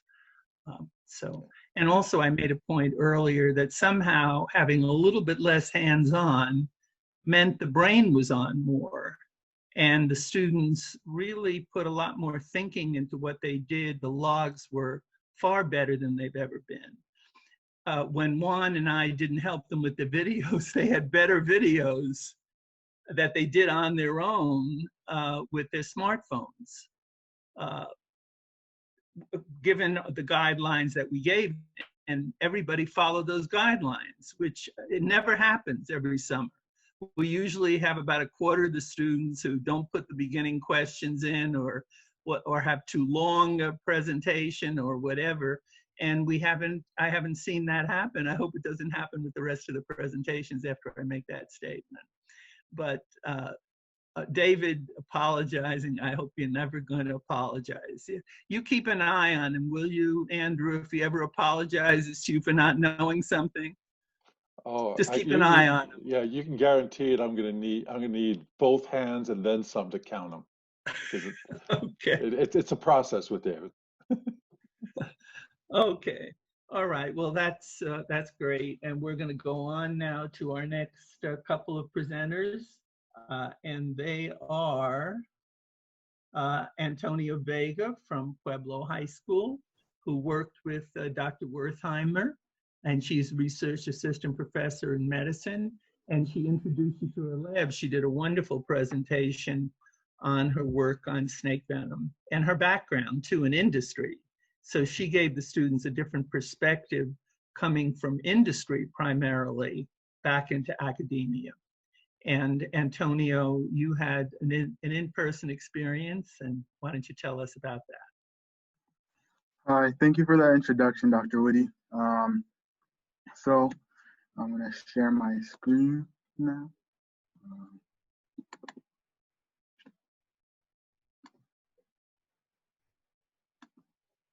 Okay, can you guys see it? Yep. Okay. So, hi, my name is Antonio Vega. I'm a rising junior at Pueblo High School. And this summer, I worked with Dr. Ann Wertheimer and her, the lab manager, Lauren Melcher. They're both part of the Viper Institute. And so the lab I was working in, their purpose is to develop better treatments for tissue damage caused by snake bite. So as I was being introduced to the lab and my experiment, I had some questions, and some of them were, why do we work with fibroblast cells? Why do fibroblast cells look like this and form a monolayer? Why does the confluency matter? And why are we working with these specific temperatures? So throughout this presentation, I'll be answering these just as like I had figured out throughout the process of going through this. So just some background on why this research is important. Around 125,000 people die. There are 125 deaths associated with snakebite per year, and this is around the world. And there's 450,000 who experience permanent damage from snakebite. And this is just the amount recorded, and a lot of these cases happen in rural areas. So that means a lot more are unrecorded. So this is a big problem. And in Arizona, we have the Western diamondback rattlesnake, also known as the Crotalus atrox. And this is the second most fatal snake in the US. So if you remember from Dr. Wertheimer's presentation on Thursday, she said that the snake venom, it's designed to destroy the tissue, like as a digestive process. Anti-venom, it's only designed to prevent death. It doesn't help with the tissue damage. So that's our goal with the research. So which leads to my question, which is, if we heat venom at different temperatures, 0 degrees Celsius, 56 degrees Celsius, and 100 degrees Celsius, how will the fibroblast cells be affected differently? So we worked with, first we seeded a 12-well plate of neonatal fibroblast cells. And the reason we work with fibroblast cells is because they are very sensitive and found all over our body. And if we are able, when we're working with these cells, it'll be a more intense reaction, so we'll be able to develop stronger treatments. So when we seeded the 12-well and let the cells grow for a couple of days, and then we heated the Crotalus atrox venom, the Western diamondback rattlesnake venom. We heated some at 0 degrees Celsius, we heated some at 56 degrees Celsius, and heated the rest at 100 degrees Celsius. 0 degrees Celsius is freezing point. 56 degrees Celsius is in between room temperature and boiling point, and then 100 degrees Celsius is boiling point. So then once we heated the venom, we put the venom in, we put the 0 degrees Celsius venom in the A1, B1, and C1, and then the 56 degrees Celsius venom in A2, B2, C2, and then the 100 degrees Celsius in the column 3. And then column 4 acted as our control well with no venom. So after 4 hours and 24 hours, we took images of what the wells look like. And then at 24 hours, we also did a live dead assay. So a live dead assay shows which cells are alive and which cells are dead. The green cells are alive and the red cells are dead. So in this dye, it's a mix of dyes, and a mix of calcium AM, ethidium homodimer, and DPBS. And calcium AM binds to the cytoplasm of the live cells, and the ethidium homodimer, it binds to the DNA of the dead cells. So when we feed the wells, we have to put media in, and the media is like food for cells, and it contains serum, and that serum inactivates the dyes within live dead, so we have to wash out the cells, or wash out the wells of the media with IMDM. So after that, we apply the dyes, and then we took images on the echo microscope. So in experiment 1, these pictures are at 24 hours. Oh.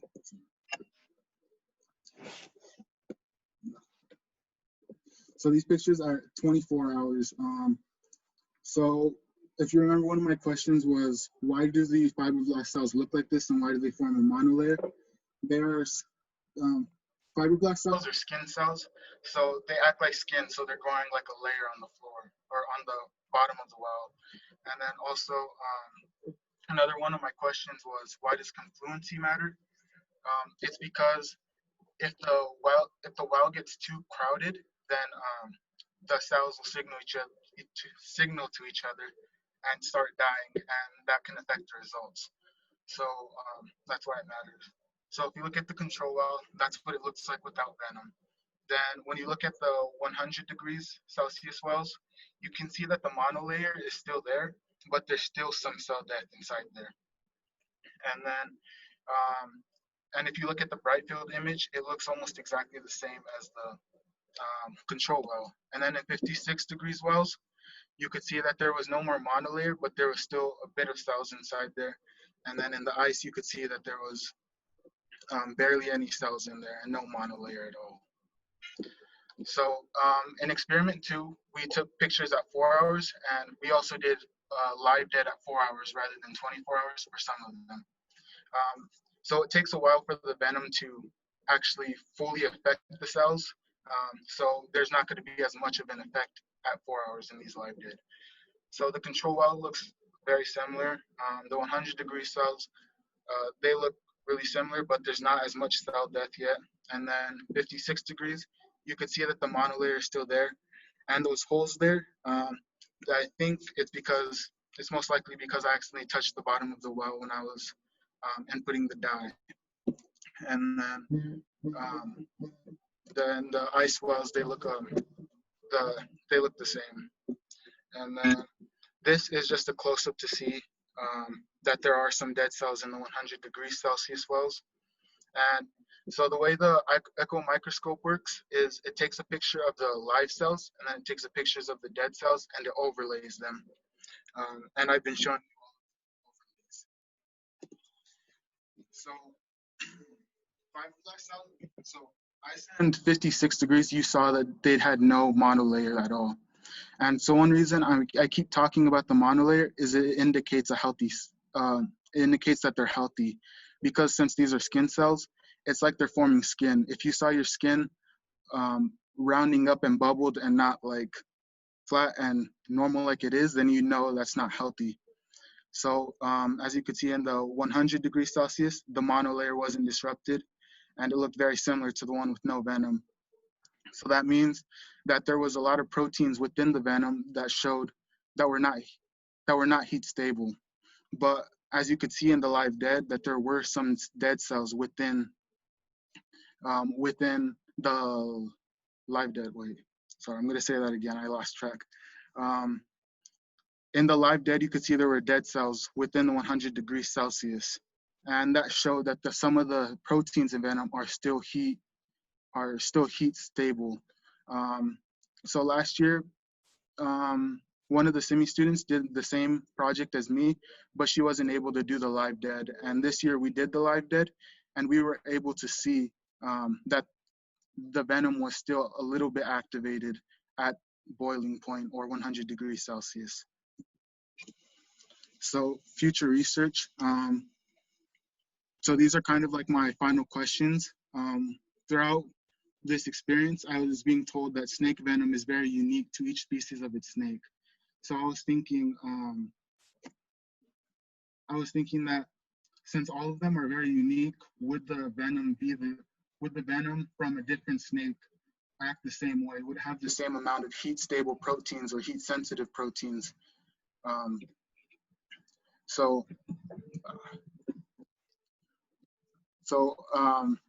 was thinking of doing the same experiment, but just with different snake venom. And then they also told me that some of the previous labs they've done was scratch the well and apply venom. So I wondered if to mock a snake bite, if you scratch the well and then apply heated venom, if it would give a more positive result, saying that it didn't affect the cells as much. And then also the information we were working with were a lot of qualitative results, not quantitative. we're just mainly looking at pictures. So I was thinking maybe for a future experiment, we could get more number results. And then, Remember actually to put your final research questions in the question format with a question mark at the end of it. When you were discussing them, you're making them into questions, but it's really important to consider them as questions, okay? And with a question mark at the end, okay? Okay, thank you. And then I'd like to thank my mentors, Dr. Ann Wertheimer and Lauren Melcher, who helped me learn all the things I needed to learn and guided me through the process of all my experiments. And then also the CIMI staff who managed to pull out this program despite all that was going on. And then the former CIMI student, Belinda Camberos, who started this project last year. And then references. And do any of you have any questions? Any questions from the audience? I hope everybody. I do have a question if I'm allowed. Sure. Okay, we have more than one question. Good. Okay, somebody else can go ahead first. Go ahead. There was a question from the audience. Go ahead. Yeah, they don't have questions? Well, go ahead, Juan, with yours. Okay. Yeah. You said that you were interested in researching other types of venoms to see what the reaction of the heat would be like. Do you know that if the lab does in fact have other types of venoms available other than rattlesnake? I just know that they have the Crotocytrox venom, but because that's what we were mainly working with, but it was just an idea that I was thinking of. Well, you have the scorpion and you have some other coral snake. So you have a number of other venoms available. And I know Dr. Wertheimer can get more than that. Are there other questions? Okay, if not, we'll go on to the next presentation, which is our last duet before a trio that'll end the afternoon. And that's Juan Fierros from Pueblo High School also, and Jorge Ruiz from South Point High School. And they work with Dr. Young-Wak Wan, who's assistant professor in the surgery department. Yeah, we're actually presenting together. Okay, go for it. Let's see if I know how to do this. Give me 1 second.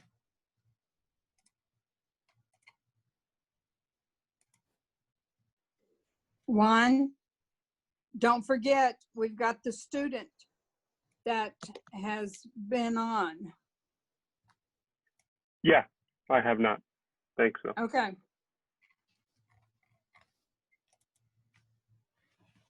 Can you guys see this? Yes, it was there. Okay. Juan, you there? I guess not. So is Juan Fierros there? Where is Juan? Rosemary, is Juan Fierros on the? It does show him as online here, yes, but I don't know why he's not answering.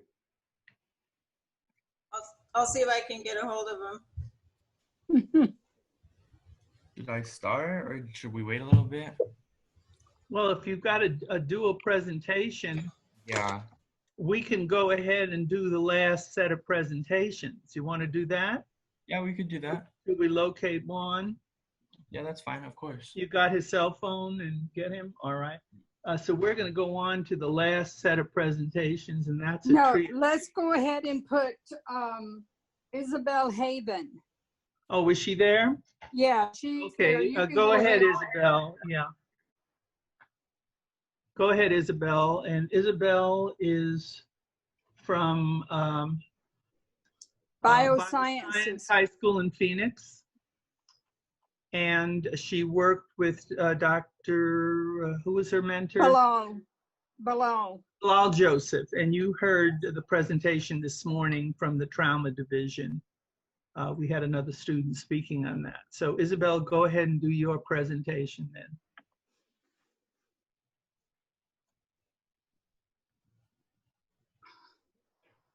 Is Isabel I don't there? think we can. Yeah, she is. Isabel, I don't think we can hear you.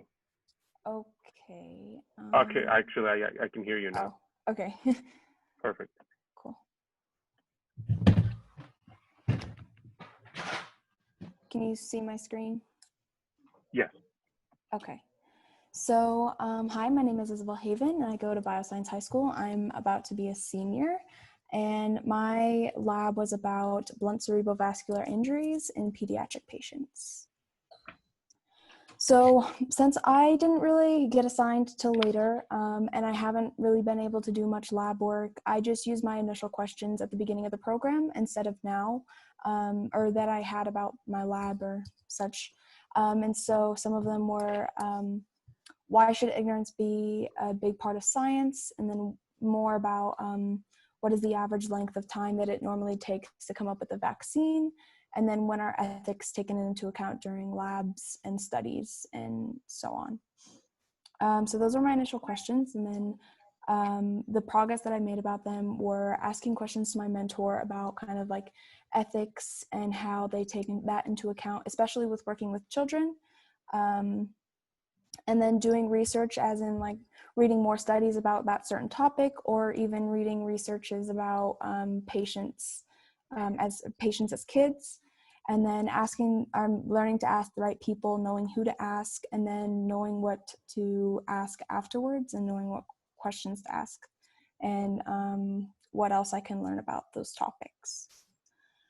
So more about blunt cerebrovascular injuries. It's a non-penetrating injury to the carotid and or vertebral arteries that are caused due to trauma, such as car accidents.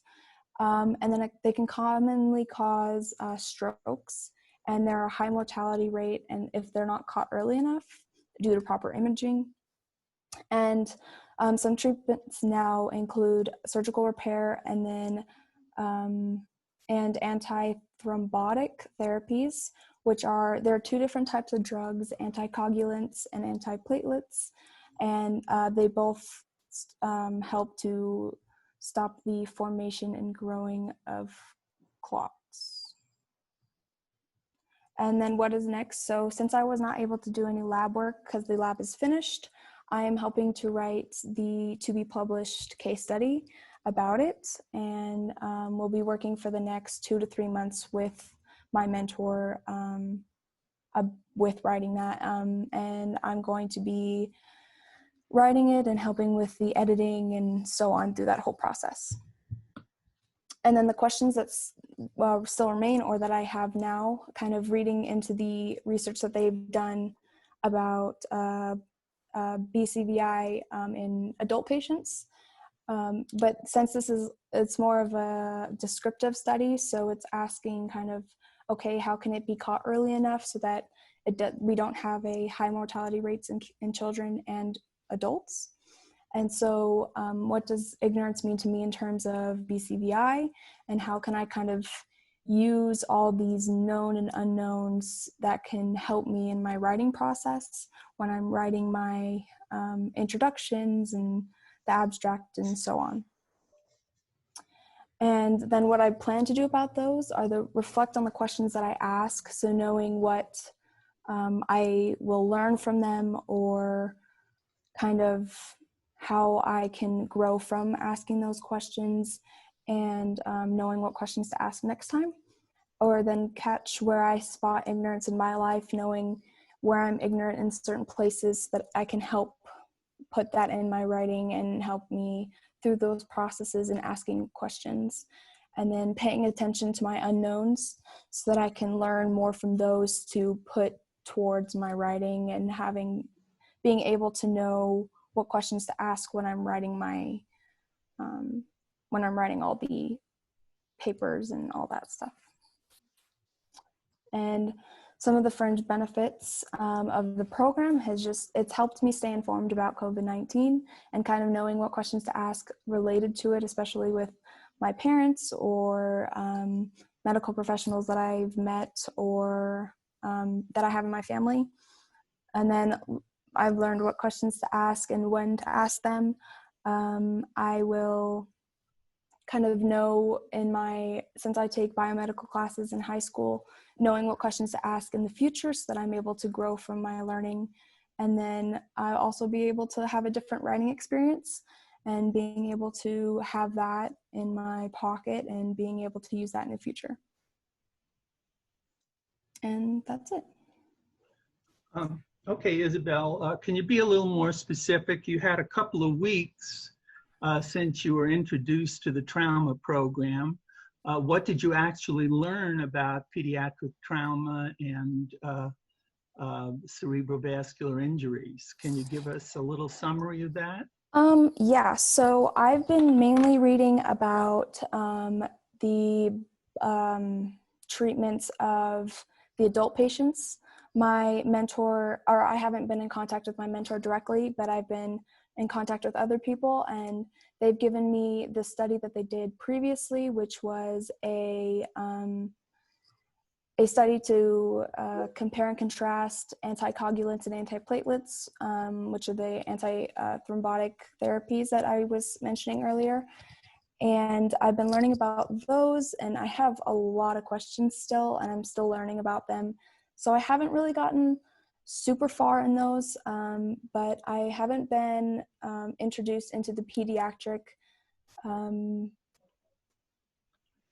was the mentor who was assigned to you? Because I know Dr. Joseph had fellows assigned to. Yes, it was Dr. Joseph, but most of the meetings that I've had haven't been with him present, and I haven't been in contact with him at all. Who have you met with?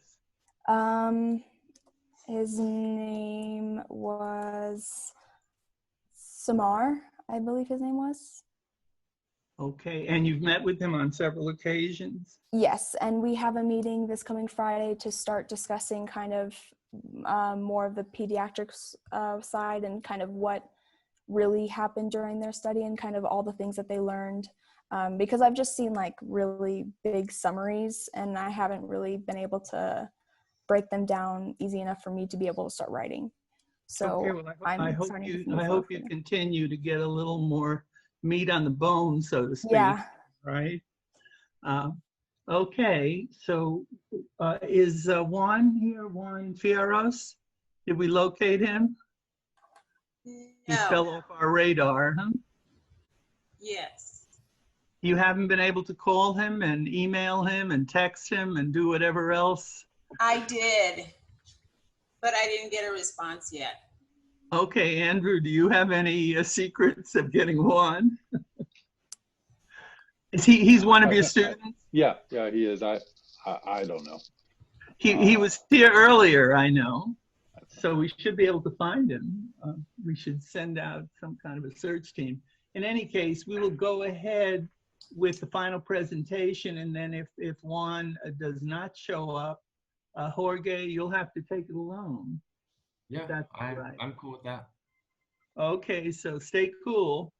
And we'll go ahead with our final group, Paolo Pires, who's assistant professor of physiology, and he took on quite a load this summer, trying to give an in-person experience. He welcomed us to his lab in the first week or so.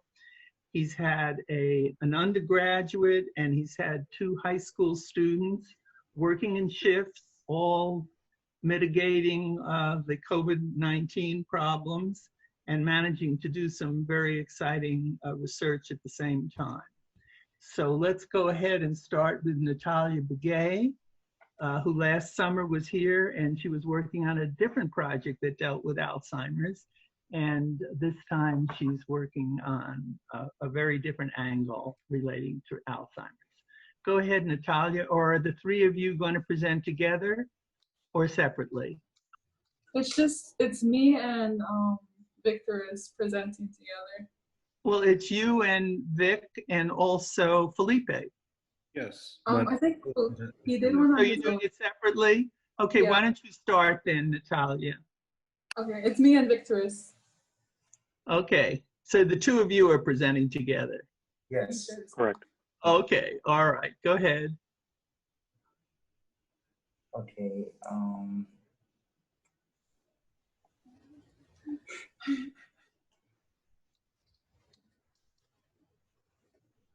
Can you see the screen? We're almost seeing it. Okay. Oh, you went to, this is the end. Oh. And we also have Chris Vance was a mentor also. He's a fourth year medical student, and Taylor hasn't been a direct mentor to you. Can you guys see it? Yes, now we can see it. Or can you see both of us? No, we cannot see your camera. We can only see what you're showing on screen. Are you using an iPad? Yeah. Yeah. Okay, it might not let you broadcast the video as well as the screen. So that's probably why. Okay. So just go on through with it. That's okay. Okay. Hello, my name is Natalia Vigay, and I just graduated from Central High School. My name is Victor Sangster Biet. I'm going to be a senior at Globe High School. Our presentation is on Alzheimer's and neurovascular lymphatics.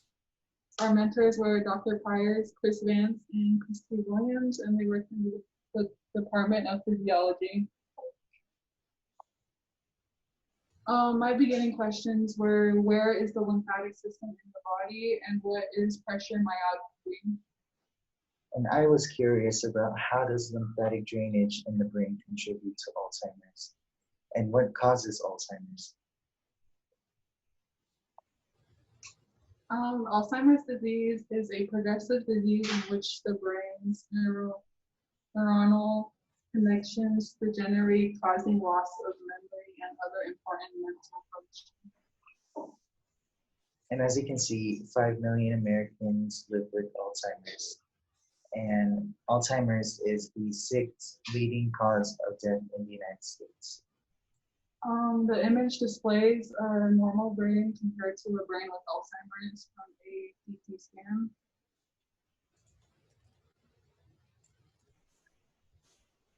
The hypothesis was a 5x FAD mice with an accumulation of amyloid beta plaque will have a reduction in lymphatic vessel function compared to wild type mice. And cerebacol or oregano oil improved superior cervical lymphatic vessels, vessel contractility and efficiency in an animal model of familial Alzheimer's disease. Which is just 5x FAD. Removal of amyloid beta accumulation. The lymphatic system is a system that carries and removes waste products through interstitial fluids. One hallmark of Alzheimer's disease is the increase in accumulation of beta amyloid plaques. Researchers have found that when the cervical lymphatic vessels are occluded, the accumulation of beta amyloid plaques increases. The lymphatics remove waste in two different ways. The lymphatic system, an example of this is osteophytes, and the meningeal lymphatics. Both the superior and deep cervical lymphatics play a role, but the research is uncertain which is more crucial in waste removal. And in the picture to the right, you can see meningeal lymphatics, which is like the purple, which are lymphatic drainage from the brain to the neck, and that is in the meninges or the protective layer around the brain. And the lymphatic system is basically like lymphatic drainage in the neurons, like the neurons specifically. And the example was astrocytes. So to the left, you can see, well, you can barely see the lymphatic vessel as it's surrounded by the bubble-like matter, which is fat, And to the right, you can see to the bottom, you can see the lymph node, and you can clearly now see the lymphatic vessel. And I did that. I cleared the fat.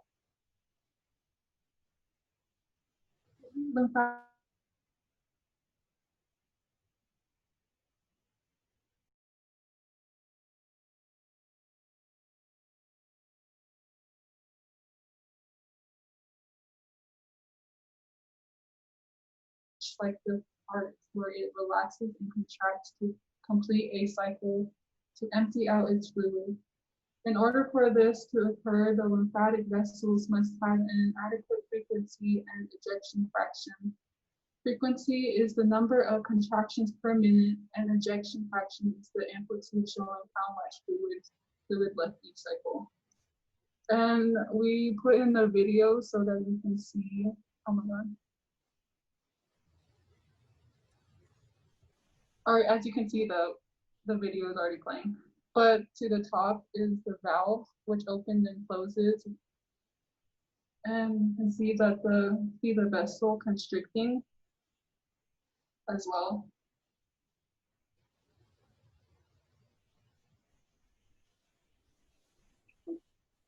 On the image to the left is a cannularized vessel underneath the microscope, and that is displayed on the monitor on the right image.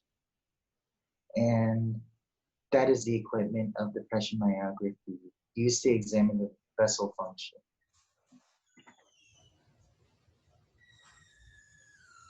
Preparation of cannulation. The image to the left is a microscope that is used to bend and break glass cannulas. And you can see how the cannulas look in the middle image. The microscope contains a clamp to hold the cannula so that it can be viewed and measured. The right lens displays measurements in microns. And the right image is a heating component that heats up the tip of the cannula so that it can be broken, or not bent, I mean, yeah.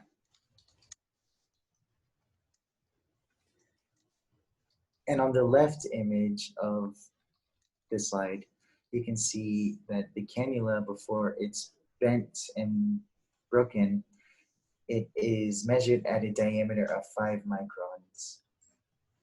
And on the right, you can see the cannula after the bending and breaking process, and that it was broken at a diameter of 10 microns. Then it was heated and bent at a 45-degree angle. Sorry, the images didn't really come out clear, but I hope you guys can see them.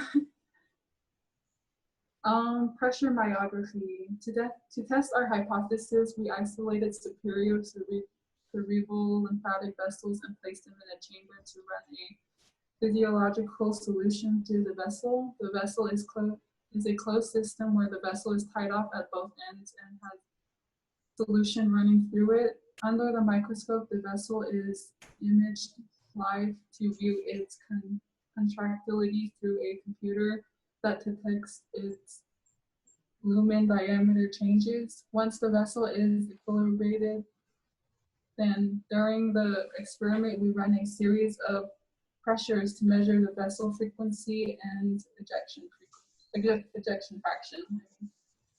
And the image, you can see the vessel is tied off on both ends with cannulas too on the ends, and those the circle balls don't really matter because they're just fat. And from the video of the valve opening and closing, you can see that in the middle to the right. Yeah. So on the monitor, as explained before, there is frequency, which is contractions per minute, and that is 10 microns per minute. But the ejection fraction, which is each individual frequency measure, it is similar to like an electrocardiogram, where as it goes down, it constricts, and as it goes up, it dilates. So that is like systole and diastole of the blood vessel itself.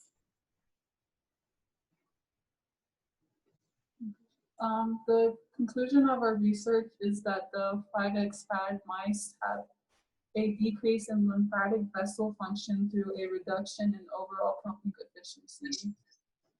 The graph displays that we used 4 wild-type mice and 5 5X fad mice in the experiment.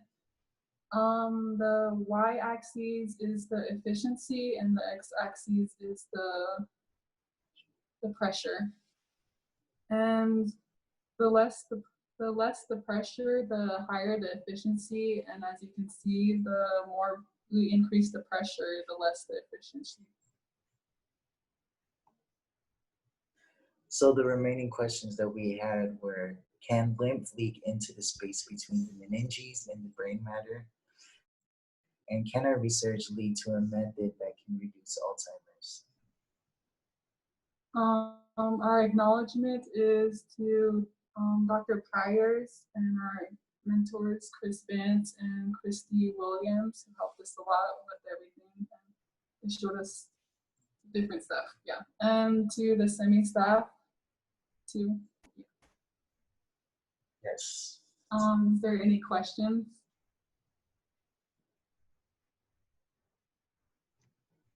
Any questions? Well, we have another presentation from the Pyers Lab, and that's by Felipe Polk.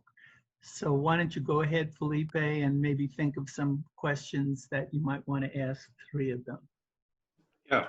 So do you guys think that amyloid beta interferes with the lymphatic drainage in the brain? Can you repeat that again? What effect do you think amyloid has on the lymphatic drainage in the brain? Do you think that increase lymphatic drainage? Do you think it will not affect it at all? Amyloid beta, I think it affects lymphatic drainage because it plaques up and it will cause like an obstruction in the lymphatics of the brain. And vice versa. That is, lymphatic drainage is going to affect amyloid beta exit from the brain, and the amyloid beta might have an effect also on the vascular wall, for instance, of the lymphatics, because there is vasculopathy in other vessels from amyloid beta. So it's a mutual interaction, perhaps. Are there other questions? That's a very good question. Any other questions? If not, Felipe, why don't you go ahead and complicate the matter further? Okay, so I'll go ahead and start sharing my screen. All right, let's see. You guys see my screen?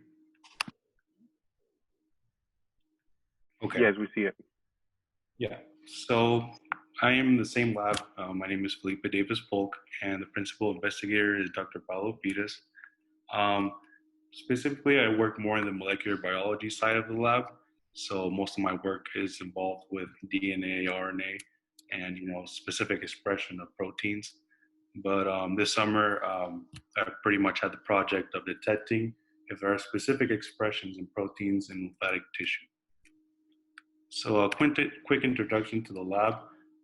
Dr. Paulo Pires is an assistant professor in the Department of Physiology at the University of Arizona.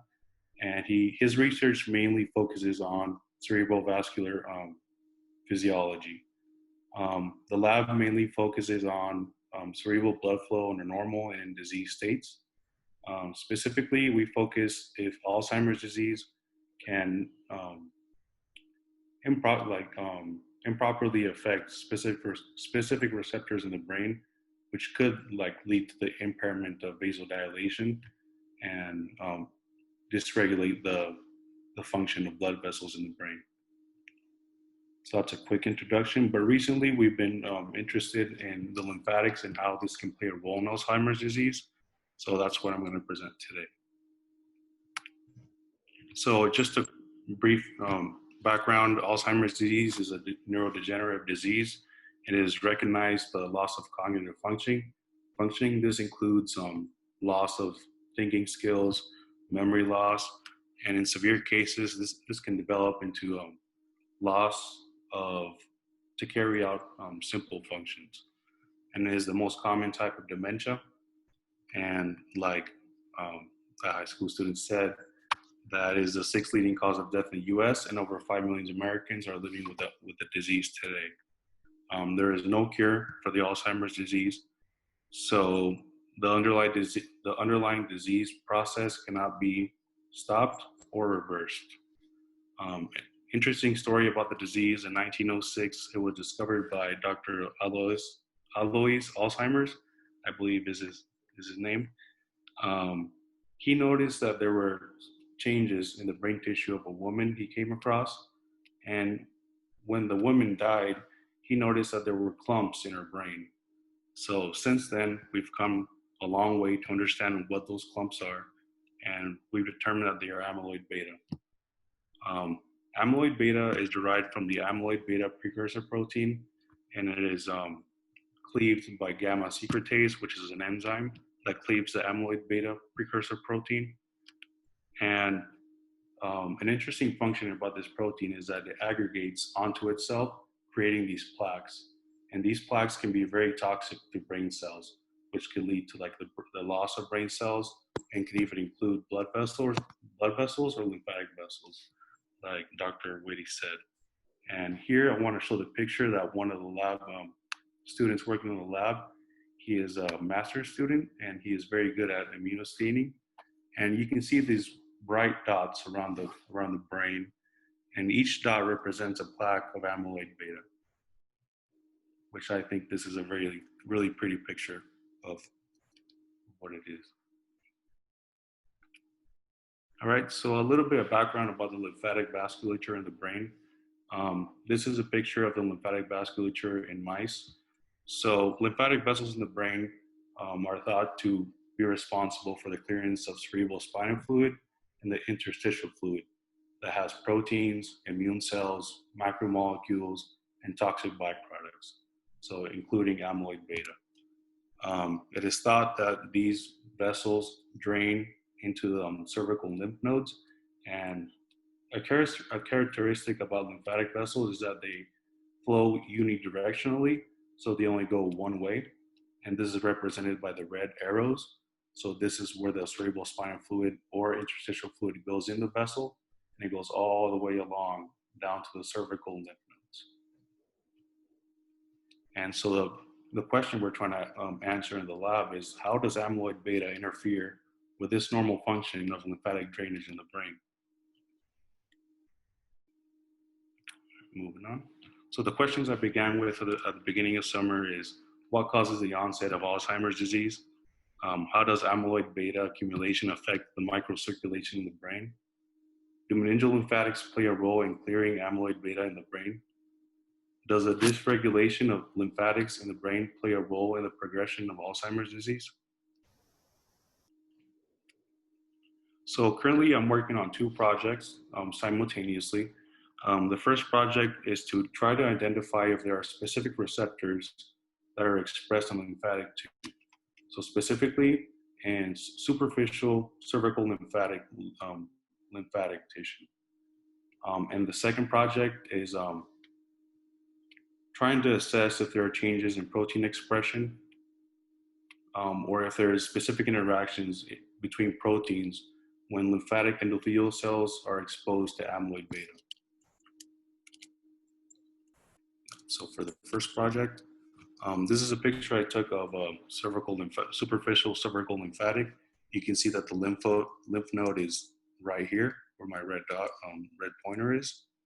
And the lymph node is going off, or the lymphatic vessel is going off a lymph node, going up through the neck of the mouse. So the first step is that this vessel is dissected, and normally you can find about 4 vessels in a mouse of superficial cervical lymphatics. So the objective is to get all 4 lymphatic vessels, and once they are dissected, you extract the RNA from the vessels, and that RNA is then paired to its complementary strand. So this is a single-stranded RNA. The complementary strand is attached to convert it to complementary DNA. Then, like normal DNA, you can use this DNA to use it for polymerase chain reaction. The reason why we do this is that RNA is very unstable and it degrades very rapidly. So you have to convert it to DNA in order to do these experiments. And an important thing to note is that there is very low yield that you can get, very low RNA yield you can get from these vessels. So you have to dissect many vessels to get a sample of cDNA. So basically, we're looking for specific receptors on these lymphatic vessels, and these are the receptors of interest. So we're looking for the TRPV3 receptors, CD31, the GRIN1, which is a gene that encodes for the NMDA receptor, and cholinergic receptors, or chRNA receptors, on the vessels. So here is a gel image. It's the product of the PCR that we did with the cDNA using those lymphatic vessels. And we can see that in these bands around the green boxes are confirmed that there are expression of these receptor types. So we see on lane number 2, we have CD31, which is confirmed present. Lane number 3, which is TRPV3, it is confirmed present. And on lane number 6, we have the NMDA receptor, which is present. We also tested other receptor types if they are present in lymphatic vessels. So in lane number 2, again, the CD31, it's very faint. On lane number 3, we have the piezo1, which Dr. Whitty in her lab have been working with this receptor type, which is interesting. So yeah, we see that it is present. In lane number 7, we have the TRPV4. In the literature, they express that they are present in the lymphatic vessels. So this would be our control to see if the PCR worked or if the gel worked. So since this is present, we can assume that these are working primers also. And also on lane number 8, we're looking for the AMPA2 receptors. We do see a band, but they're not in the correct base pair bands. So we can say that we are not looking at the right thing. So they're highlighted by the red box. And finally, the last 3 receptors we were looking for is the GRM1, GRM5, and GRIC1. So we see in the green box that for the GRM1, there is presence of this gene in lymphatic vessels. Also for the GRM5. Just going back one slide, I want to highlight the TRPV3 receptor, which is the one we are most interested in that we found in lymphatic vessels. Like they said previously, this is activated by carvacol, or better known as oregano oil. So the reason why we do this is that we want to target specific receptors on lymphatic vessels, so we can pharmacologically intervene to improve their function. So in case of Alzheimer's disease, if the function of the lymphatic vessel is diminished, we can target these receptors to improve their function. So that would be the goal for this study. So moving on to the next project, we're looking if there are changes in protein expression or if there are specific interactions that are going on within the lymphatic endothelial cell when they are exposed to amyloid beta. This is a really current project where we just established a cell line of human dermal lymphatic endothelial cells. This is a cell culture. We have not performed any experiments yet.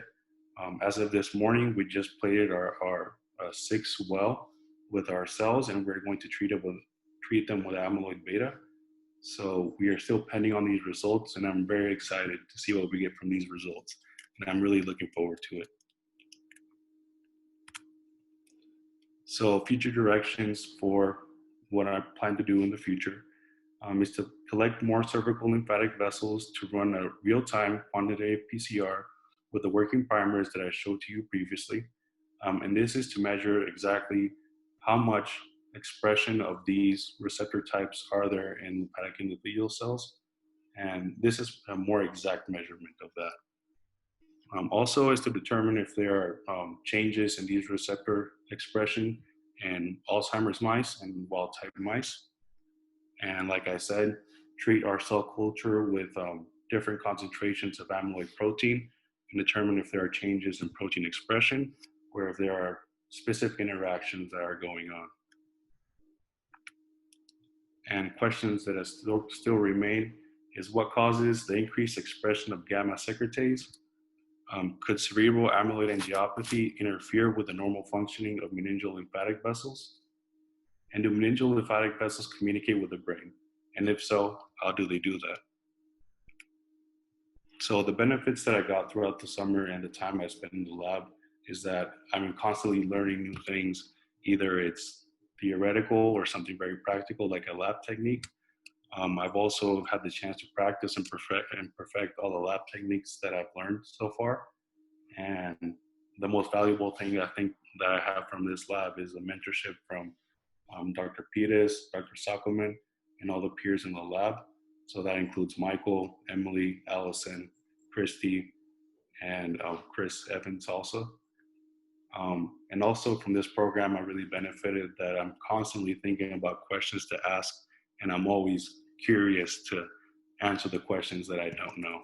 So I think that's a really good benefit that I've had from this program. And I just want to give special thanks to my mentor, Paulo Pires, Juliana Sackelman, who's also my mentor, Marlise Whitty, and the SEMI team, Grace Wagner, Ray Sam Thompson, Juan Ruiz, and Rosemary Alvarado, and just to make this program possible and making the best of what this summer has to offer. And do you guys have any questions for me? Thank you. Felipe is a senior undergraduate at the U of A. Are there any questions of Felipe or any of the other two presenters at this time? Any questions? If not, Paolo, are you there? Is Paolo there? I am. Oh, good. Do you want to comment? I've been here for a while. It's nice to see you, Marlise. I've been good to see you. I haven't seen you in about a week or so. Almost 3 weeks actually. Okay. Yeah. Any so comments on the project or on the students? I just want to thank you and thank the program because it was a really good experience, and I think the students learned a lot, or as much as they could, given all of the constraints of COVID and not being able to be in the lab more than they did. But I think that they still got a good experience, and they had a good idea of how research works and the whole thought process that goes behind the research. So I want to thank you again and everyone that is involved with the program, and just highly encourage that this continues for a long, long time, because I thoroughly enjoy having all of the students in the lab. And I'm excited to see what the rest of Felipe's project, where does it end? Well, it never ends, but where is it going to go now?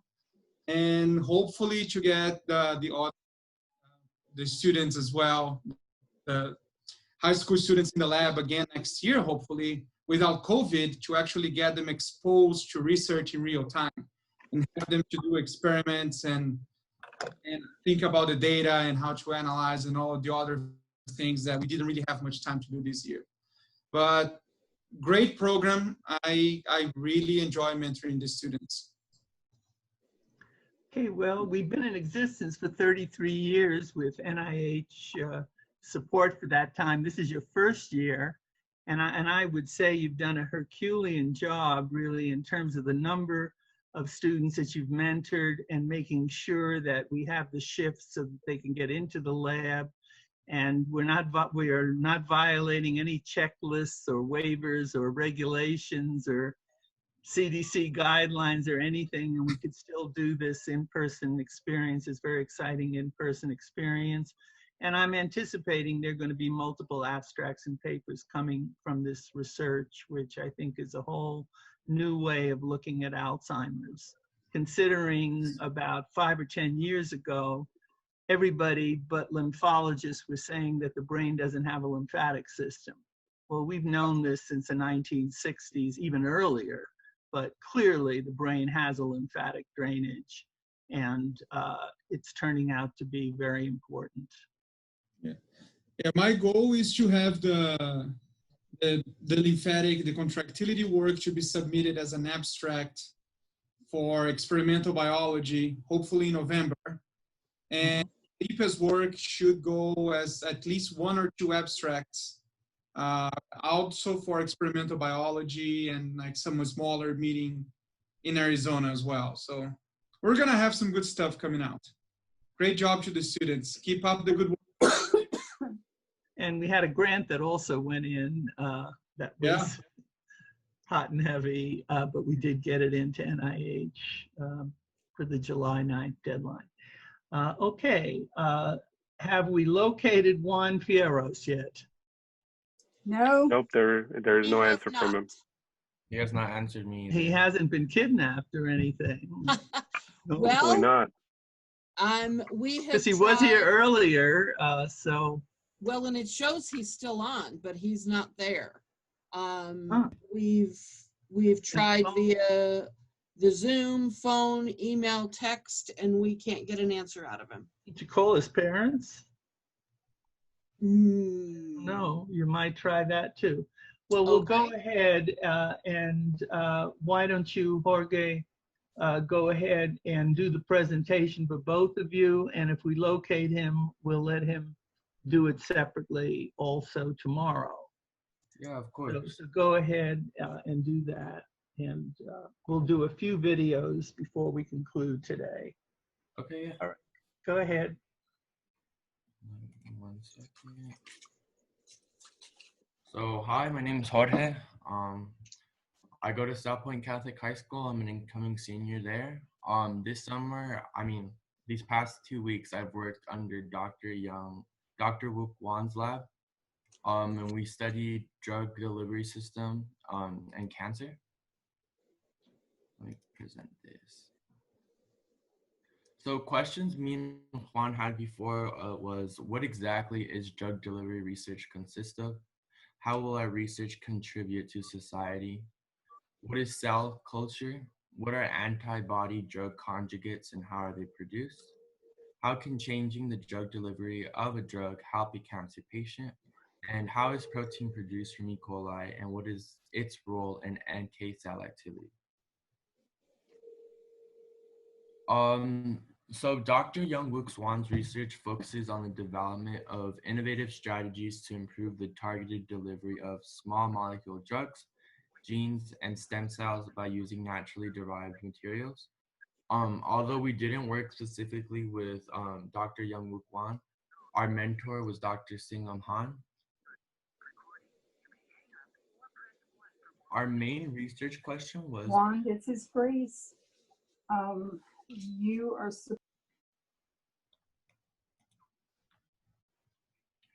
Our main research question was, how can we improve the therapeutic efficacy of the immunotherapy on cancer? So we went in about 5 times these past 2 weeks and only for a few hours just because of COVID, but me and Juan did get the chance to be there together. So between the both of us and Dr. Han, we did some experiments revolving around cell culture, antibody drug conjugates, and synthetic proteins from E. coli. So for anyone who didn't do cell culture this summer, cell culture is a process by which cells are grown under controlled conditions, generally outside of their natural environment. Specifically in Dr. Wan's lab, Dr. Han demonstrated demonstrated to us how to cell culture NK cells. And NK cells are a type of white blood cells that play a major role in the host rejection of both tumors and virally infected cells. Antibody drug conjugates. They're a new class of highly potent biological drugs, and you can attach them to a small molecule or small molecule anti-cancer drug or any therapeutic agent to an antibody. In Dr. Wan's lab, they're working on attaching an antibody drug conjugate to an NK cell for the treatment of cancer. ADCs in our lab. In our lab, we experimented using antibody drug conjugates by testing their effectiveness on rodents. When we went in the lab, we selected specific mice that fitted a specific criteria. These included the following: female mice, approximately 6-month-old mice, which also happened to be carrying a tumor similar to female breast cancer. How we integrated mice into our lab. A day before we used the mice in our lab, we had to collect the antibiotic cells. This process was done by collecting buffer solutions holding NK cells, and by filtering and centrifuging these cells, we were able to collect them. After those various processes, we had to keep them frozen so we can use them the next day. As soon as we entered the lab the next day, the mice were picked in a certain order. Once chosen, they were given the anesthetic so they can stay while we had to measure the tumors. So we also studied protein from E. coli. And the reason we studied this protein is that because NK cells, they're activated in response to interferons, I think I'm saying that right, or macrophage-derived cytokines.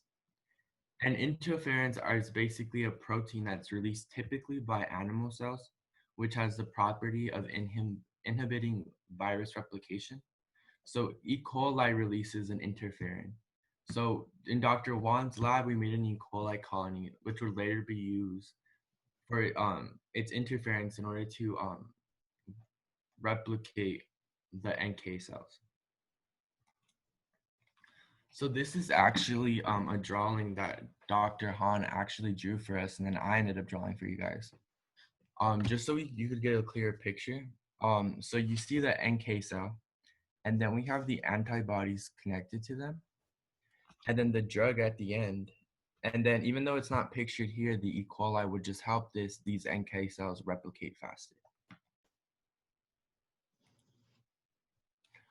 This is also a picture here too, so it's like another one, just more technical. So there's the cell, and then we have the drug and the antibody connected to it. So this is some results from the research. We actually had to find this through a paper that Dr. Wan and his lab wrote. So in our visit, we were able to see that the mice who had been treated with the treatment, and we actually saw them measure like shrinking tumor sizes, and we were able to based on the activities of the rats, they seem to be less distressed than the other ones being treated by something else. And based on Dr. Wan's paper, it's been proven that surface engineered NK cells has better therapeutic efficacy than a bare NK cell free from ADC. And if you guys look at the graph right here, our control is basically rats that weren't treated at all. Then you have ones that are just the NK cells, then ones with antibodies, and then ones with the actual drug.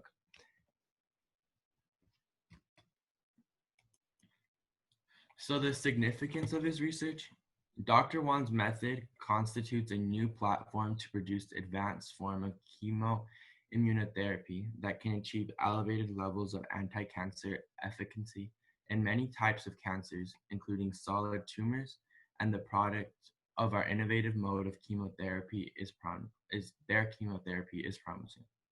This new technique helps to enhance the immune cell's anti-cancer activity, which is important because it decreases the amount of treatment and pain cancer patients have to undergo. Our final questions were how can we improve the potency of the drug? What is the process so that we can start clinical trials on humans? Can this method be altered to treat viruses such as COVID-19? How can we prolong the life of these NK cells? And what other methods are there of activating NK cells? And even though we don't have it here, we'd like to thank everyone from CME and for giving us this opportunity, especially our mentor, Dr. Han. Okay, thank you, Jorge. Are there any questions of Jorge? Right. So, hi guys, my name is Juan Manuel Fierros. My partner is Jorge. I'm pretty sure all you guys saw the presentation yesterday. And so our presentation is on the drug delivery system and cancer, and our lab was based on Dr. Young Woo Kwan's research. So here it goes. So specific questions we had before. Oh, okay. Do we just press the arrow? Okay. Yeah. So like questions we had before: what exactly is drug delivery, and what is research consisting of? What will our research contribute to society? What is cell culture? What are antibody drug conjugates and how they are produced? And then a few questions that I had before. I'm pretty sure you saw in the video. It was whether or not the ADCs are, if they're detrimental to the host of the tumor or not, which um, we'll see. So from Dr. Young Wook Wan's lab research, he researched on small molecule drugs, genes, stem cells, and natural materials. And like before, our mentor was Dr. Sun Jim Han. How can we improve the therapeutic efficiency of, or yeah, efficacy of the immunotherapy on cancer? So that was one question we had. So like when we were thinking of different things to do, Dr. Han actually brought up this whole like the first day we went, she brought up cell culture and antibody drug conjugates, which she said would be our main focus. And she gave us a brief explanation of what they were. So like what is cell culture? And it's the process by which cells are grown under controlled conditions, generally outside their natural environment. So if you saw from my presentation, I sort of gave a brief explanation of how that worked. So you would have to go under like a ventilated hood, and from there you would have to sort of prevent the spread of any like bacteria that may be lingering or anything, because it's like those cells, they need to stay protected. And so the NK cells that we worked with, which NK stands for like natural killer cells, which they work with the white blood cells, which are blood's natural immune system, or they help with immunity. And generally, they also help fight off the tumors. And antibody drug conjugates are also a class of, or a class of highly potent biological drugs built by attaching a small molecule. And I believe if you go to the next slide, or slides near here, it shows like a brief explanation of like the NK cell. But when we were looking at certain tasks that we can take inside of the lab, we had to look at the like what we had on hand. So the mice that we worked with, they had to be 6 months old, because for some reason those were the ones that were selected for the tumor growth. And they were all specifically female mice, because what we were doing was similar to breast cancer research, and the tumor that they had was similar to what women experience during breast cancer. A day before we went into the lab, we obviously had to collect the cells, so like the ADCs or the NK cells, and this process went through multiple. I had to go through like multiple centrifuges so we can collect the cells completely by filtering it through, and we had to freeze it, and then the next day we used them to inject them into the mice. And the way we did this was by giving them the anesthetic so they can stay unconscious while we're trying to measure the tumor. So like when we were measuring the tumor, we had to measure the area. But since like when I actually looked inside the I wouldn't say cages or the bins where the mice were, it's almost as if like a lot of the times they would easily get agitated. So the anesthetic helped them calm down. And I kind of got scared because a mouse's heart rate is like extremely fast. But yeah, once the tumors were measured, we injected them with the antibody cells through their dorsal vein, which is like the vein that's going down their spine and through their tail, we injected it through the tail. And once we gave them the antibodies, we had to measure the areas again just to see if there was any immediate results or like any sort of growth or shrinkage. And we did this as a way to check whether the tumors or whether like the ADCs had like this immediate effect on the mice. And we also worked with E. coli, which E. coli is a bacteria. And yeah, so when we were doing this, I also remember doing this in biotech, but basically what we did is we worked with the it was like this agar solution.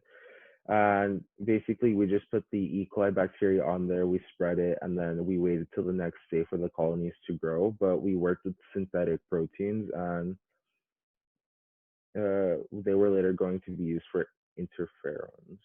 And here's a visual diagram of the NK cell.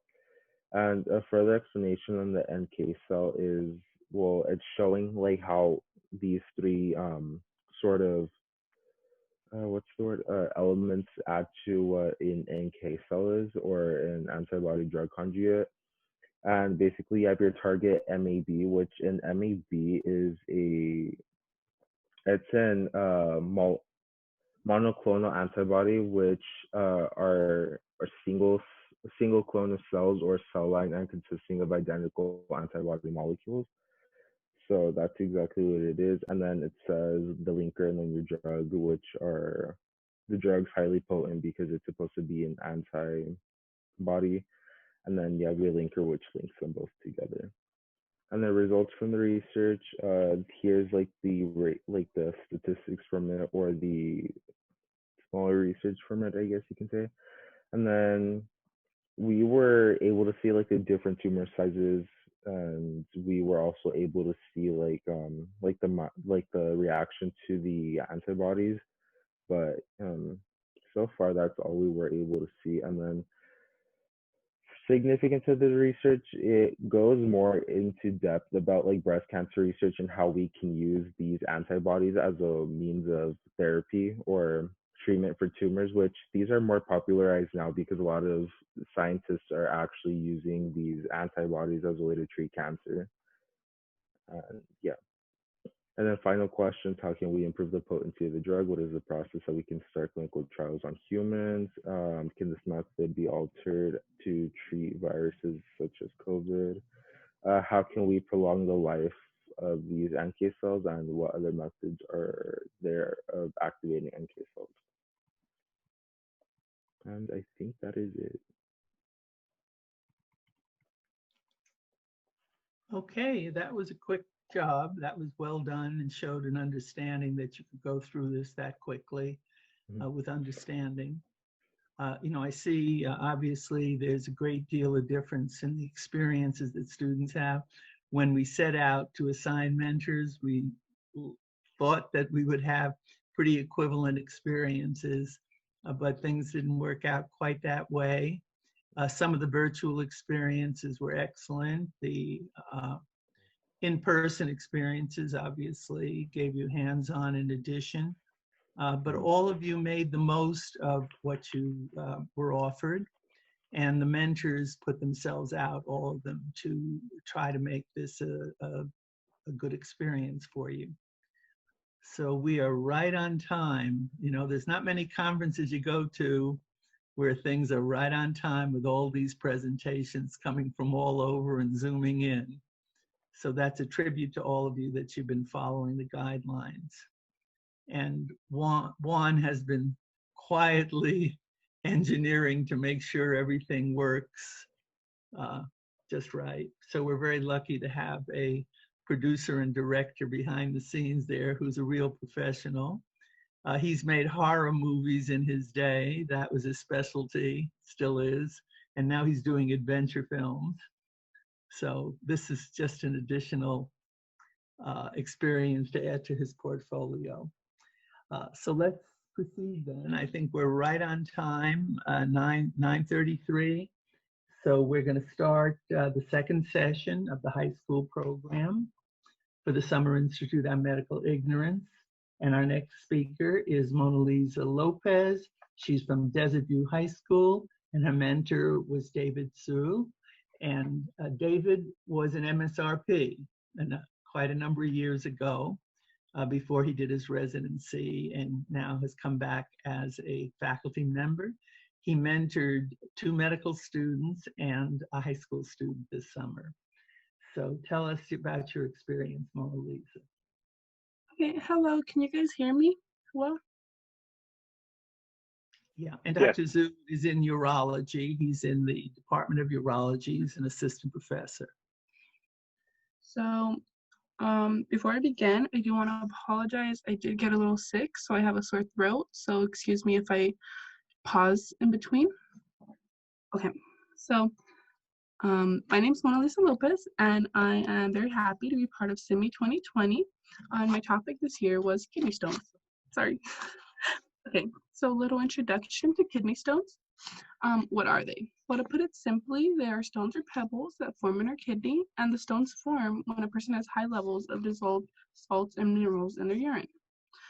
So the symptoms include an intense feeling to urinate, urinating more often, nausea, and sharp pains in the back or side. And how common are they? Well, 1 in 11 people would develop one. Kidney stone prevalence has been increasing in recent years in both men and women, but they are still more common in men. Why do we get them? Well, there are many causes. We can get them from low urine volume. This happens when we get dehydrated from working out too much, living in a hot place, or having a lack of fluids. Also, we can get them from our diet, bowel conditions, if a person suffers from obesity, any medical conditions, medications, or family history. And lastly, how do we get rid of them? Well, some stones can pass naturally or with medication if they're small enough. Others require some type of surgery, either ureteroscopy, shockwave lithotripsy, or percutaneous nephrolithotripsy, but it all depends on the size of the stone. So when I was assigned kidney stones, my initial questions included, are there certain foods that you can eat to avoid kidney stones? How long does it take for kidney stones to form? How long can you have kidney stones without realizing it? And do kidney stones grow if you don't get them removed in a timely manner? And what medications are associated with kidney stone formation? So progress made. After asking these questions, I had discussions with Dr. Zhou and Ava Wang, my mentors, and they were able to clarify a lot of the answers, and then they guided me towards my further research that I'm going to be presenting today. So my main question, when I was researching, I found that kidney stones are associated with certain medications that are used to treat migraines and seizures, meaning patients taking these medications for migraines or seizures could later develop a kidney stone. So that led me to ask, are there substitute medications that can be used for people who have migraines or seizures? After thinking about it a while, I thought, well, of course, because if one medication isn't working, you can simply switch to another medication. So that question was out, and my new question was, what medications are associated with kidney stones? I like this question because it allowed me to broaden my knowledge and ask and learn more, but turns out it was a little bit too broad, so that question was also out, which led me to my final question, which is what medications cause kidney stones? So before we go into medications that cause kidney stones, I did just want to point out medications that are associated with kidney stones. So we have pain medications like ibuprofen, ketorolac, acetaminophen, and naproxen sodium, also known as Aleve. And then we had medications that are used for medical expulsive therapy, meaning these medications are used to help pass your kidney stone. And they include alfuzosin, doxazosin, nifedipine, and tamsulosin. Sorry if I butchered those. Okay, so for medications that cause kidney stones, our first one is topiramate.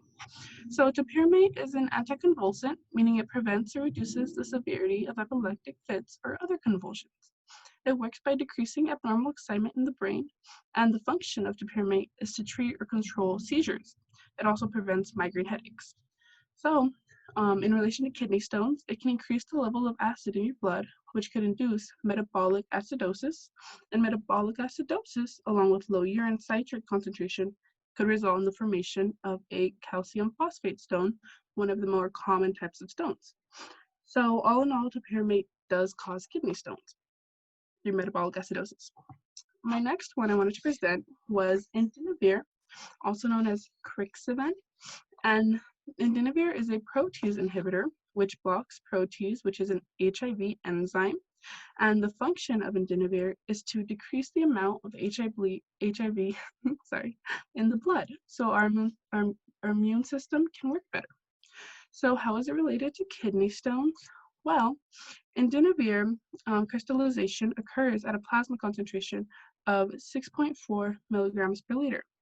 And at the recommended dose of 400 to 800 milligrams, the plasma concentration of patients with indinavir is already at 8 to 10 milligrams per liter, which is obviously much higher than 6.4.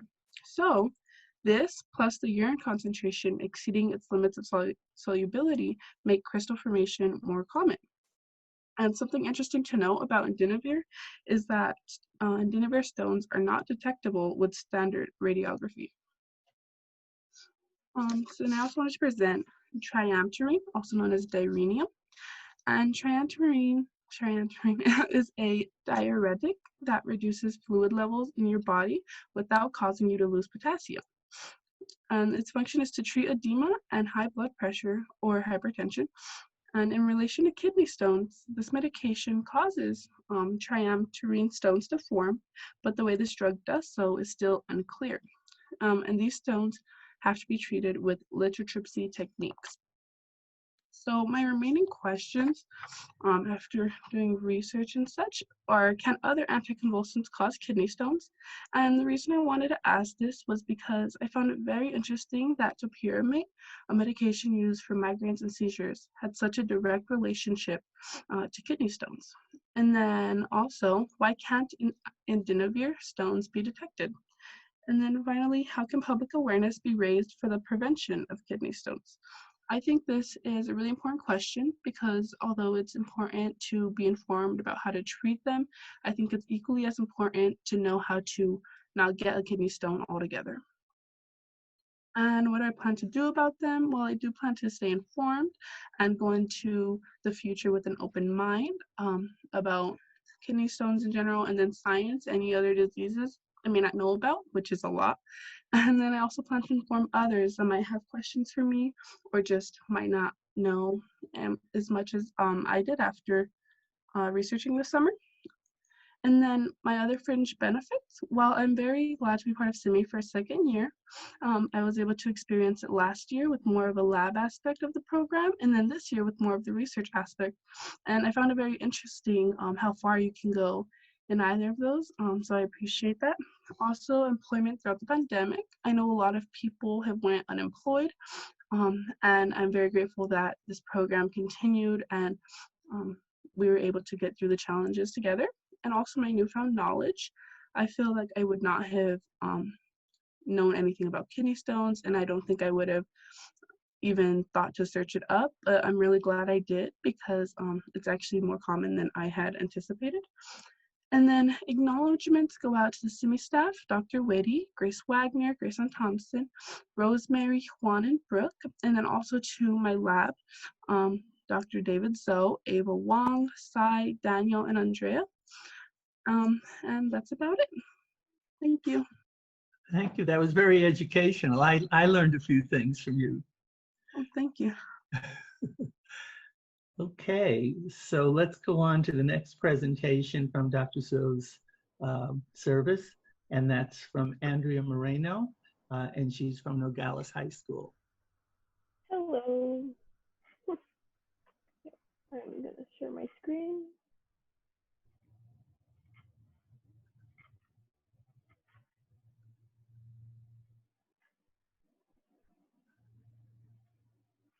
Are you guys able to see it? Yes. Mm-hmm. Okay, cool.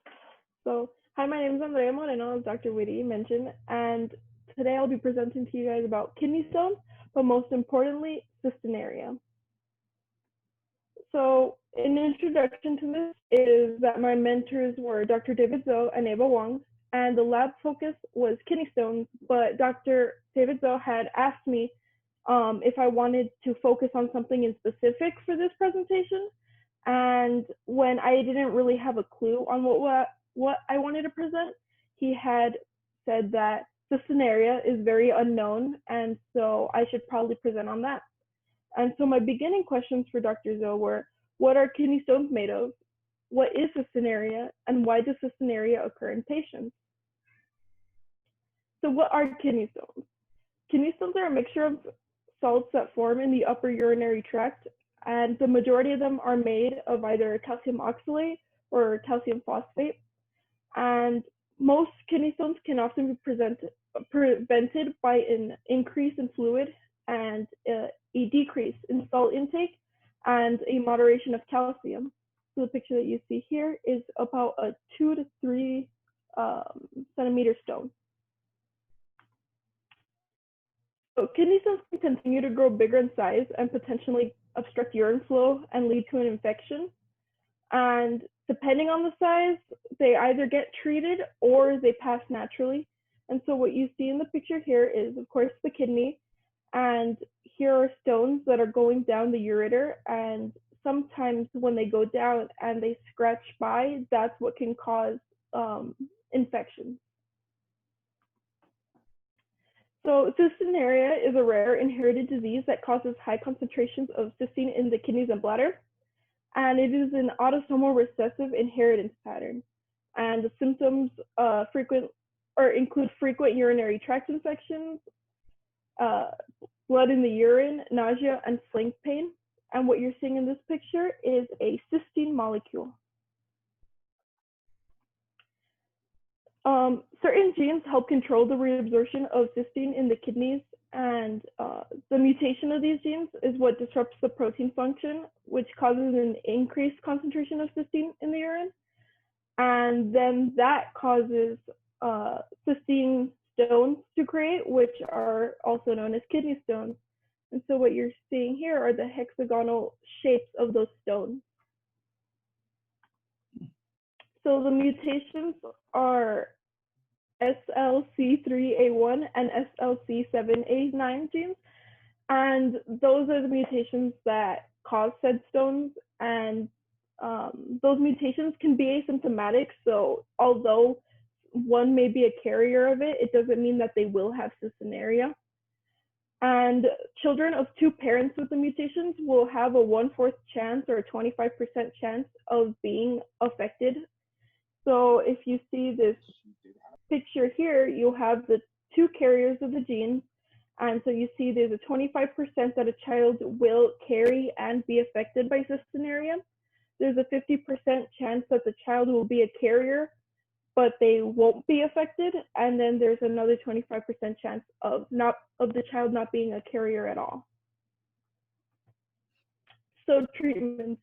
There's no known cure for cystinuria, so the treatment is pretty much focused on avoiding additional stones and pain. And so ways to help that is there's medicines that may help dissolve kidney stones, but it is a may. It doesn't help every time, especially with cystinuria. Change in diet, as said, an increase in fluids and a decrease in salts.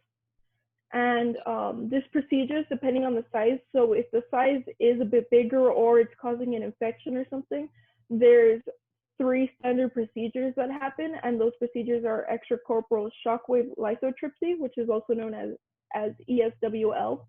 There's a ureteroscopy, and there's a percutaneous lephrolithotomy, which is also known as PCNL.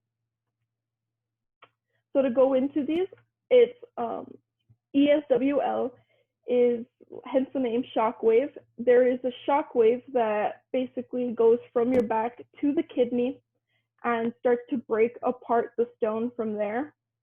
It doesn't require any cuts or anything, so it's an advantage is that it's not very invasive, but the disadvantage to this is it's not very effective. It doesn't work every single time, so it's not used as often as others. So next we have a ureteroscopy, And so that is basically a laser with a camera that is put in through the ureter, and you then get up to the kidney and break apart the stone then with the laser. So an advantage to this is it's way more effective, but specifically with smaller stones. But the disadvantage to this is there's a lot of discomfort that takes place after the surgery. And the last one is the percutaneous lephrolysotomy.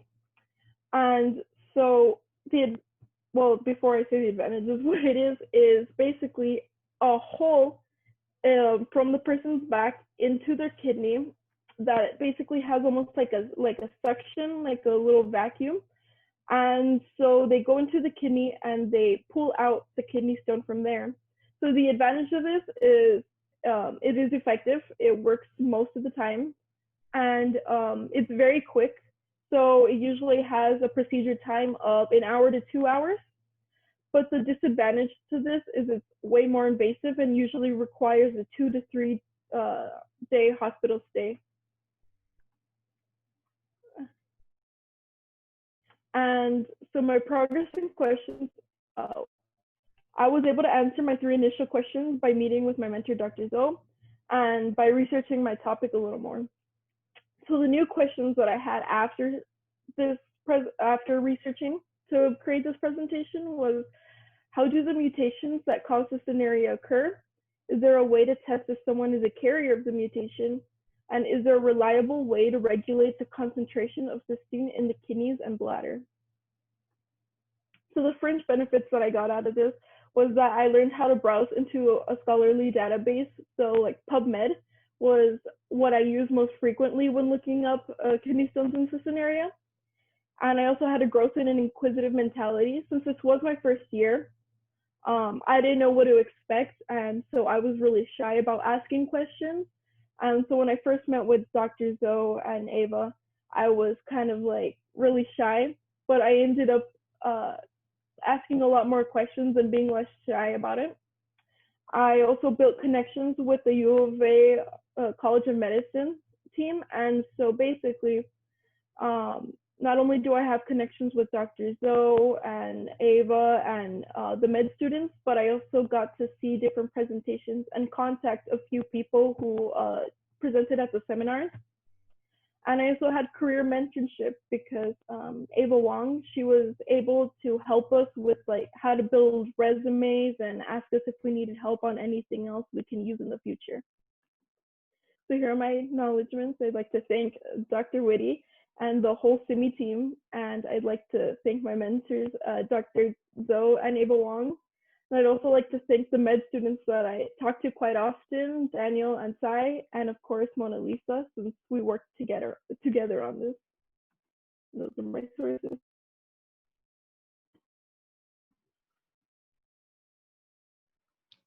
Okay, nicely done. Are there any questions from the audience about stones or about the work or the experience? I know it's 9:30, so let's wake up, maybe a question or two. I do have a question actually about the kidney stones. So they can be caused by medication or by dyschezia or something like that was the word. I'm sorry. But are there any like socioeconomic factors that you know of, or maybe health style issues that might cause them, such as drinking high amounts of soda or drinking tap water rather than purified water or something of the sorts? That's a great question. And of course, what happens is it can be a social economic problem too, because a lot of foods that we know that are like a lot cheaper, which a lot of people have like can afford a lot more than like healthier foods, have an increase in calcium, an increase in salts like sodium and stuff. And so that can cause an increase in obesity, and obesity is one of the factors that can cause kidney stones. Can I add to that? Yeah. I wanted to say that yes, I also had a similar question when I was researching because kidney stones can be formed when I mentioned when you live in a hot place. And so one of my questions towards the end was where is the most, like, what place kind of in the world develops the most kidney stones, because I figured that it would probably be hotter there. And then also, yeah, if you just maintaining a healthier lifestyle is recommended, not only to stop kidney stones but just in general to be healthy. So to answer your question, yeah, the kind of lifestyle you're living can affect whether or not a kidney stone is developed. There's also geography. There are stone belts in the south, et cetera, where there's a high incidence of stones. And how about gout and a few other diseases that are associated, certainly with rich diets and other things that antagonize that. Yeah, it was very informative, and you really went deeply. You didn't just Google or do a Wikipedia on this. It's very informative.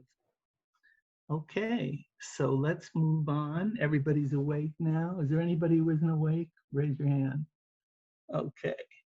We will now proceed with the next presentation. Oh, actually, no, it's a duet here again. Mohammed Taser, who's an undergraduate at the University of Arizona, and he'll be followed by Vivian Pham, who's from Sonora's Science Academy. And their mentor was Wei Zhou, who's professor of surgery and chief of vascular surgery.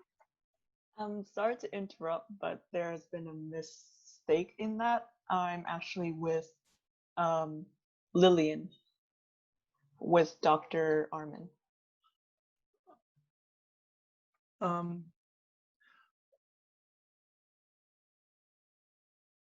Well, we have Lillian with Dr. Armin is next after this. Yes, I'm with her. Okay. My mentor. Yes. I'm a little confused. So what Vivian is saying is that she's part of the Armin doctor group, not. I see. I'm sorry. I thought it was Lillian talking. Oh, okay. So it's just Mohammed Taser, who's an undergraduate at the University of Arizona, who worked with Wei Zhou. We should correct that on the schedule.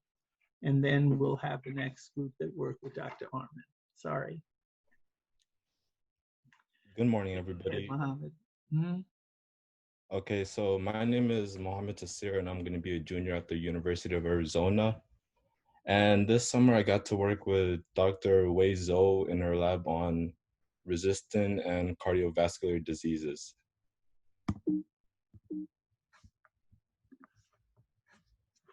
Before I get started on the lab, I want to give a little background information about this disease. So cardiovascular diseases are diseases that affect the heart and also blood vessels. And it is known to be the leading cause of death worldwide. And some of the risk factors associated with CVD are obesity and diabetes. And scientists really struggle to find a molecular connection between these risk factors and also CVD until resistant emerged as this possible link.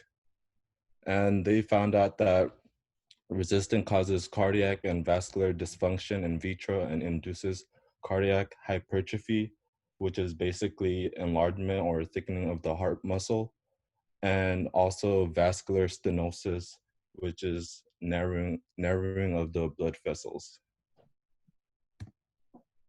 The lab objective is to examine the role of resistant as a screening, diagnostic, or prognostic biomarker in atherosclerosis, coronary artery disease, and peripheral artery disease. And the main question they're looking to answer in this lab is, what is the mechanism in which resistance leads to cardiovascular diseases? So my initial questions for the lab were, what is resistant and how does it affect the body? Why is the ApoE gene important in this lab? And what phenotypes are being examined? So to answer the first question, resistin is a protein hormone that is encoded by the RETN gene, and it is expressed on the X chromosome, which basically means that it is a sex-linked gene, and that females have two potential carriers for the gene since they have two X chromosomes, and the male only have one potential carrier for this gene since they have an X and Y chromosome. And in humans, this protein is produced by macrophages, which are white blood cells, and in mice, they're produced by adipocytes, which are fat cells. And it is important to note this difference because since the lab is tracking the pathway of resistance, they need to make sure that these cells follow a similar pathway. So that's why later on I'm going to talk about why they need to inject the gene that produces the resistance from the white blood cells into the mice. And resistant also possesses hormone-like activity and also impairs insulin signaling. And some of the effects to the body of resistant are that it can lead to inflammation, insulin resistant, atherosclerosis, heart failure, and other types of heart diseases. So human macrophages that are treated with the resistant leads to a number of differentially expressed proteins that may have something to do with the chronic inflammation in diabetes and atherosclerosis. These proteins are involved in metabolic processes, signal transduction pathways, immunological and inflammatory responses, exosome and mitochondrial functions. The proteins promote vascular smooth muscle migration, cell migration, proliferation, which basically is an accelerated growth of these cells, and also dedifferentiation, which basically means that these cells lose their specialized characteristics. And hyperresistinemia, or high levels of resistance, also plays a role in different diseases due to their ability to influence insulin resistance. And these are diseases such as metabolic syndrome, type 2 diabetes, again, atherosclerosis, and chronic inflammation. So this is a graphic about the cell culture experiment that was being done in the lab. You can see right here, this is THP1 cells, also known as leukemic monocytic cell lines. And basically there was two groups, one group that was treated with resistant and another group that was untreated with resistant. And after allowing for some time to grow, the macrophages secreted exosomes, which are examined for the different protein contents that are in the exosomes. And exosomes are basically vesicles that transfer molecules from one cell to another. And after these exosomes were examined for the different protein contents and to see which proteins they upregulated or downregulated, they were treated into the smooth muscle cells to also see their effects. So these are images of those cells after they were treated with exosomes. So why is the ApoE gene important in this lab? ApoE basically means apolipoprotein E, and it is expressed on chromosome 19. And this gene is responsible for packaging cholesterol and other fats and carrying them throughout the bloodstream. And it kind of has the opposite effect of what resistance does in making inflammation less likely to occur, since they help the fats move along the bloodstream. So I particularly got to work with genotyping the mice in this lab, and the purpose of this genotyping is to get mice that have a specific genes, and the mice models we were looking for are mice that are knockout for ApoE, which basically means that this ApoE gene is not going to be expressed in the mice DNA, and knockout for the resistant gene, which also means that this is the mice resistant gene, which is secreted by the adipocytes, as I said in the beginning. And we want to basically make sure that this gene is not also expressed in the DNA. And and they want to also introduce the human resistant gene, so to better mimic the same pathway as in humans into the mice. So this is some pictures of the experimentation I was doing and the tools I was using. On the upper left, you can see some sample strips of when I was conducting DNA isolation, and basically this allowed me to get isolate the total DNA of the mice from the tail snips of the mice, and then use them to perform a amplification. Which I used the PCR machine, and so they would use specific primers to amplify certain regions of the DNA, such as the regions that code for the ApoE gene and the transgene and the mice resistant gene.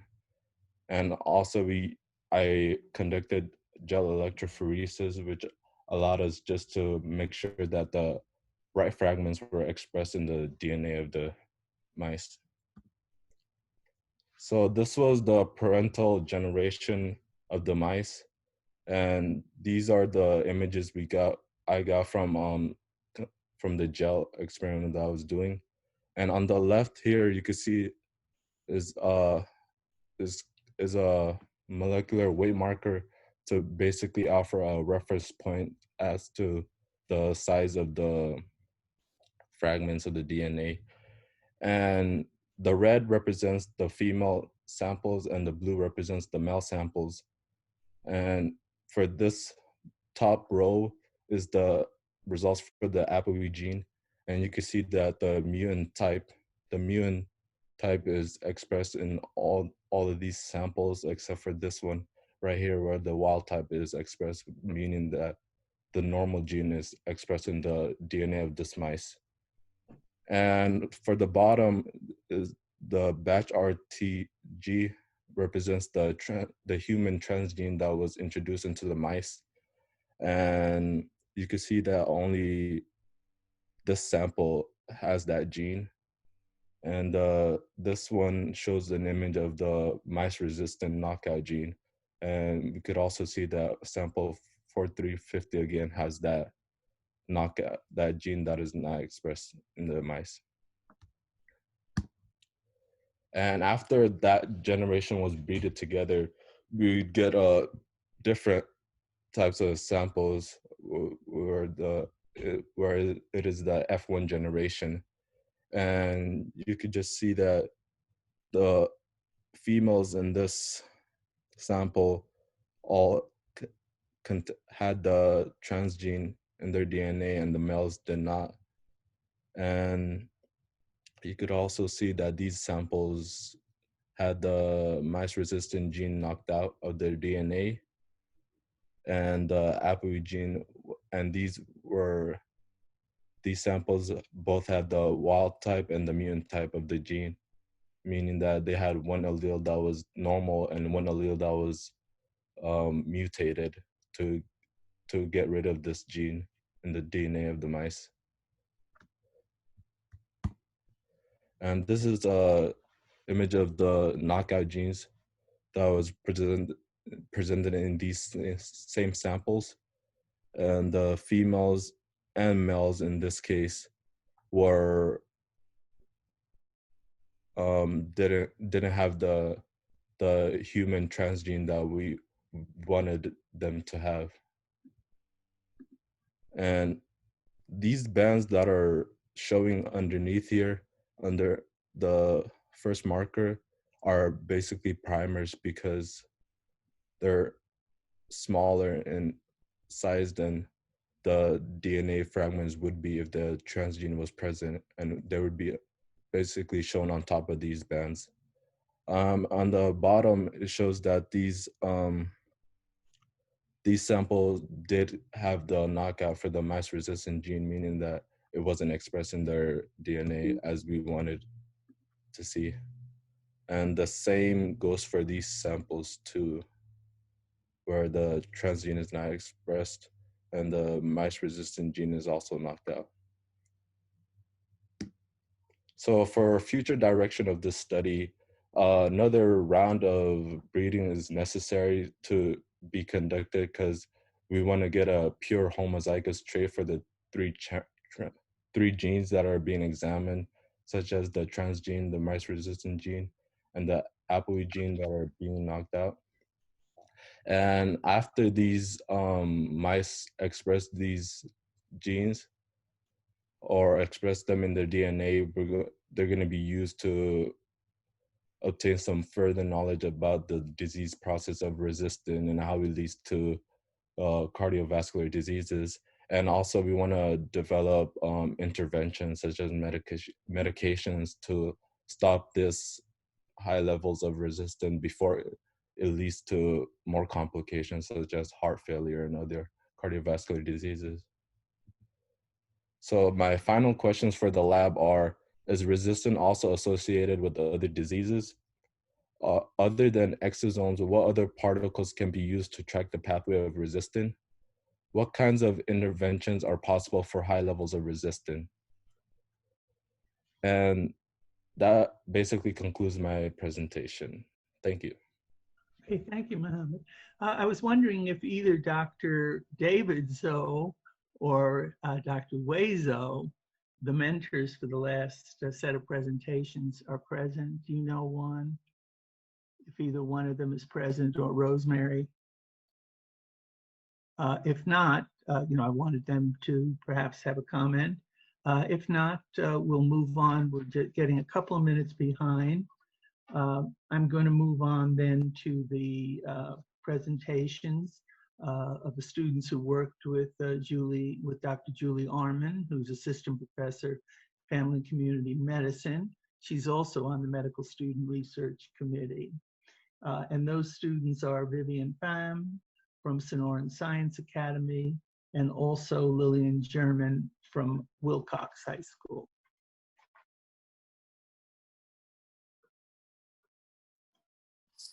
Okay. And put on your videos, students, because when these things get recorded and we want to show the participation, also I want to emphasize in the Faculty Senate the importance of having the students put on videos during a class. I think it makes it look like it's a real in-person class. Otherwise, it's a bunch of names. All right. So this summer I got assigned to do, everybody could see and hear me and my screen? Yes? Yes. Okay. This summer I got assigned to work on the Renew project, and before I get into my initial questions, I'll give you a little bit of background on this. So about the project. I worked with Dr. Julie Arman, who is our mentor and co-investigator of the Renew project, as well as Alicia Allen, who is the project manager.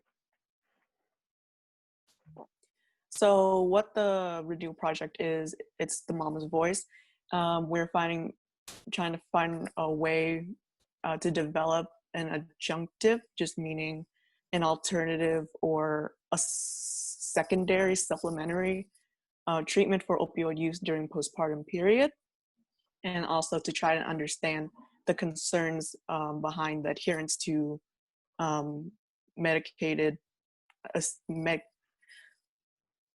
medication-assisted treatment. So my initial questions, a lot of them were prior to me knowing about the project proposal.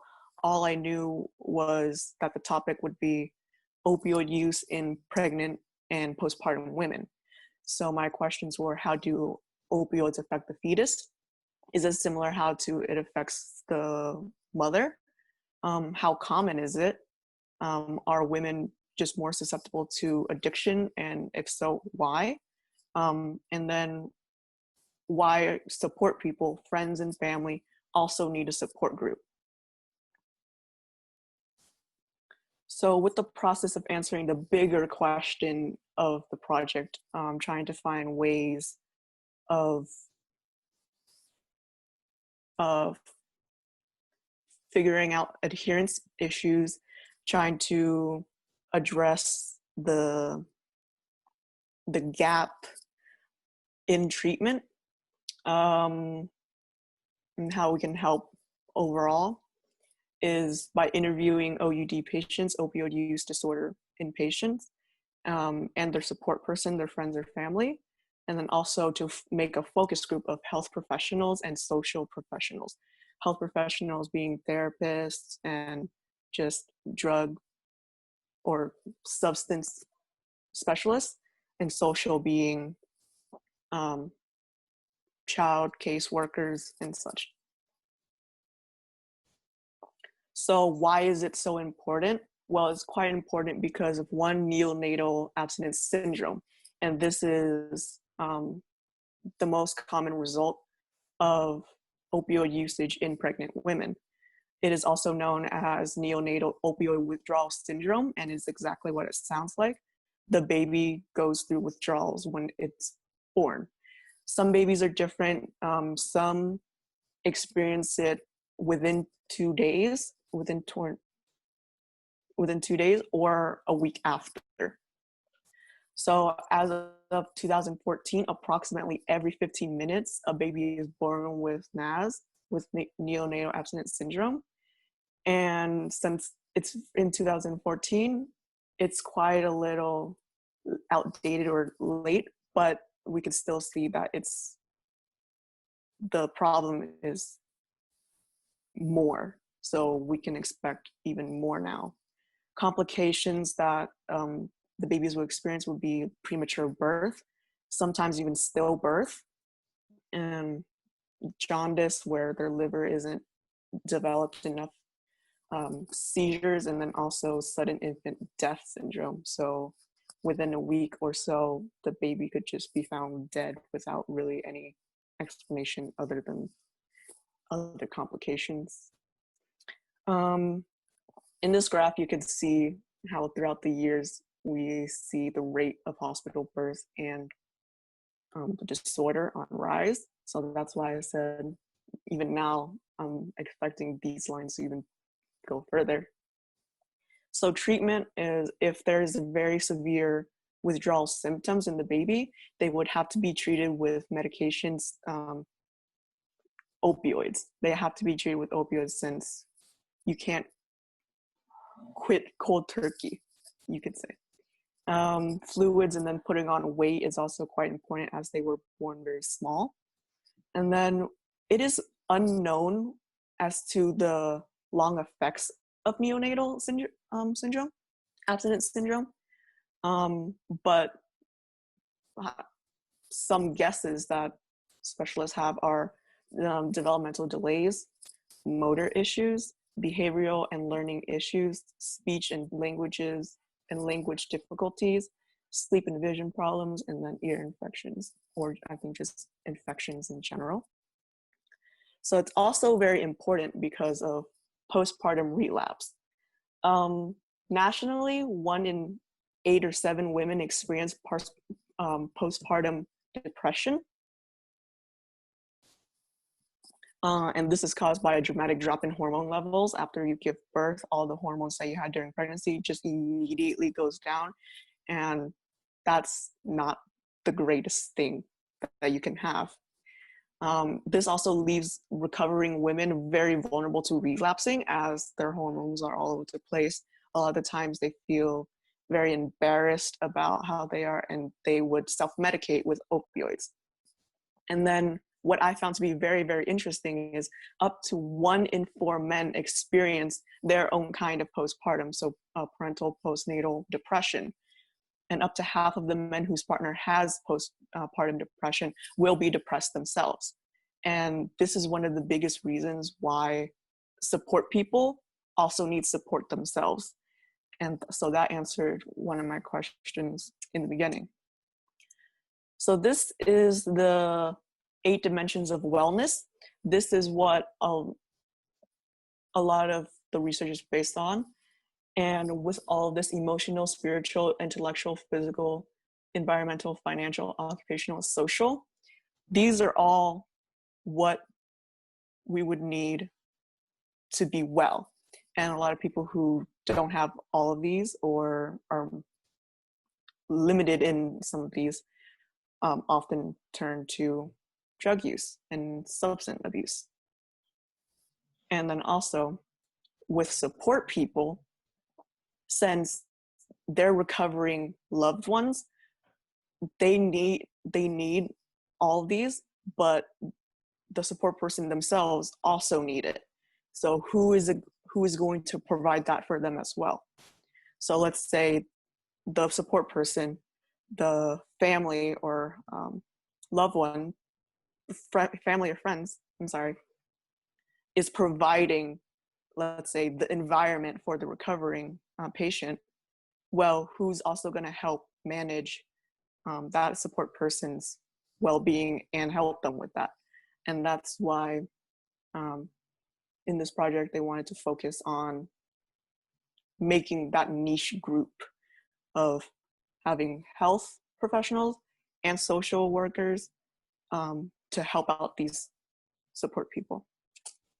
So my participation in this is I was put to work with recruitment search, so looking for places for possible recruitment of support people for families and friends.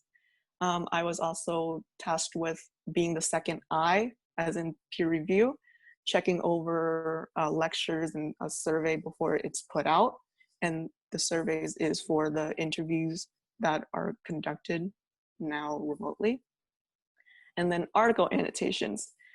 We're currently still working on this, so I can't answer too much questions relating it. I know how to do article annotations in theory. However, I have yet to put that to the test. So that just means I'm reading and noting articles of past research to help coding with our own data. Coding just means quantifying the data, comparing it to past works. So the benefits and drawbacks of my role or of my experience is I experienced a very different type of research and methods. Going into this, I thought I would be working in a lab, clinical lab, and that is what I'm very most interested in. However, this research, as it's mostly for social science, is quite different, and it's really opened me to what research really is, like more about research. It also exposed me to a new topic. Before, I didn't really think about opioid use in pregnant women. I never really thought about it. And I guess it was always in the back of my mind, but never in the forefront. I also, it's embarrassing to say, but learning more about the pregnancy and reproductive health in women. Quite embarrassing, since I should know a little bit about that, but I don't. And I'm glad I'm more exposed to it now. And then also, it was a lot of self-research on my end. And that's a good thing, but also it's a double-edged sword, as in the drawbacks. I didn't learn different methods of research and finding recruitment. I just did what I know rather than having more information given to me. And then also limited information. The topic is quite niche, and so finding more past works and exactly what we're trying to do is kind of hard, and I think that's one of the problems and one of the conclusions that we can go into. However, we also didn't have a lot of, my partner and I, we didn't have a lot of access to data, as that was confidential. And so what we have to work with more is the support roles, so help finding and all that. So my remaining questions I still have a lot of my initial questions unanswered, as most of my initial questions is more based in the clinical science, and my mentors couldn't really help me answer those, as that was not their specialty. However, they did give me resources for me to go and answer that question myself, and that is what I'll be doing to answer these questions after this. And those two questions were, how do opioids affect the fetus? Is it similar to the women, to the mother? Are women more susceptible to addiction? Why? And then the new questions that I developed is, what is the link between smoking and vaping and opioid use? In the survey that we had to look over, they were questioning about smoking and vaping. And my partner and I thought, how is that related to opioid use? So we did brief research, and there were two contradicting answers, and we didn't know why, like how, and so that's still a remaining question. And then, is MAT in any way harmful to the baby? Because it acts kind of similar to opioids, however, it's not. It's supposed to help starve off the mental and physical aspect of addiction. So is that harmful to the baby at all? And then, can we use what we know about adherence to birth control, as well as the different types of birth control? We have the implants, rings, and all that, and apply that to MAT? As I know, with a few, there are implants. However, it could have a lot of innovations made, for sure. Acknowledgements, of course, I would like to thank the SUNY staff for even giving me the opportunity to work this summer. And the Renew team, they were very welcoming. They answered my questions, though stupid some may be. They answered it well. And then I would also really like to thank my lab partner, as she stayed up with me in the night to help me research some of these and to help me understand a lot of the material. Questions? Any questions from the audience? If not, we'll go on to Lillian German. Is Dr. Anton here, or Dr. Allen? No, they were unable to attend okay, so today. we'll go ahead to Lillian, and then we'll see if there are any more questions coming from that, from the audience.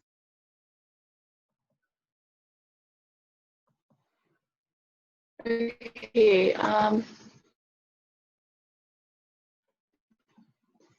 is that visible? Not yet. Okay, sorry. There, we see it. Okay. So as Vivian said, we worked on the same project on opioid use disorder in pregnant and postpartum women. And these were our mentors. We worked with Dr. Julie Arman and Alicia Allen. So since Vivian already gave a little bit of background about the project itself, I'm going to start with my initial questions. And I don't know if you can see the bottom right-hand corner, but I put ignorance on the topic itself because going into this project, I looked at what we were assigned, and I thought I didn't really know that I didn't know about this. So it was one of those things on the ignorance map that I didn't know I didn't know. Good one. So some of my questions were, how is opioid use disorder being treated? What is MAT, or medically assisted treatment? What are the consequences for the fetus and children of women with OUD? And why is it important to target women in specific? And does smoking count as OUD? So the big questions for the project itself were the following. What are factors that concern adherence to MAT in pregnant and postpartum women?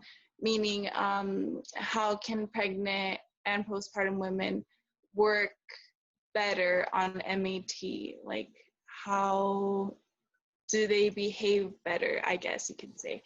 And how can behavioral treatment effectively improve compliance with OUD treatments during the high risk of postpartum period? Because that is when women are most susceptible to relapse. And then to look at the big question, the RENEW team conducted research on pregnant and postpartum women with opioid use disorder by making surveys for their support systems, as well as like bringing in women with these problems. And they also were working with self-identified support persons, all while still using medically assisted treatment. And the MAT, I don't know if everyone's familiar with this, but methadone and buprenorphine and naltrexone are all 3 forms of medically assisted treatment. And how that works is they are all given at higher doses at the start of the treatment, and doses decrease slowly to assure adherence. So one of the questions that came up while interactively being in meetings with the RENEW team was, wouldn't women get addicted to these medications and like their addiction kind of shift from opioids to other medically assisted treatment? And the way they answered that question for us was by telling us that it starts at higher doses and decreases slowly. So I thought that was important to share. And some consequences for the fetus and children of these women are, as Vivian said, neonatal abstinence syndrome, which can cause be from the mother being addicted to these opioids. And some prenatal effects are miscarriage, premature birth, low weight, and addiction. The baby can be born with addiction. And fetal development, there can be abnormal growth, alteration in neurotransmitters and receptors. And all this happens because drugs are transmitted to the baby through the placenta. And another thing I thought about was, why is it important to target women with OUD? Because opioid use disorder doesn't just affect women, it is an epidemic. And so I thought to myself, why is it important to target women? And that is because they're most likely to relapse during the postpartum period and they have to improve for their children, of course, because if not, they get taken away from their mothers. So, and women are also more susceptible to overdoses, and this has increased almost by 400% in the United States. So my personal contribution to the project was, we did community-based recruitment possibilities by looking at social media such as Facebook. We found a lot of support groups for support systems. And we also did potential recruitment sites and groups by looking at like the Tucson area and trying to find support groups for the women themselves with the opioid addiction. And then we also looked at previous research to help determine findings. So those were the annotated bibliographies that Vivian was talking about. And my personal benefits, where I learned how to do these bibliography annotations, which I didn't know about previously. And we both learned a lot about women's reproductive health. And independent research practice, we got a lot of that as we looked up a lot of the questions ourselves. We would FaceTime sometimes and just debate and kind of talk about our questions for the day. And then some other benefits were I acquired a lot of new knowledge, but of course I gained some ignorance with that as well. And I created bonds with people, with Dr. Julie Arman and Alicia Allen, and of course Vivian and the Renew team. So one of my remaining questions is, does smoking count as opioid use disorder? This was a research discussion with Vivian. Actually, we talked about it a lot last night, and we were very confused, as she said, because there was contradiction. So we don't think that smoking cigarettes or vaping itself are considered opioids, but we do know that it causes some sort of like trigger or something. We're not too sure. That's why it's still a running question. And my acknowledgements, thank you to my mentors, Julie Arman and Alicia Allen, and of course the Renew team that also helped us with that. And the semi-staff, Dr. Woody, for making this program possible, and the rest of the semi-staff for answering questions and being there for us, helping with the program. And Mr. Ty White, my chemistry teacher, which recommended I do this project. He has opened a lot of doors for me, and I just wanted to thank him. And Vivian, my coworker, thank you so much. Any questions?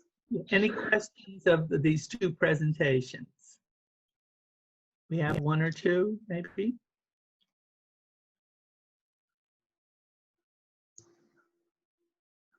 Any questions from the audience? Okay, if not, we'll move on to the next. Actually, I have a question. Okay, go ahead. So on the disease paper I was working on, it's on schizophrenia. And it said one of the causes is, or a risk factor is the complications at birth. And in Lillian's presentation, it said that it alters the neurotransmitters.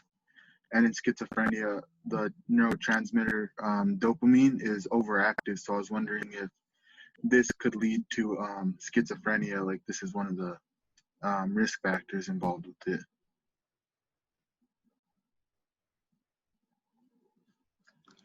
Vivian, that is a good question. I don't think we can answer that. No, I don't really know. I can with the very brief research that I did on this. So, and it would require a long-term follow-up. Yes, May yes, not because have been done in these. There's plenty I have no idea about pregnancy. There's plenty I have no idea about postpartum. But when I was reading up on postpartum, there are different types or like different things that it can trigger. So in some cases, it can trigger a psychosis, which is quite rare. But that is what makes some women want to kill their own baby. There's also there's a postpartum OCD, so that's quite self-explanatory. And I don't doubt that schizophrenia can result from it. I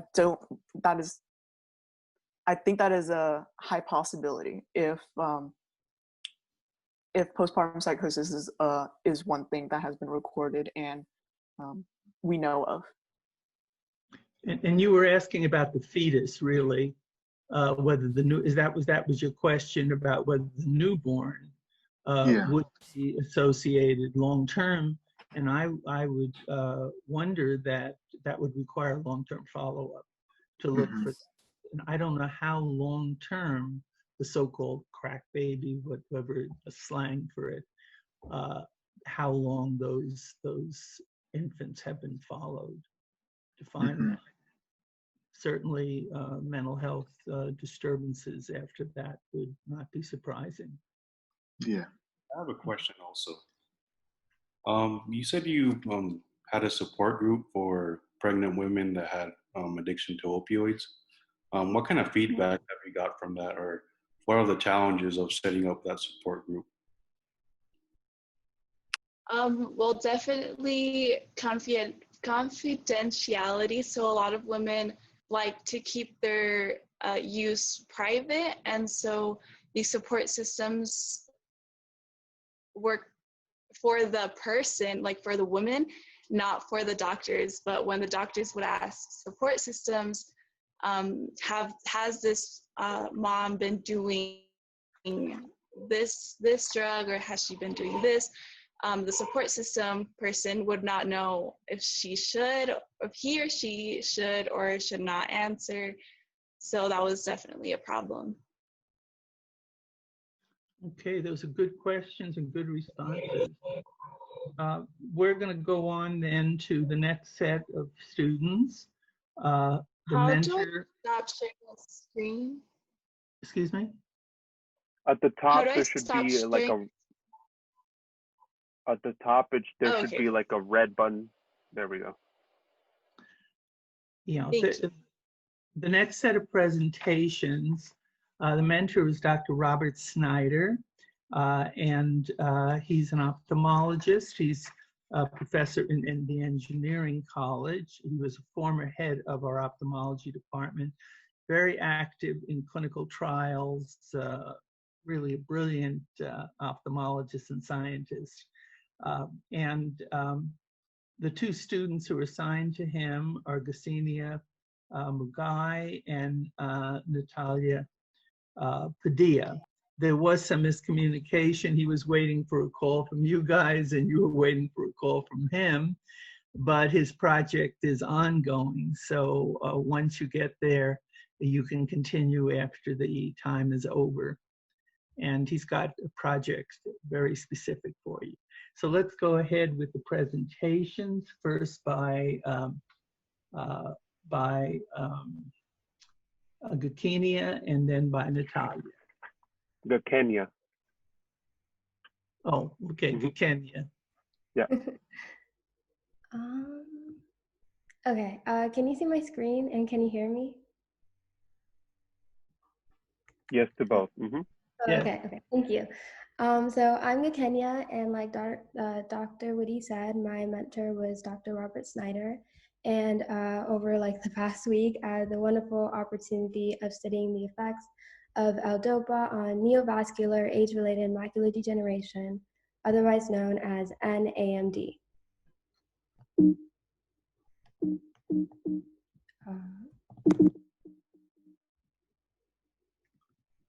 Oh, okay, sorry. Before I begin with my questions, just an overview. Age-related macular degeneration, or AMD, is an eye disease that affects the macular part of your eye. The macula is the center region of the retina, which gives us the ability to see in great detail. So in this graph, you can see that the yellow outline is the retina, and in the center of it is the macula right here. The effects of AMD is a loss of your sharp central vision. It is a lesion cause of blindness, and it typically affects people of the older generation, so like people of the age 65 and older, or like 75 and older. And although AMD is researched widely, the cause of AMD is still unknown. Neovascular, or wet age-related macular degeneration, NAMD, is one of the two types of AMD. The other type is non-neovascular AMD. NAMD is very severe, and it's when the protein VEGF, vascular endothelial growth factor, is overproduced and too many blood cells are formed in the back of your eye. These blood cells get really big and they start to leak fluid in the back of your eye, and that fluid damages the macula, and when your macula is damaged, you start to lose that sharp central vision. And on the right, you can see some of the fluid in the eye, and that blue arrow shows subretinal hemorrhage, which is the accumulation of blood in the neurosensory retina and the retinal pigment epithelium, the RPE. The current treatment of NAMD is anti-VEGF injections. You inject these anti-VEGF proteins in your eye, and what it does is it blocks VEGF, so VEGF is not overproduced, so you don't form those blood vessels, and so you have less of a chance of obtaining NAMD. So my beginning questions before I began on this journey of figuring out the effects of L-DOPA on an AMD was what was that anti-VEGF injections were not. I understood that there were some positives that L-DOPA could accomplish, and one of them was that with anti-VEGF injections, one of the consequences is that it can sometimes lead to retinal atrophy, and retinal atrophy is when the retinal tissue is damaged, and when the retinal tissue is damaged, this can lead to your vision to deteriorate. So one of the reasons people were looking towards L-DOPA was because they wanted to avoid this consequence. My second question was, how does the subretinal fluid damage the macula? I knew the fluid damaged the macula, but I wanted to know how and why. So before I begin, I should outline one of the theories of age-related macular degeneration. There are many thinkings of how AMD occurs, but nobody really knows for sure. This was, I guess, one of my favorites and the ones that to me made like the most sense.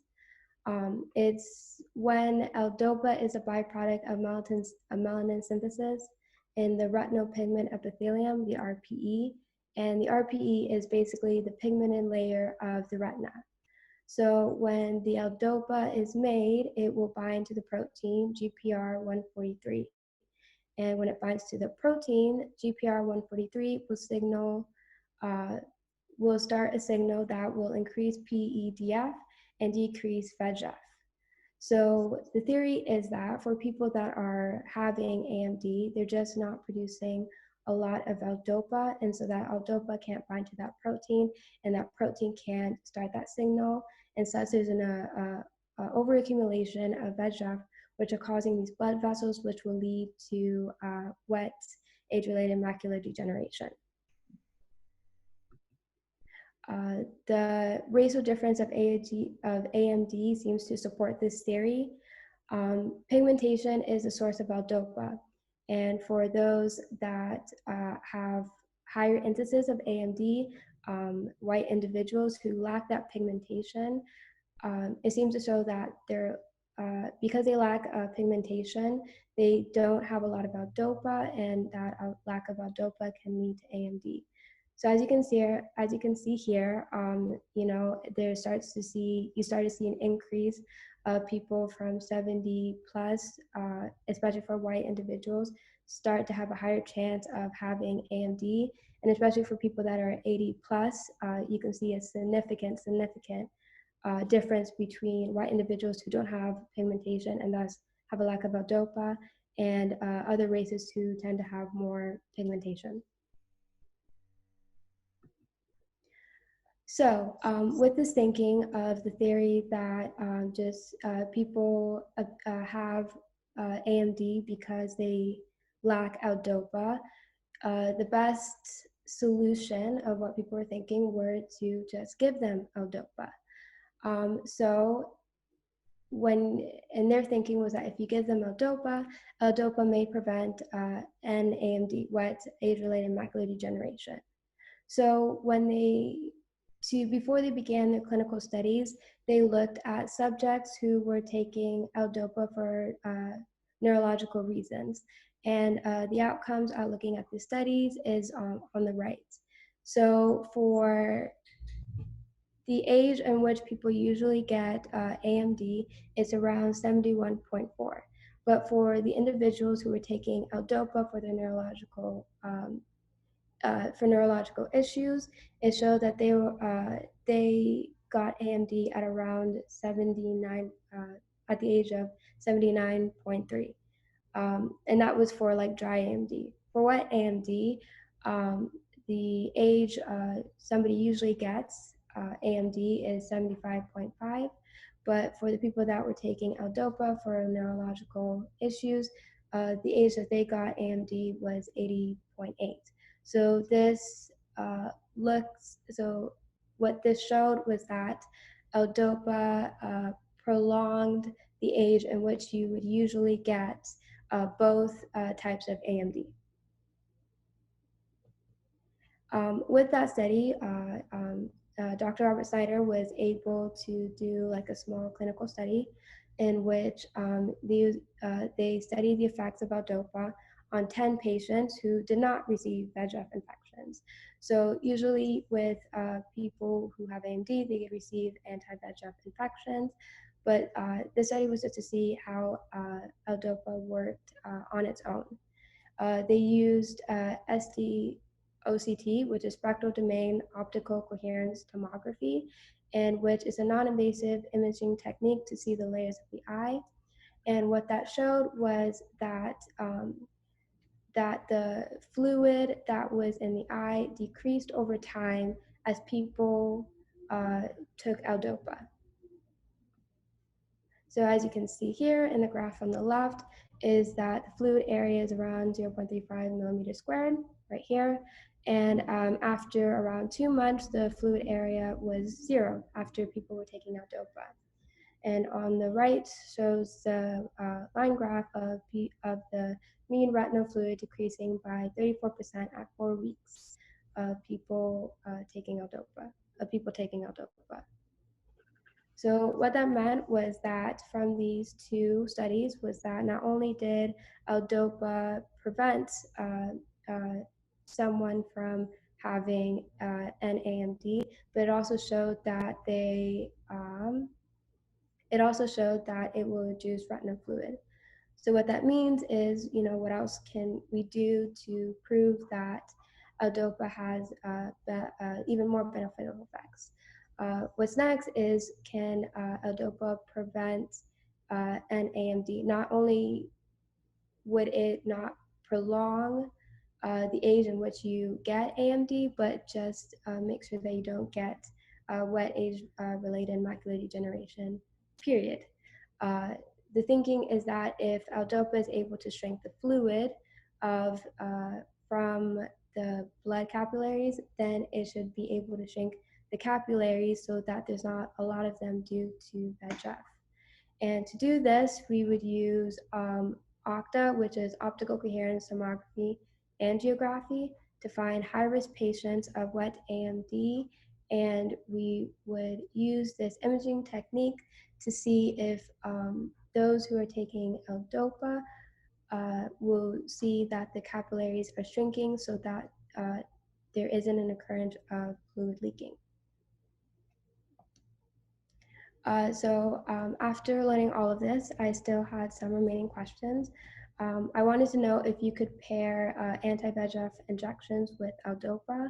I know the consequences of anti-VEGF injections are counterproductive, but I wanted to know if L-DOPA didn't work completely, would pairing them with anti-VEGF injections produce the ultimate result? Or will L-DOPA completely get rid of the need for anti-VEGF injections? I also wanted to know what dose of L-DOPA is the most effective. And also during these findings, I did answer one of my other questions of, why does the fluid hurt the macula? And I found out that the fluid causes buildup in the macula, and that causes the macula to swell and thin it, and that distorts the vision. And that was what I learned through Dr. Snyder and through the studies I read. And I really like to thank Dr. Snyder because I very much enjoyed learning about NAMD. And I want to thank the CIMI staff, especially for giving me the opportunity to work with this wonderful program and to study age-related macular degeneration. Thank you. Questions? Kenny. Okay, let's go on to Natalia.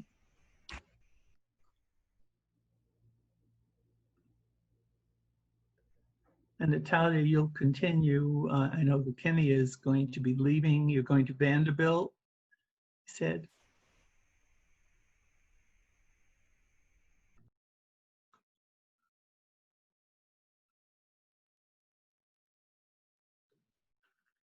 Can you guys see my screen? Yes. My name is Natalia Padilla. I just graduated from Sunnyside High School and I will be attending UC Berkeley. And I worked with Dr. Snyder in the ophthalmology department, where he was researching if L-DOPA can defend against age-related macular degeneration. So some of my beginning questions were, what is AMD and how is AMD treated, and what is the difference between dry AMD and wet AMD, and what is L-DOPA? So age-related macular degeneration, or AMD, is a progressive disease that usually occurs in patients over the age of 50. And there are two types. There's dry AMD and wet AMD, or neovascular AMD. So the difference between dry and wet is when dry AMD starts to begin, small to medium drusen droplets and pigment abnormalities begin to appear in the macula center of the retina, along with the choriocapillaris becoming patchy and thin, and alterations in the retinal pigment epithelium, or RPE.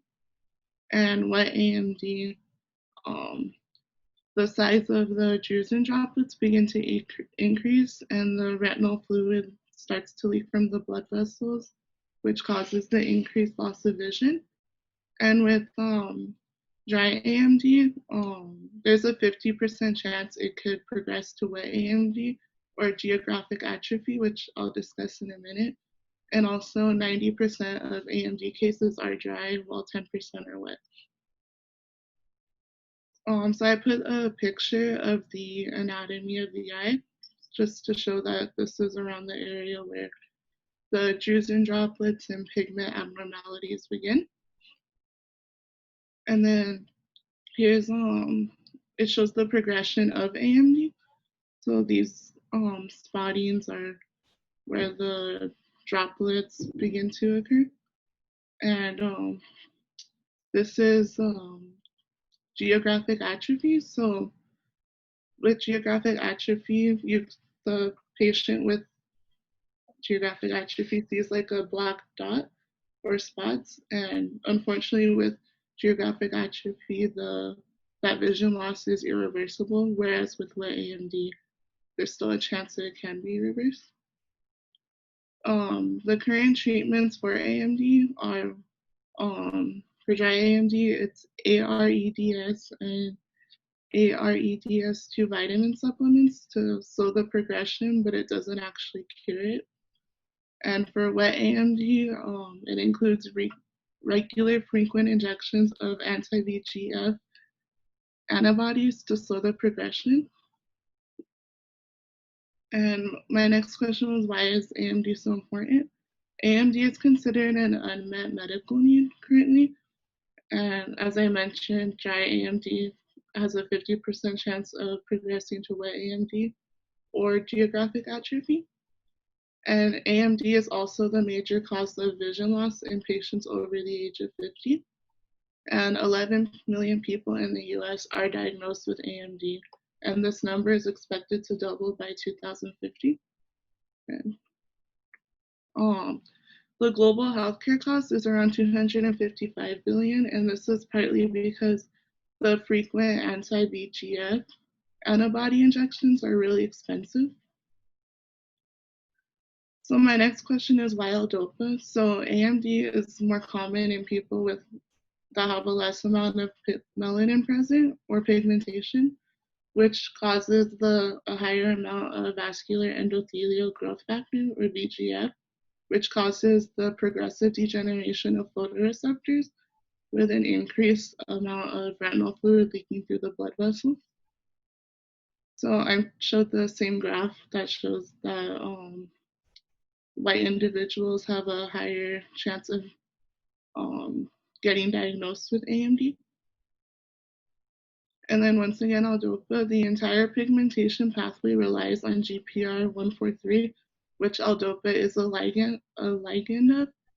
So it synthesizes the melanin, which will decrease the amount of VEGF present to properly prevent AMD progression. And I put a picture of the GPR143 pathway and the melanin and the L-DOPA synthesizing the melanin. So the main hypothesis of the lab is that L-DOPA can be used to treat AMD. And one clinical study that Dr. Snyder showed us was one where there was 5 patients diagnosed with wet AMD, and they were all treated with L-DOPA, and they all completed the study, and none of the patients required the anti-VEGF injections throughout the study, and all 5 of the patients' visions improved, and the retinal fluid in their eyes decreased. So I just included one picture from that study. So this is like the beginning week, and this is by week 4 of taking L-DOPA. So you can see the fluid area has decreased. The opportunities for innovation for this research is that L-DOPA may prevent the onset of geographic atrophy and wet AMD progression for dry AMD.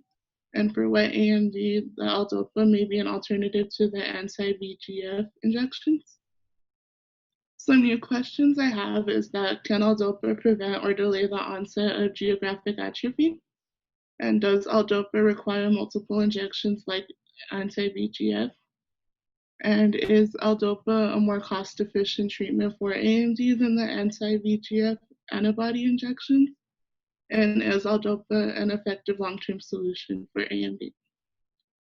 Some of the fringe benefits that I got from doing this research is learning how to read and understand past research and clinical trials, as well as gaining confidence in being curious and embracing ignorance. And I wanted to thank Dr. Snyder and his team, and got Kenya as my lab partner, and Dr. Whitty and the CME staff for giving me this opportunity. Thank you. Okay, any comments or questions? I have a comment. You know, this whole project really is an Arizona-based discovery. Dr. Murray Brilliant, who you didn't meet, but he's been a speaker here. He's currently up in Wisconsin, but he was a geneticist in pediatrics, and he was particularly studying albinism, which there's a high, genetic association with the Navajo population. There's a very high incidence of albinism. So he was studying that particular aspect and the visual changes. And Dr. Brian McKay, who's a basic science in ophthalmology, was studying the changes in the retina and got involved with the L-DOPA connection. And then Dr. Snyder, so it was a ring of 3 people, then picked up and has done the clinical trials. So this is something that's really a Tucson, Arizona discovery that may be really groundbreaking. The other aspect is VEGF itself. The VEGF, the vascular endothelial growth factors, were discovered in 1989, and there's a lymphatic one as well.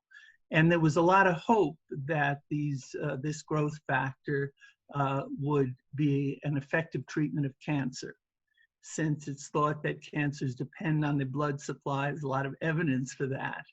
But the clinical trials have been very disappointing in cancer. There's been some effect, but not much. But the effect on macular degeneration is dramatic.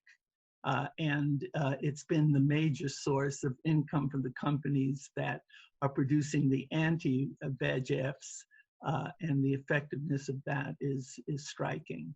And there are 2 companies. The drug is very expensive, but it's also very effective. So it's interesting how drugs that were thought to be blockbusters for cancer end up, the inhibitors, being a blockbuster for a major cause of blindness. So the way these discoveries have occurred, the collaborations of basic scientists and clinicians are really great examples of translation. The other comment I wanted to make is you have all been sitting here, hopefully, and you're there, even though the videos aren't on. You're really getting a tremendous course in medicine.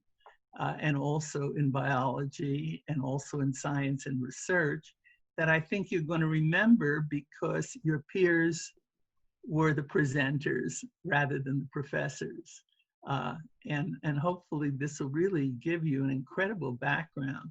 We went really from head to toe, things in the brain and eyes and things in the ankle and lymphedema of the toes. So we really were head to toe in a course in medicine and even molecular biology as well, and the link between the two. So we'll continue. We're a little behind, but we're almost done also. Are there any other comments anybody wants to make at this time? It's not really a comment, but when they shared the screen the last time, it wasn't visible for me. I just didn't want to interrupt the presentation. I don't know why. But. Okay, well, the videos will be available. And Juan, if you would, not too long hence, bring in the other videos so that they're part of this whole course. The videos that we didn't record by video. So that if someone goes up, faculty or students, they can see all the videos together without going necessarily separately to look at them. Okay, we're going to move on to Sophia Michel and Carlos Lopez Rosales, who Sophia is from Douglas High School. Carlos is from Sorita High School, and they were introduced to the subject of diabetes by Dr. Andrew Rice, who's clinical associate professor and head of podiatry and vascular surgery. And I think they were continued with Pablo Hernandez and other mentors in addition. So go ahead, Sophia. We're actually right, so both yes, presenting, yeah. Okay, fine. I'm sorry. Yeah, we're both presenting at the same time. All right, so as Dr. Woody said, my name is Sophia Michel, and I just finished my sophomore year at Douglas High School, so I will be a junior this year. Hello, my name is Carlos, and I'm a senior at Sahuarita High School. So this summer, we have the pleasure of working with Dr. Rice, who is a podiatric surgeon, and he's also a member of the Southern Arizona Limb Salvage Alliance. And today we're going to be presenting some of the things he showed us and all the other complications along with diabetes. But first, we're going to show you guys some of the questions we had when we first met Dr. Rice. So my beginning questions were, what is the percentage of people with type 2 diabetes that had gestational diabetes? And why do ulcers form? So some of the questions I had was, what causes diabetic patients to go into diabetic shock? And when do surgeons decide to amputate diabetics with complications? All right, so our research focuses on the complications of type 1 and type 2 diabetes. One of the complications being how foot injuries or ulcers can escalate and put the patient in a situation that may result in a foot or partial leg amputation. So there are two types of diabetes, in case you didn't know. The first one is called type 1. Then there's another one called type 2. So at the bottom picture, more than 18,000 youth were diagnosed with type 1 diabetes in 2008 and 2009. And type 2, currently at least 1 out of 3 people will develop the disease in their lifetime.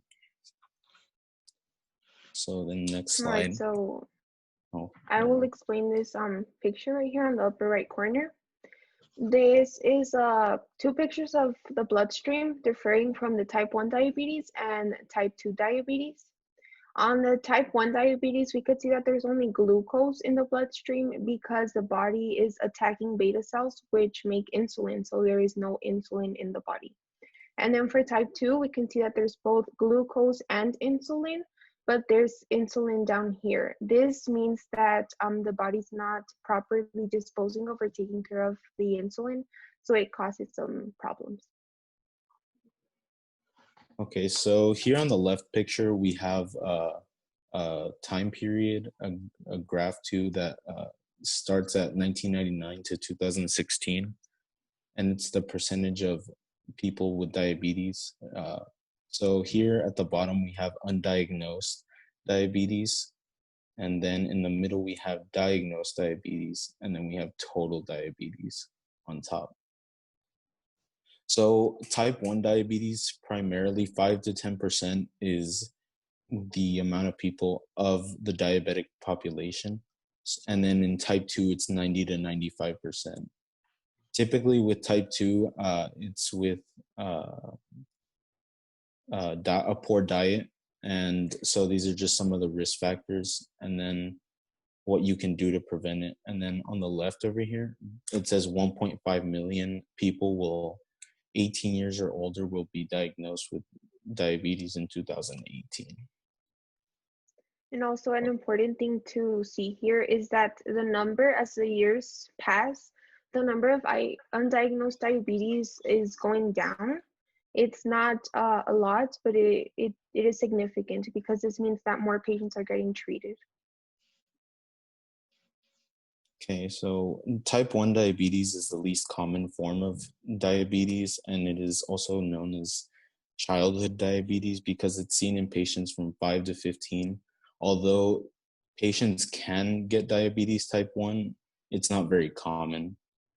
So the way someone gets type 1 diabetes is so what happens is called the autoimmune response, and that's when your T cells, and specifically in type 1 diabetes, attack a certain part of your own body without thinking it's your own body. So the specific cells it attacks is the beta cells, and those produce insulin. And insulin is a hormone that that lowers glucose by telling your body what to do. So when you eat, your food goes down into your stomach and your body processes it, and then it releases glucose from that food into your bloodstream. And then insulin in a normal person would get that glucose and do whatever it needs to do with it. But in a type 1 diabetic, there is no insulin, so they just have glucose in their blood, which is a high stress on the arteries. And then we're going to get into the complications of diabetes.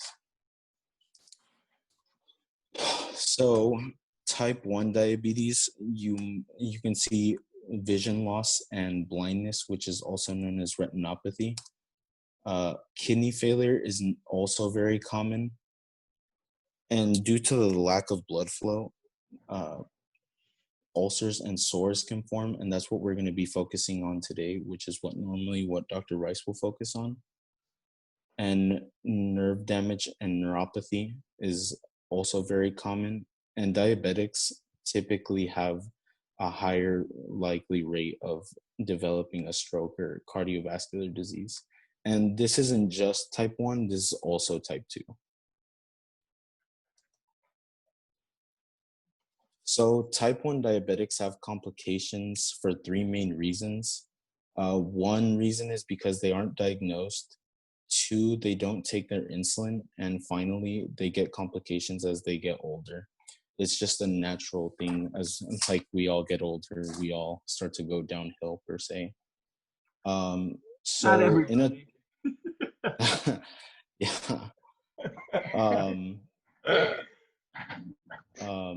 Okay. So in a type 1 diabetic, you have higher amounts of glucose in your bloodstream. And so your body, to get rid of that glucose, it releases ketone bodies. And ketone bodies are a naturally acidic compound, and that can cause something called ketoacidosis. And ketoacidosis basically means your blood turning acidic because of the high ketone bodies. So in response to that, your sympathetic nervous system will release norepinephrine and epinephrine, which stimulates glucagon production, and that'll put you into a process called glycogenolysis and gluconeogenesis. And what happens in glycogenolysis and gluconeogenesis is it takes amino acids, lactic acids, glycogen, and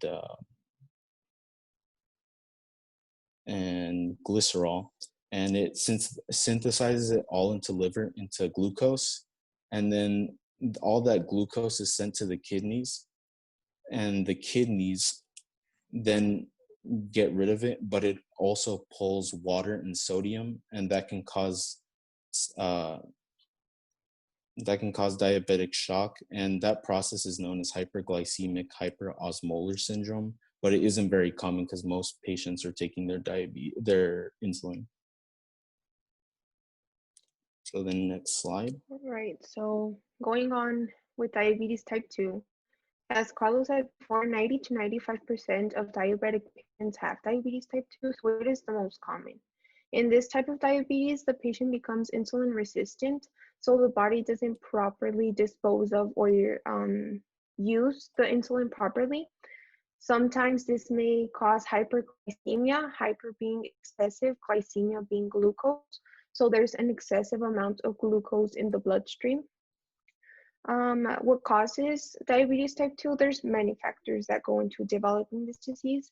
It can be environmental, where you live, the diet that you have, or simply just genes. Diabetes type 2 as well as diabetes type 1 has no cure, but it is treatable. There's oral medicine that you can take, or you could use injectable insulin. For the symptoms of diabetes type 2, they are mostly what Carlos said, but being like vision, urinating often.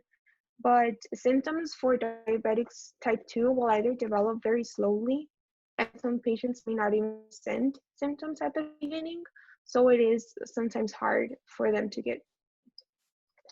Here you can see the process of the glucose and insulin going in and out for both a person who has no diabetes and a type 2 diabetic. This is a normal process where glucose and insulin go in to the bloodstream and they go out regularly, and the glucose is absorbed. And here is a type 2 diabetic. There's insulin resistance, where you could see that there's insulin and glucose going in, but there are abnormalities, and glucose sometimes stays in the blood. Type 1 and type 2 diabetes have similar complications. So type 2 diabetes complications would include the one who said, like increased stroke possibilities, nerve damage, vision loss, things like that. But the ones that we focused on and the ones that Dr. Rice works with directly are heart and artery issues and foot injuries that can escalate. Heart and artery issues can make poor circulation. So this would tie in with foot injuries, with being like ulcers and cuts, getting really bad really fast. So here we have two. They're the same thing. This is just like a clip art, and these are actual like feet. This is a grade 0 ulcer where the foot is perfectly healthy, and then something like being of a shoe being too tight, a cut not being taken care of, too much humidity in that area of the foot can cause a grade 1 ulcer. Where right here it doesn't look like much, it just like a little like redness. But then if this is not taken care of, it can develop into a grade 2 ulcer, where the flesh is being, you could see the flesh here, and this has developed into this. Well, it's not the same picture, but you get the idea. And then here would be a grade 3, where we could see a little bit of the bone here, and there's a lot of flesh exposed, and the black parts on the edge is like dead skin that is not anymore. Here, a grade 4 would be that the infection has really advanced, and now where the infection was before, the extremities are dead. So this would most likely mean an amputation. If this is not taken care of, it can develop a grade 5 ulcer, which would be all of this. and you would have to amputate all of this likely.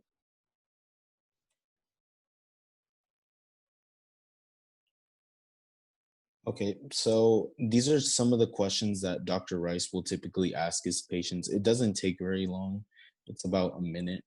So he'll first start off with the history, and he'll ask if the patient has had any previous leg/foot ulcer or lower limb amputation surgery, prior angioplasty, stent, or leg bypass surgery, foot wound requiring more than 3 weeks to heal, smoking or nicotine use, or diabetes. And typically they do end up having diabetes because that's mostly what Dr. Rice works with. So then he'll also ask the patient if they have any burning or tingling in legs or feet, leg or foot pain with activity or at rest, changes in skin color or skin lesions, loss of lower extremity sensation. Has the patient established regular podiatric care?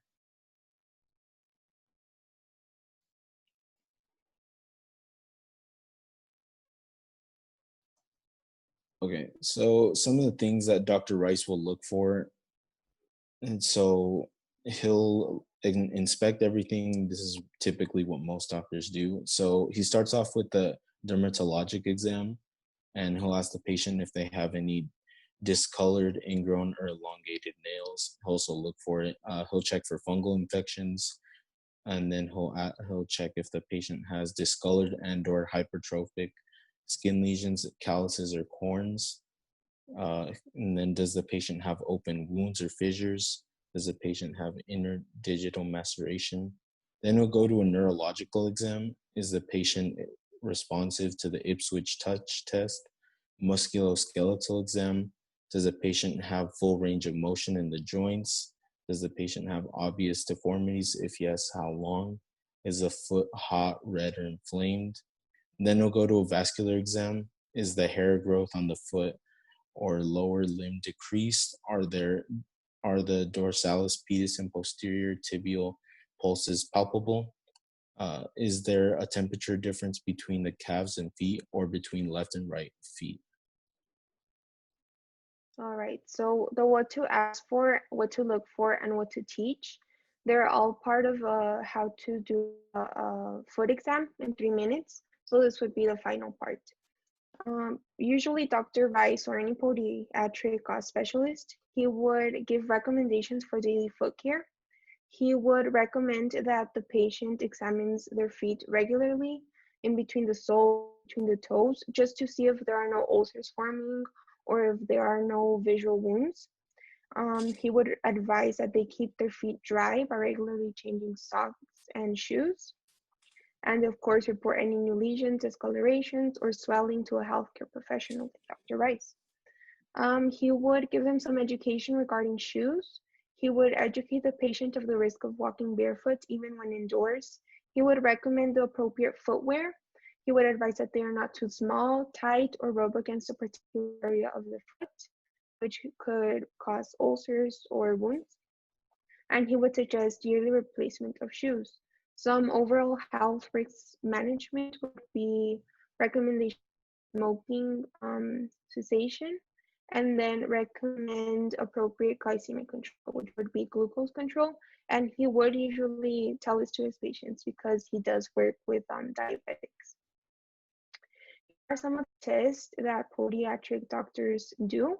A monofilament test, which is done with like a needle type, where they get the needle type and they put pressure and then release on different parts of the sole or the foot.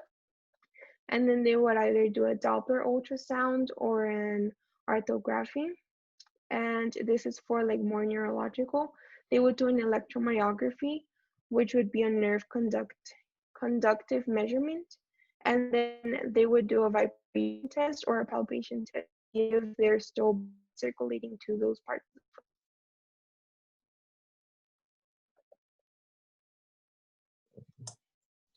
So, forgot to give the quick disclaimer. This is kind of disgusting, but I mean, it happens.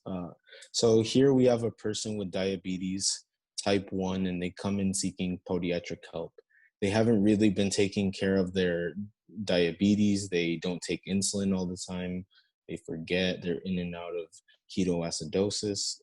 And she has no feeling in her toe.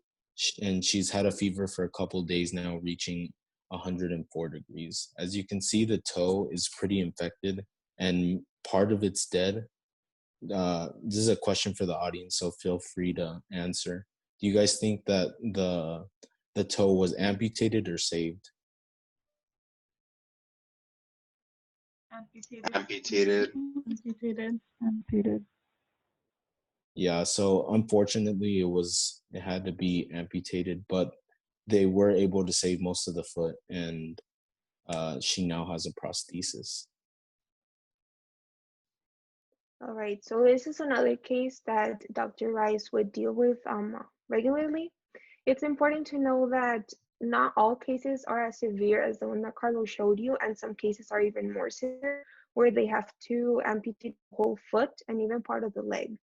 But this is a diabetic male. He's around 60 years old. This is a grade 1 ulcer, but it's growing to be a grade 2 ulcer if he doesn't seek treatment. And right now, he still has sensation on this part of the foot, but he's starting to lose it. So what do you think? Did he go and seek help, or did he let it grow into a higher grade? He seeks help. Okay. All right, so fortunately, he did seek help. As you can see here, the ulcer has gone down. This is just like a little bit of redness. The ulcer was treated accordingly. The cleaning of wounds was required regularly, which means that he had to disinfect regularly. He had to keep it dry. No amputation was needed. His sensation came back. He could feel everything on this side of his foot. And lastly, the Doppler ultrasound and electromyography came back good. So some of the fringe benefits that I received from the CIMI program were that I received my city certification. We got to see pre-op and post-op follow-ups of patients with limb diabetes complications. I built connections with all kinds of people in the medical field. I grew my communication skills, and of course, there was some personal growth. Okay, so some of my fringe benefits were mainly the connections with medical doctors and PhDs and other medical personnel, because to be quite honest, I don't know where else I would find it. This was my first job, also my first internship. I'm also have a new outlook on ignorance. I think that was really interesting, the way Dr. Whitty explores ignorance rather than just condemn it as society does. I also learned how medical innovation works, and I also got my city certification. And lastly, the ending questions. Okay, so some of my ending questions are, why does the autoimmune response occur in type 1 patients, and can an artificial pancreas reduce the risk of complications later in life? Because most of these complications occur because they don't have the insulin to remove all that glucose, so maybe pancreas could end up reducing complications. So my ending questions, the first one being very similar to Carlos's, was why does the immune system attack beta cells all of a sudden? This is a mystery to even medical professionals, because they don't know why the immune system just starts attacking the beta cells. They don't know why the immune system goes like, hey, beta cells, attack them. Also, why do people let their ulcers get to such an advanced stage? And lastly, we want to say thank you to our mentor, Dr. Rice, Marlene, the whole CIMI team, but a special thanks to Pablo and Juan. He really did save us in a moment of desperation. Yeah. Any questions? Okay. Is Dr. Rice there by any chance, or is he operating? Probably. I think he's so. He's probably operating. operating. Yeah.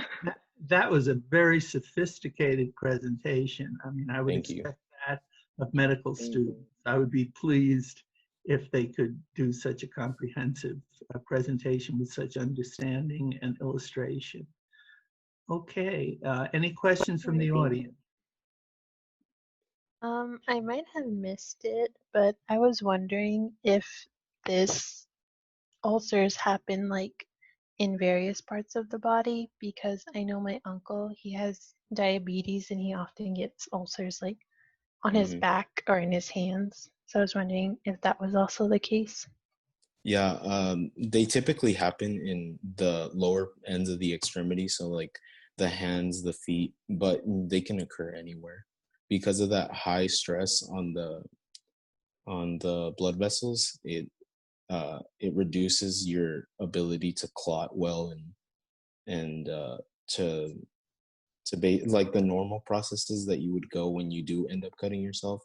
A diabetic isn't able as efficiently as a normal person. Right. And Yeah, well, ulcers do form in oh, I'm sorry. They do form in different parts of the, but right here we included ulcers because our was a podiatric doctor, meaning that he deals with like the feet and the legs. Yeah, Jasmine, you mentioned the back, and there may be pressure points if the person is bedridden, for instance. The back might, wherever there's pressure, there might be ulcers tending to form too. But I suppose having a diabetic ulcer in the middle of your back would be kind of unusual in somebody who's ambulatory. That would be pretty rare, I'd say. Any other comments or questions? If not, we're getting close to the end here. Yes. So in geriatric patients in nursing homes, it's very important to keep the sheets slightly off their toes, precisely so that they don't get pressure ulcers from the sheets when they're bedridden. And I was wondering if that's something that you guys kind of consider in your research as well, like tight sheets in patients that might cause pressure ulcers on the toes. Well, it's what they do, but we didn't particularly read about that.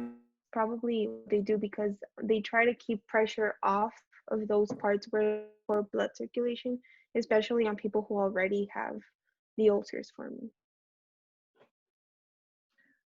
Okay, thank you very much. And we will move on to Christina Esparza Acosta, who's from San Miguel High School, and her mentor was Pavel Kiela, who's professor in the pediatrics department. Can you hear me? Yeah, okay. So before I start, I actually wanted to say that there was a little bit of miscommunication with my mentor and I. However, in the end, he was able to provide a little bit of background research on pandas and pans, and while along with Google.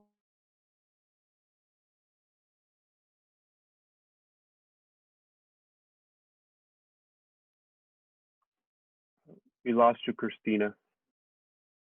If it might be your internet connection, you might want to disable your camera. So going into pandas and pans, I had no idea what it was. So which led to the following questions, which is what is pandas and what is pans? How many children does it affect? What are the long-term effects if the disease goes untreated? And does it affect females and males equally? And if a child could outgrow pandas/pans. So what is pandas/pans? So pandas is pediatric autoimmune neuropsychiatric disorders associated with streptococcal infections. And it is a subset of PANS, and PANS is pediatric acute onset neuropsychiatric syndrome. So in order for a child to be diagnosed with pandas, they must have been exposed to group A streptococcus, also known as strep throat. And when I was researching this, I actually came across that children that have pandas don't often report these syndromes or this symptoms, of sore throat, which makes it even more difficult for it to be diagnosed. So usually when there is foreign bacteria in your body, the body creates antibodies to fight against it. But in the case of panda/pans patients, the antibodies actually end up attacking the basal ganglia, and it creates inflammation. And while the basal ganglia is something very important for our everyday lives, since it is responsible for eye movement, motor control, emotional function, and learning. So there's recent studies that actually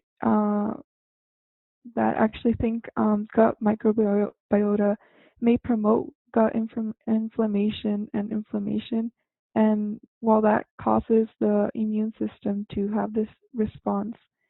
And while it is reported that in ages from 4 to 9, they have a strong increase in bacteroides, and in older ages, it is reported that there's less diversity of gut bacteria. So researchers and doctors are trying to make some type of therapy that could help possibly cure PANS and pandas. So some symptoms that are reported with pandas is insomnia. Some children only sleep up to 4 hours a day. Mydriasis, which is the dilation of the pupil, and urinary frequency. Some children actually report going to the restroom about 20 to 40 times an hour. Some symptoms of PANS is anxiety / depression, separation anxiety. Some children actually fall into deep depression, which leads to suicidal thoughts.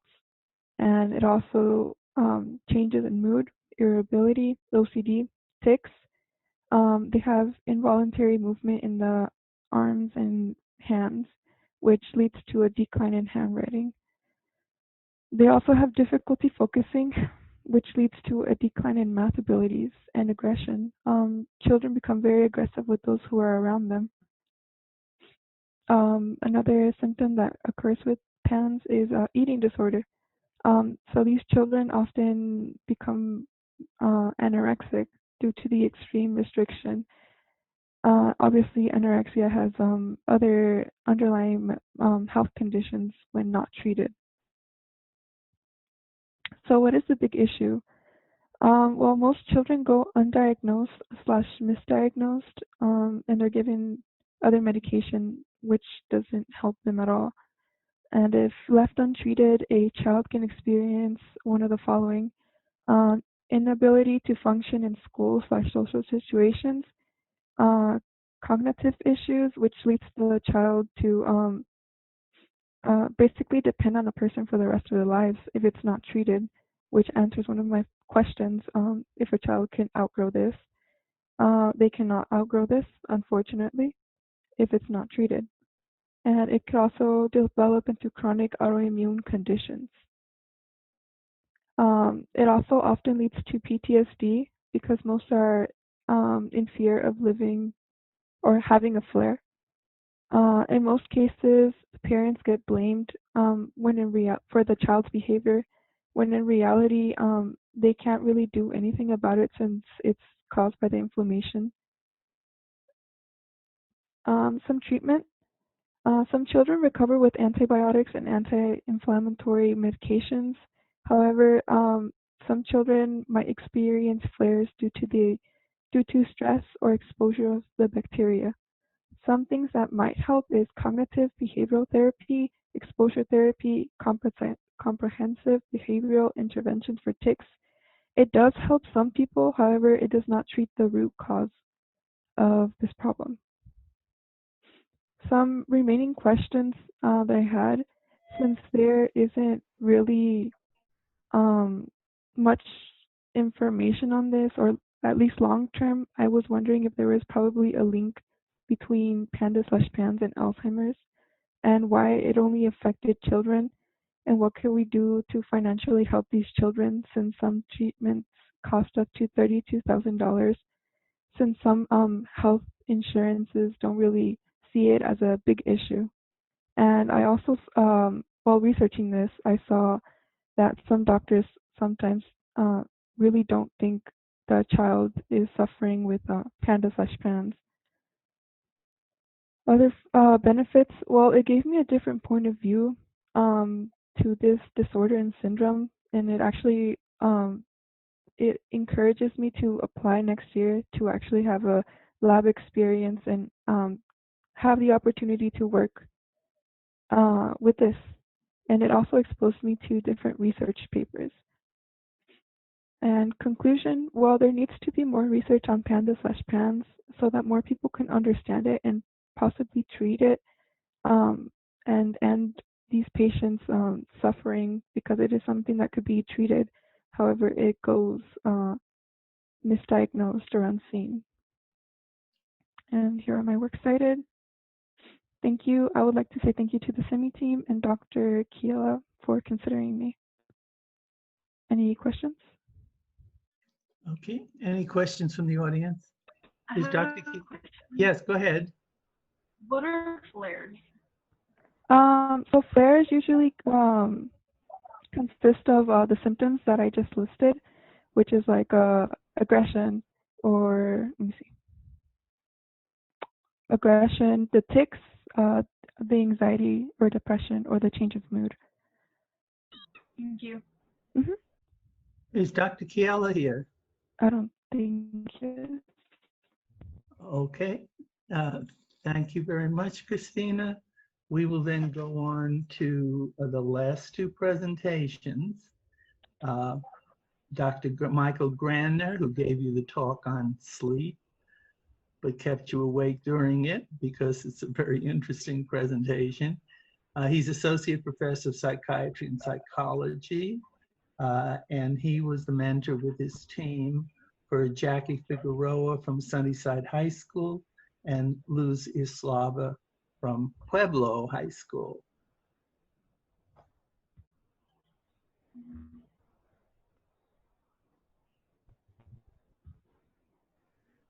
So Jackie, you're starting. Okay. The Connection Between Stress and Sleep by Jacqueline Figueroa. The questions I started with. Number 1. What is the connection between stress and sleep?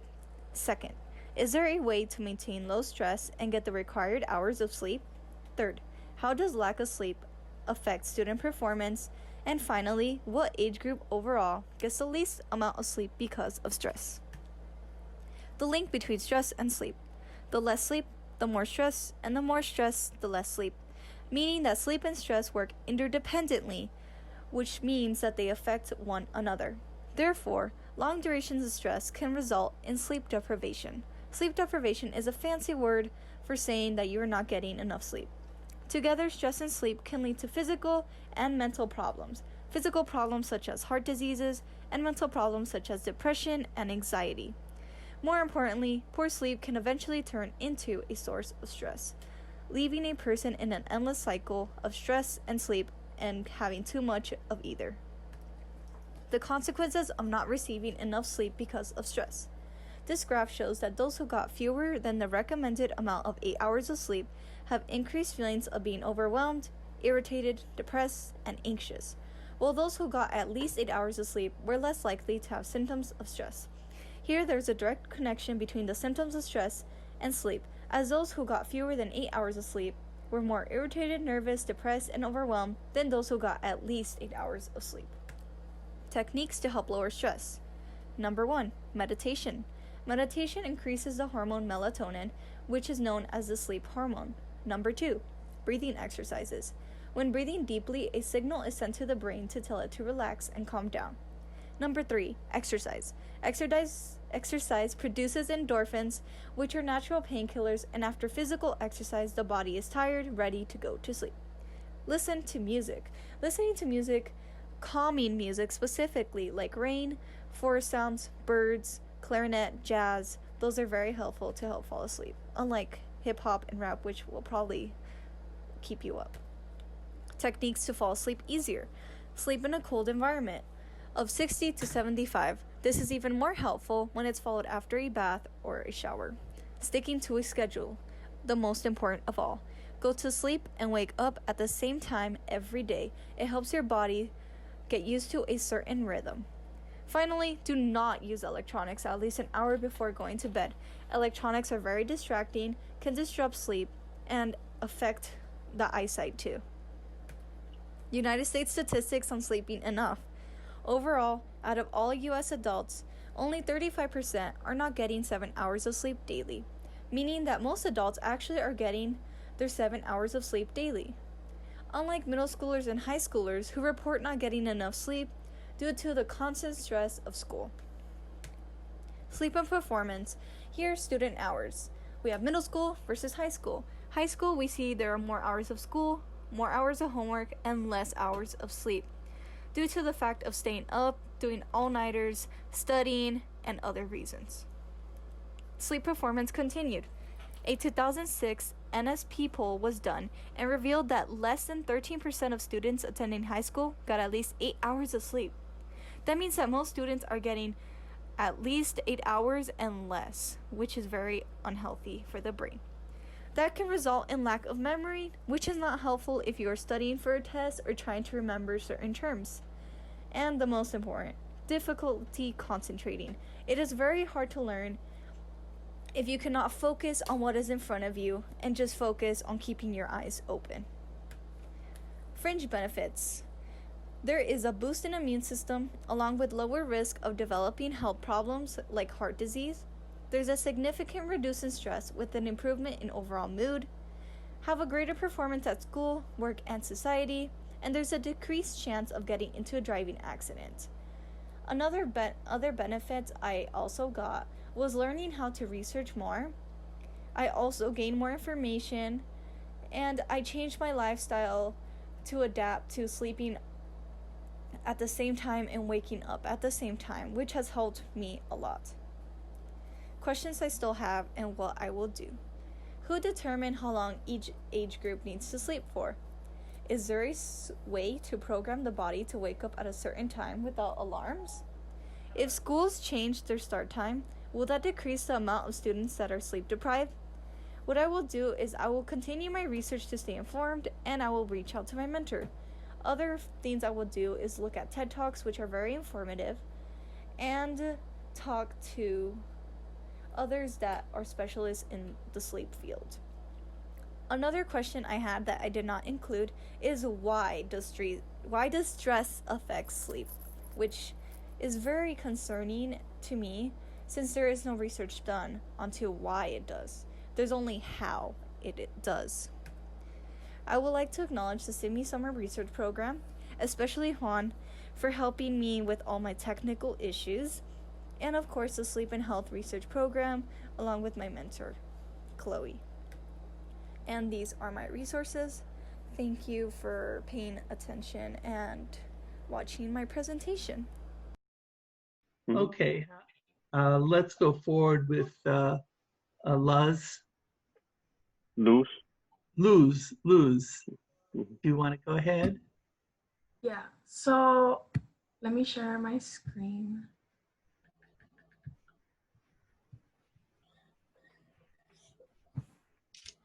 Okay, is it everything working? Yes. Okay. So my name is Luz. I worked with Dr. Michael Gradner with his SHRP lab. My focus was more on how sleep deprivation impacts college students' academic performance, cognition, and well-being. I didn't actually get to participate in any of the projects because of COVID, but this presentation is more independent research with the assistance of the lab. I think it's important. I want to point out that clinical research, except the most essential, has not been restarted compared to lab research. So that's what's been most heavily hit by the COVID-19 restrictions. And these were clinical research projects. Go ahead, Luz. If you want to click on the present button, there we go. Okay. So I call it burning questions instead of beginning questions because I'm really interested in this topic and I wanted to know about these things. So how does sleep deprivation affect college students' academic performance and well-being? What are the causes and consequences of inadequate sleep in college students? Why are college students so sleep deprived? And what are the methods that exist when it comes to tackling this issue. So the existing data, in a study of 1,125 students, more than half of them met the criteria for poor sleep quality on the PSQI, the Pittsburgh Quality Sleep Index. That is a self-reporting questionnaire, and it's very reliable. And in a different study, 70.6% of students report getting less than 8 hours.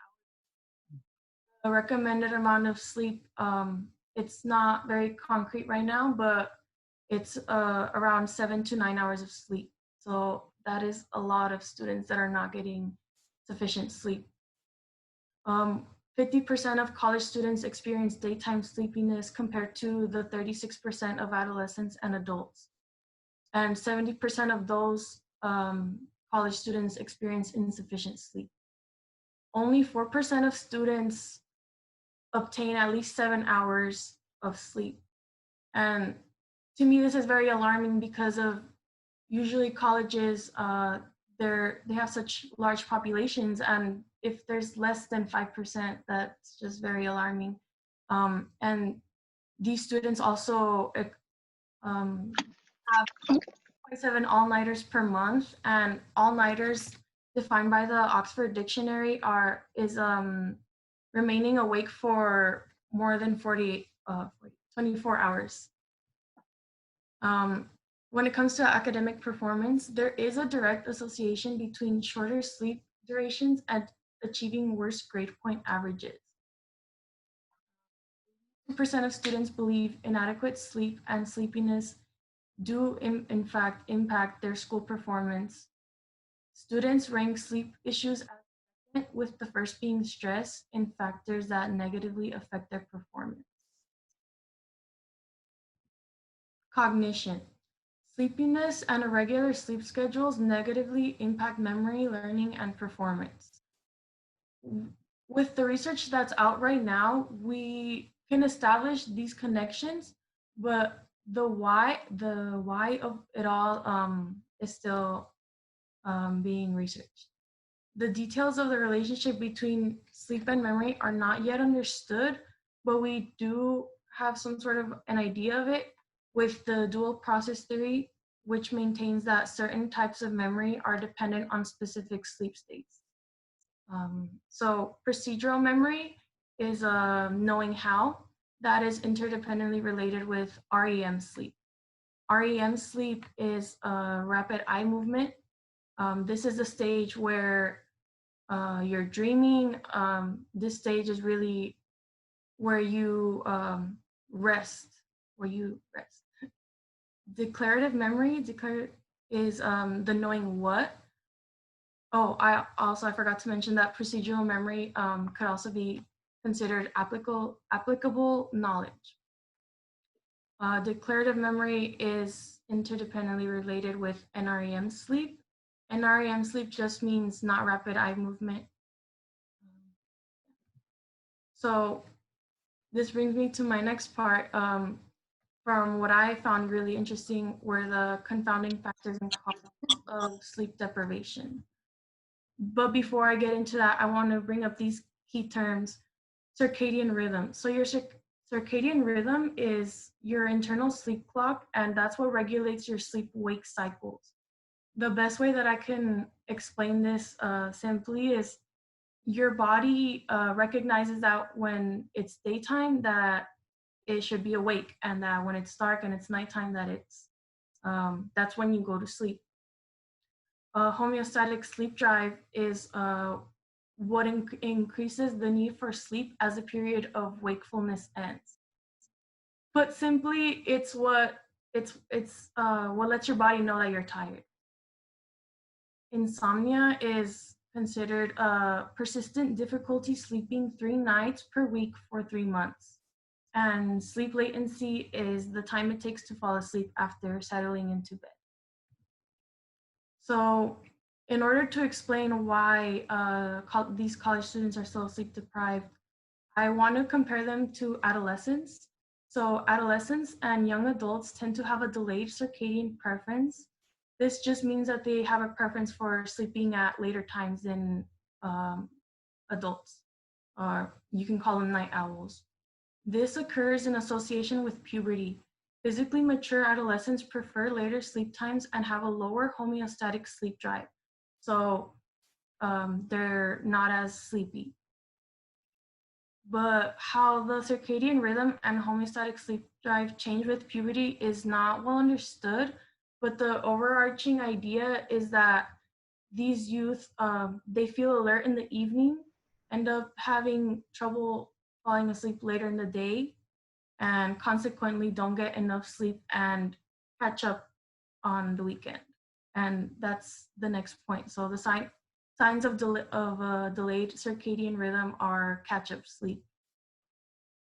High school and college students showed a 1 to 3 hour sleep deficit on school weekends. So they tend to sleep in and go to sleep later. Factors that influence sleep.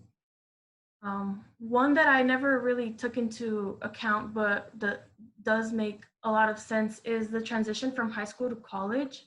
College students go to bed 75 minutes later than high school students. I wanted to bring up something else. I have my notes right here.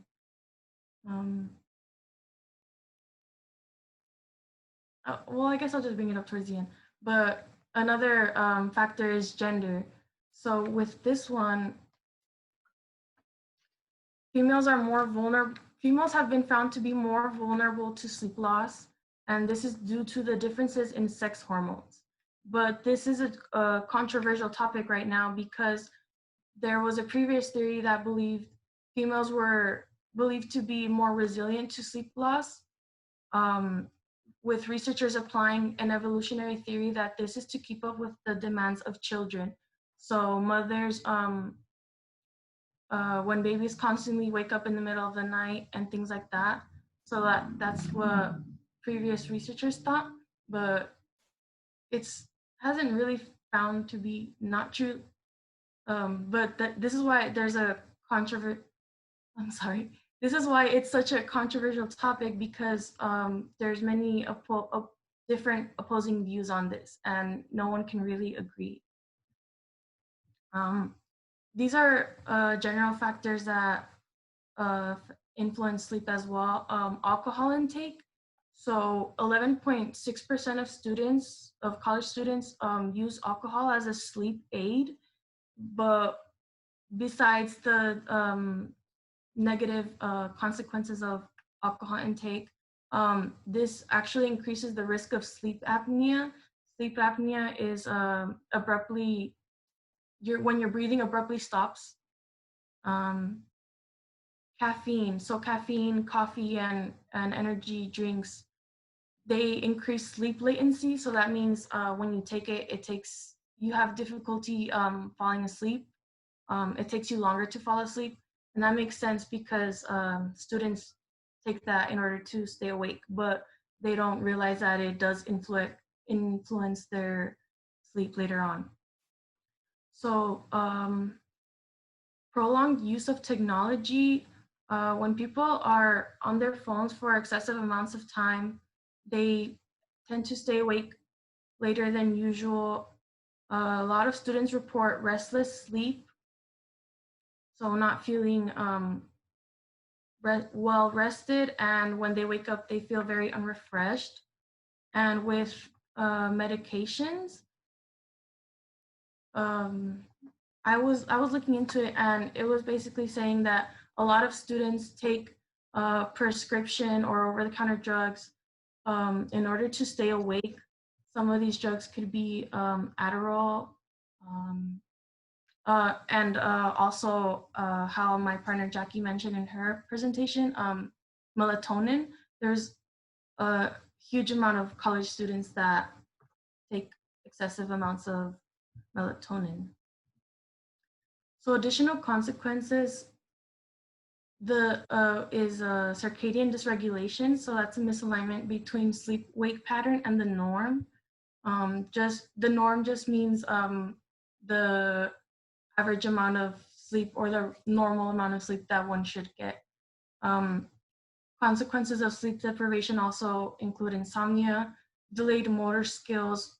There was a study of college students, and in order to test their motor skills, they tested their reaction time to when things drop and things like that. And overall, just feeling tired and unfulfilled. The benefits from my research or from this presentation were supplemental knowledge. So as I was researching all of this, I realized the importance of sleep. And since I am I will be an undergraduate at the University of Arizona, I'm really trying to prepare for my transition, and I've learned the importance of sleep and how much it can affect my academic performance and things like that, as well as independence and familiarity. So how I said, I think that this is really going to help me with my transition, and as well as my independent research. So I think it was Andrea that mentioned this, but she's become more familiar with looking up scholarly articles and things like that, which I never really knew how to do. My drawbacks during this time were that there is a lack of understanding in research. So I don't know if anyone noticed, but whenever I mentioned something, there wasn't really a why to it. So there's not enough research with explaining why these things occur. And COVID-19. Personally, I contracted COVID-19, and I believe I'm still in the process of recovering. I'm not sure if I'm fully recovered, but this was really a barrier in my research. So I apologize if my research was very messy in any way. I was under a time constriction. But moving on to my concluding questions, what influence do these institutions possess in the sleep health of students? How can we begin to destigmatize the 2/3 myth? So the 2/3 myth is basically saying that a college student can only have 2 out of the 3, sleep, social life, and academic success. And my third question was, why isn't there enough research on long-term sleep deprivation? Because the studies that I looked at, they only were based on short-term sleep deprivation. Some possible solutions to these questions that I might have are promotion of sleep hygiene, which is practicing good sleeping habits, stronger involvement between the institutions and students in guidance. So what I refer to that, what I mean by that, I'm sorry, is that sleep is often circumstance dependent, meaning there's many aspects of the student's life that can affect their sleep health. And I think when moving to an environment where there's more independence, I feel like a lot of students have no idea what to do, or I've noticed that a lot of these institutions, they do offer, guidance and resources, but it's really up to the student to take that opportunity. I think if these institutions were more heavily involved with things like that, students would succeed more. And then how I said how there was a lack of research, I think if there's more research on underlying factors in students, so like, I'm sorry, I'm looking at my notes. The relative importance of sleep duration compared with early and consistent bedtimes to academic learning has not been thoroughly investigated, as well as understanding the biopsychosocial mechanisms underlying individual susceptibility to sleep loss and later bedtimes is also a worthy goal of research. And I think the main thing that should be researched as well is the research on long-term sleep deprivation and the effects that it would have in individuals. I didn't really mention the methods of improving sleep performance. My partner Jackie did, but what I found was that also just never really crossed my mind was naps. Taking naps is can be a solution to sleep deprivation. So REM sleep happens after 90 to 100 minutes of sleep. If students were to take naps of that length, it would positively affect their academic performance as well as other things. A lot of students with higher grade point averages and more academic success have been found to regularly take naps.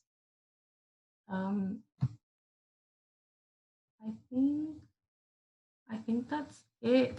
I put my email right there in case anyone had more questions. It was very difficult to condense so much information into a less than 10-minute PowerPoint. So I do have more information on that if anyone wants it. Clinical trials, things like that. Yeah, that's it. Does anyone have any questions? Okay. I want to compliment Luz for a number of things. One, for doing such a sophisticated and thorough presentation, despite the fact that she had the challenges of being sick for several days. And the message to end this program with about sleep and transition from high school to college certainly has to be relevant to virtually all of you. So that was very important to have those presentations. I also want to compliment Luz, the way she handled the situation. She called us immediately when she found out that she was positive and sick virtually the same time. And it turned out that she was involved in a remote experience completely, so that she was not in contact with other students, et cetera, but that she notified us, which is one of the requirements and the guidelines, and that she's emerged now and been able to do such a smooth presentation and be so thorough in her work. Okay, so this is how we're going to end the program, the presentations.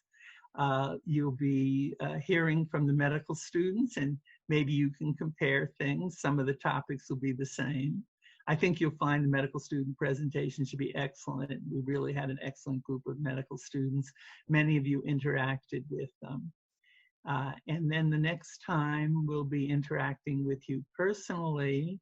Well, first of all, those of you who haven't completed everything, make sure you get everything in, because you want to graduate completely certified as ignoramus, distinguished ignoramus. And that will be on Friday. Make sure your parents and friends, et cetera, know the Zoom address so they can come in on that. We're also going to have the medical students who've completed their requirements, we'll have them graduate too.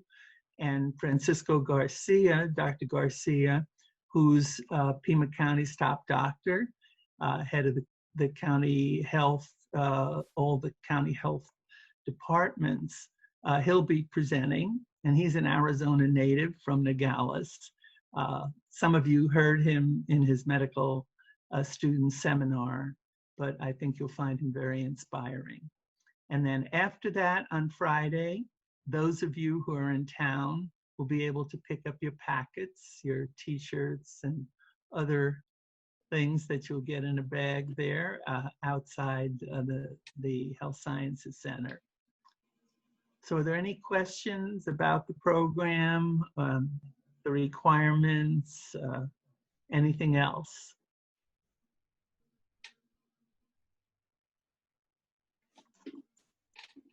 If not, Juan, did you have any comments you wanted to make? You pretty much got all those videos, and I hope you got all the disease reports also. They should be sending them to me today. They Okay. should be finalizing them and sending them to me today. Yeah, and the clinical presentations were very sophisticated, very well done, and I'm glad you dealt deeply into the diseases that some of the other students or you yourselves were performing research on. And then I also want to thank the mentors who stepped up, those who stepped up in person, those who stepped up virtually, those who contributed to the seminars. I think the seminars through Zoom actually were much better than our usual seminars. Those of you who've been here before for summers, I don't know, we'd like to get your opinion.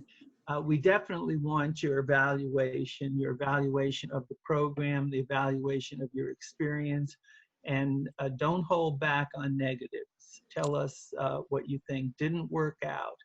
And then specifically for this particular summer, we want you to tell us the disadvantages of the COVID-19 pandemic changes, and maybe some of the advantages to the program, some things you saw as advantages, and your suggestions for improving, things that you'd like to see that we don't have available, that we might be able to have available if we know that there are things that you're interested in.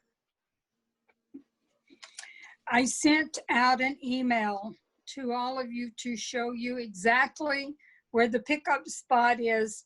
Without you being on campus, many of you don't know where the front of the hospital is.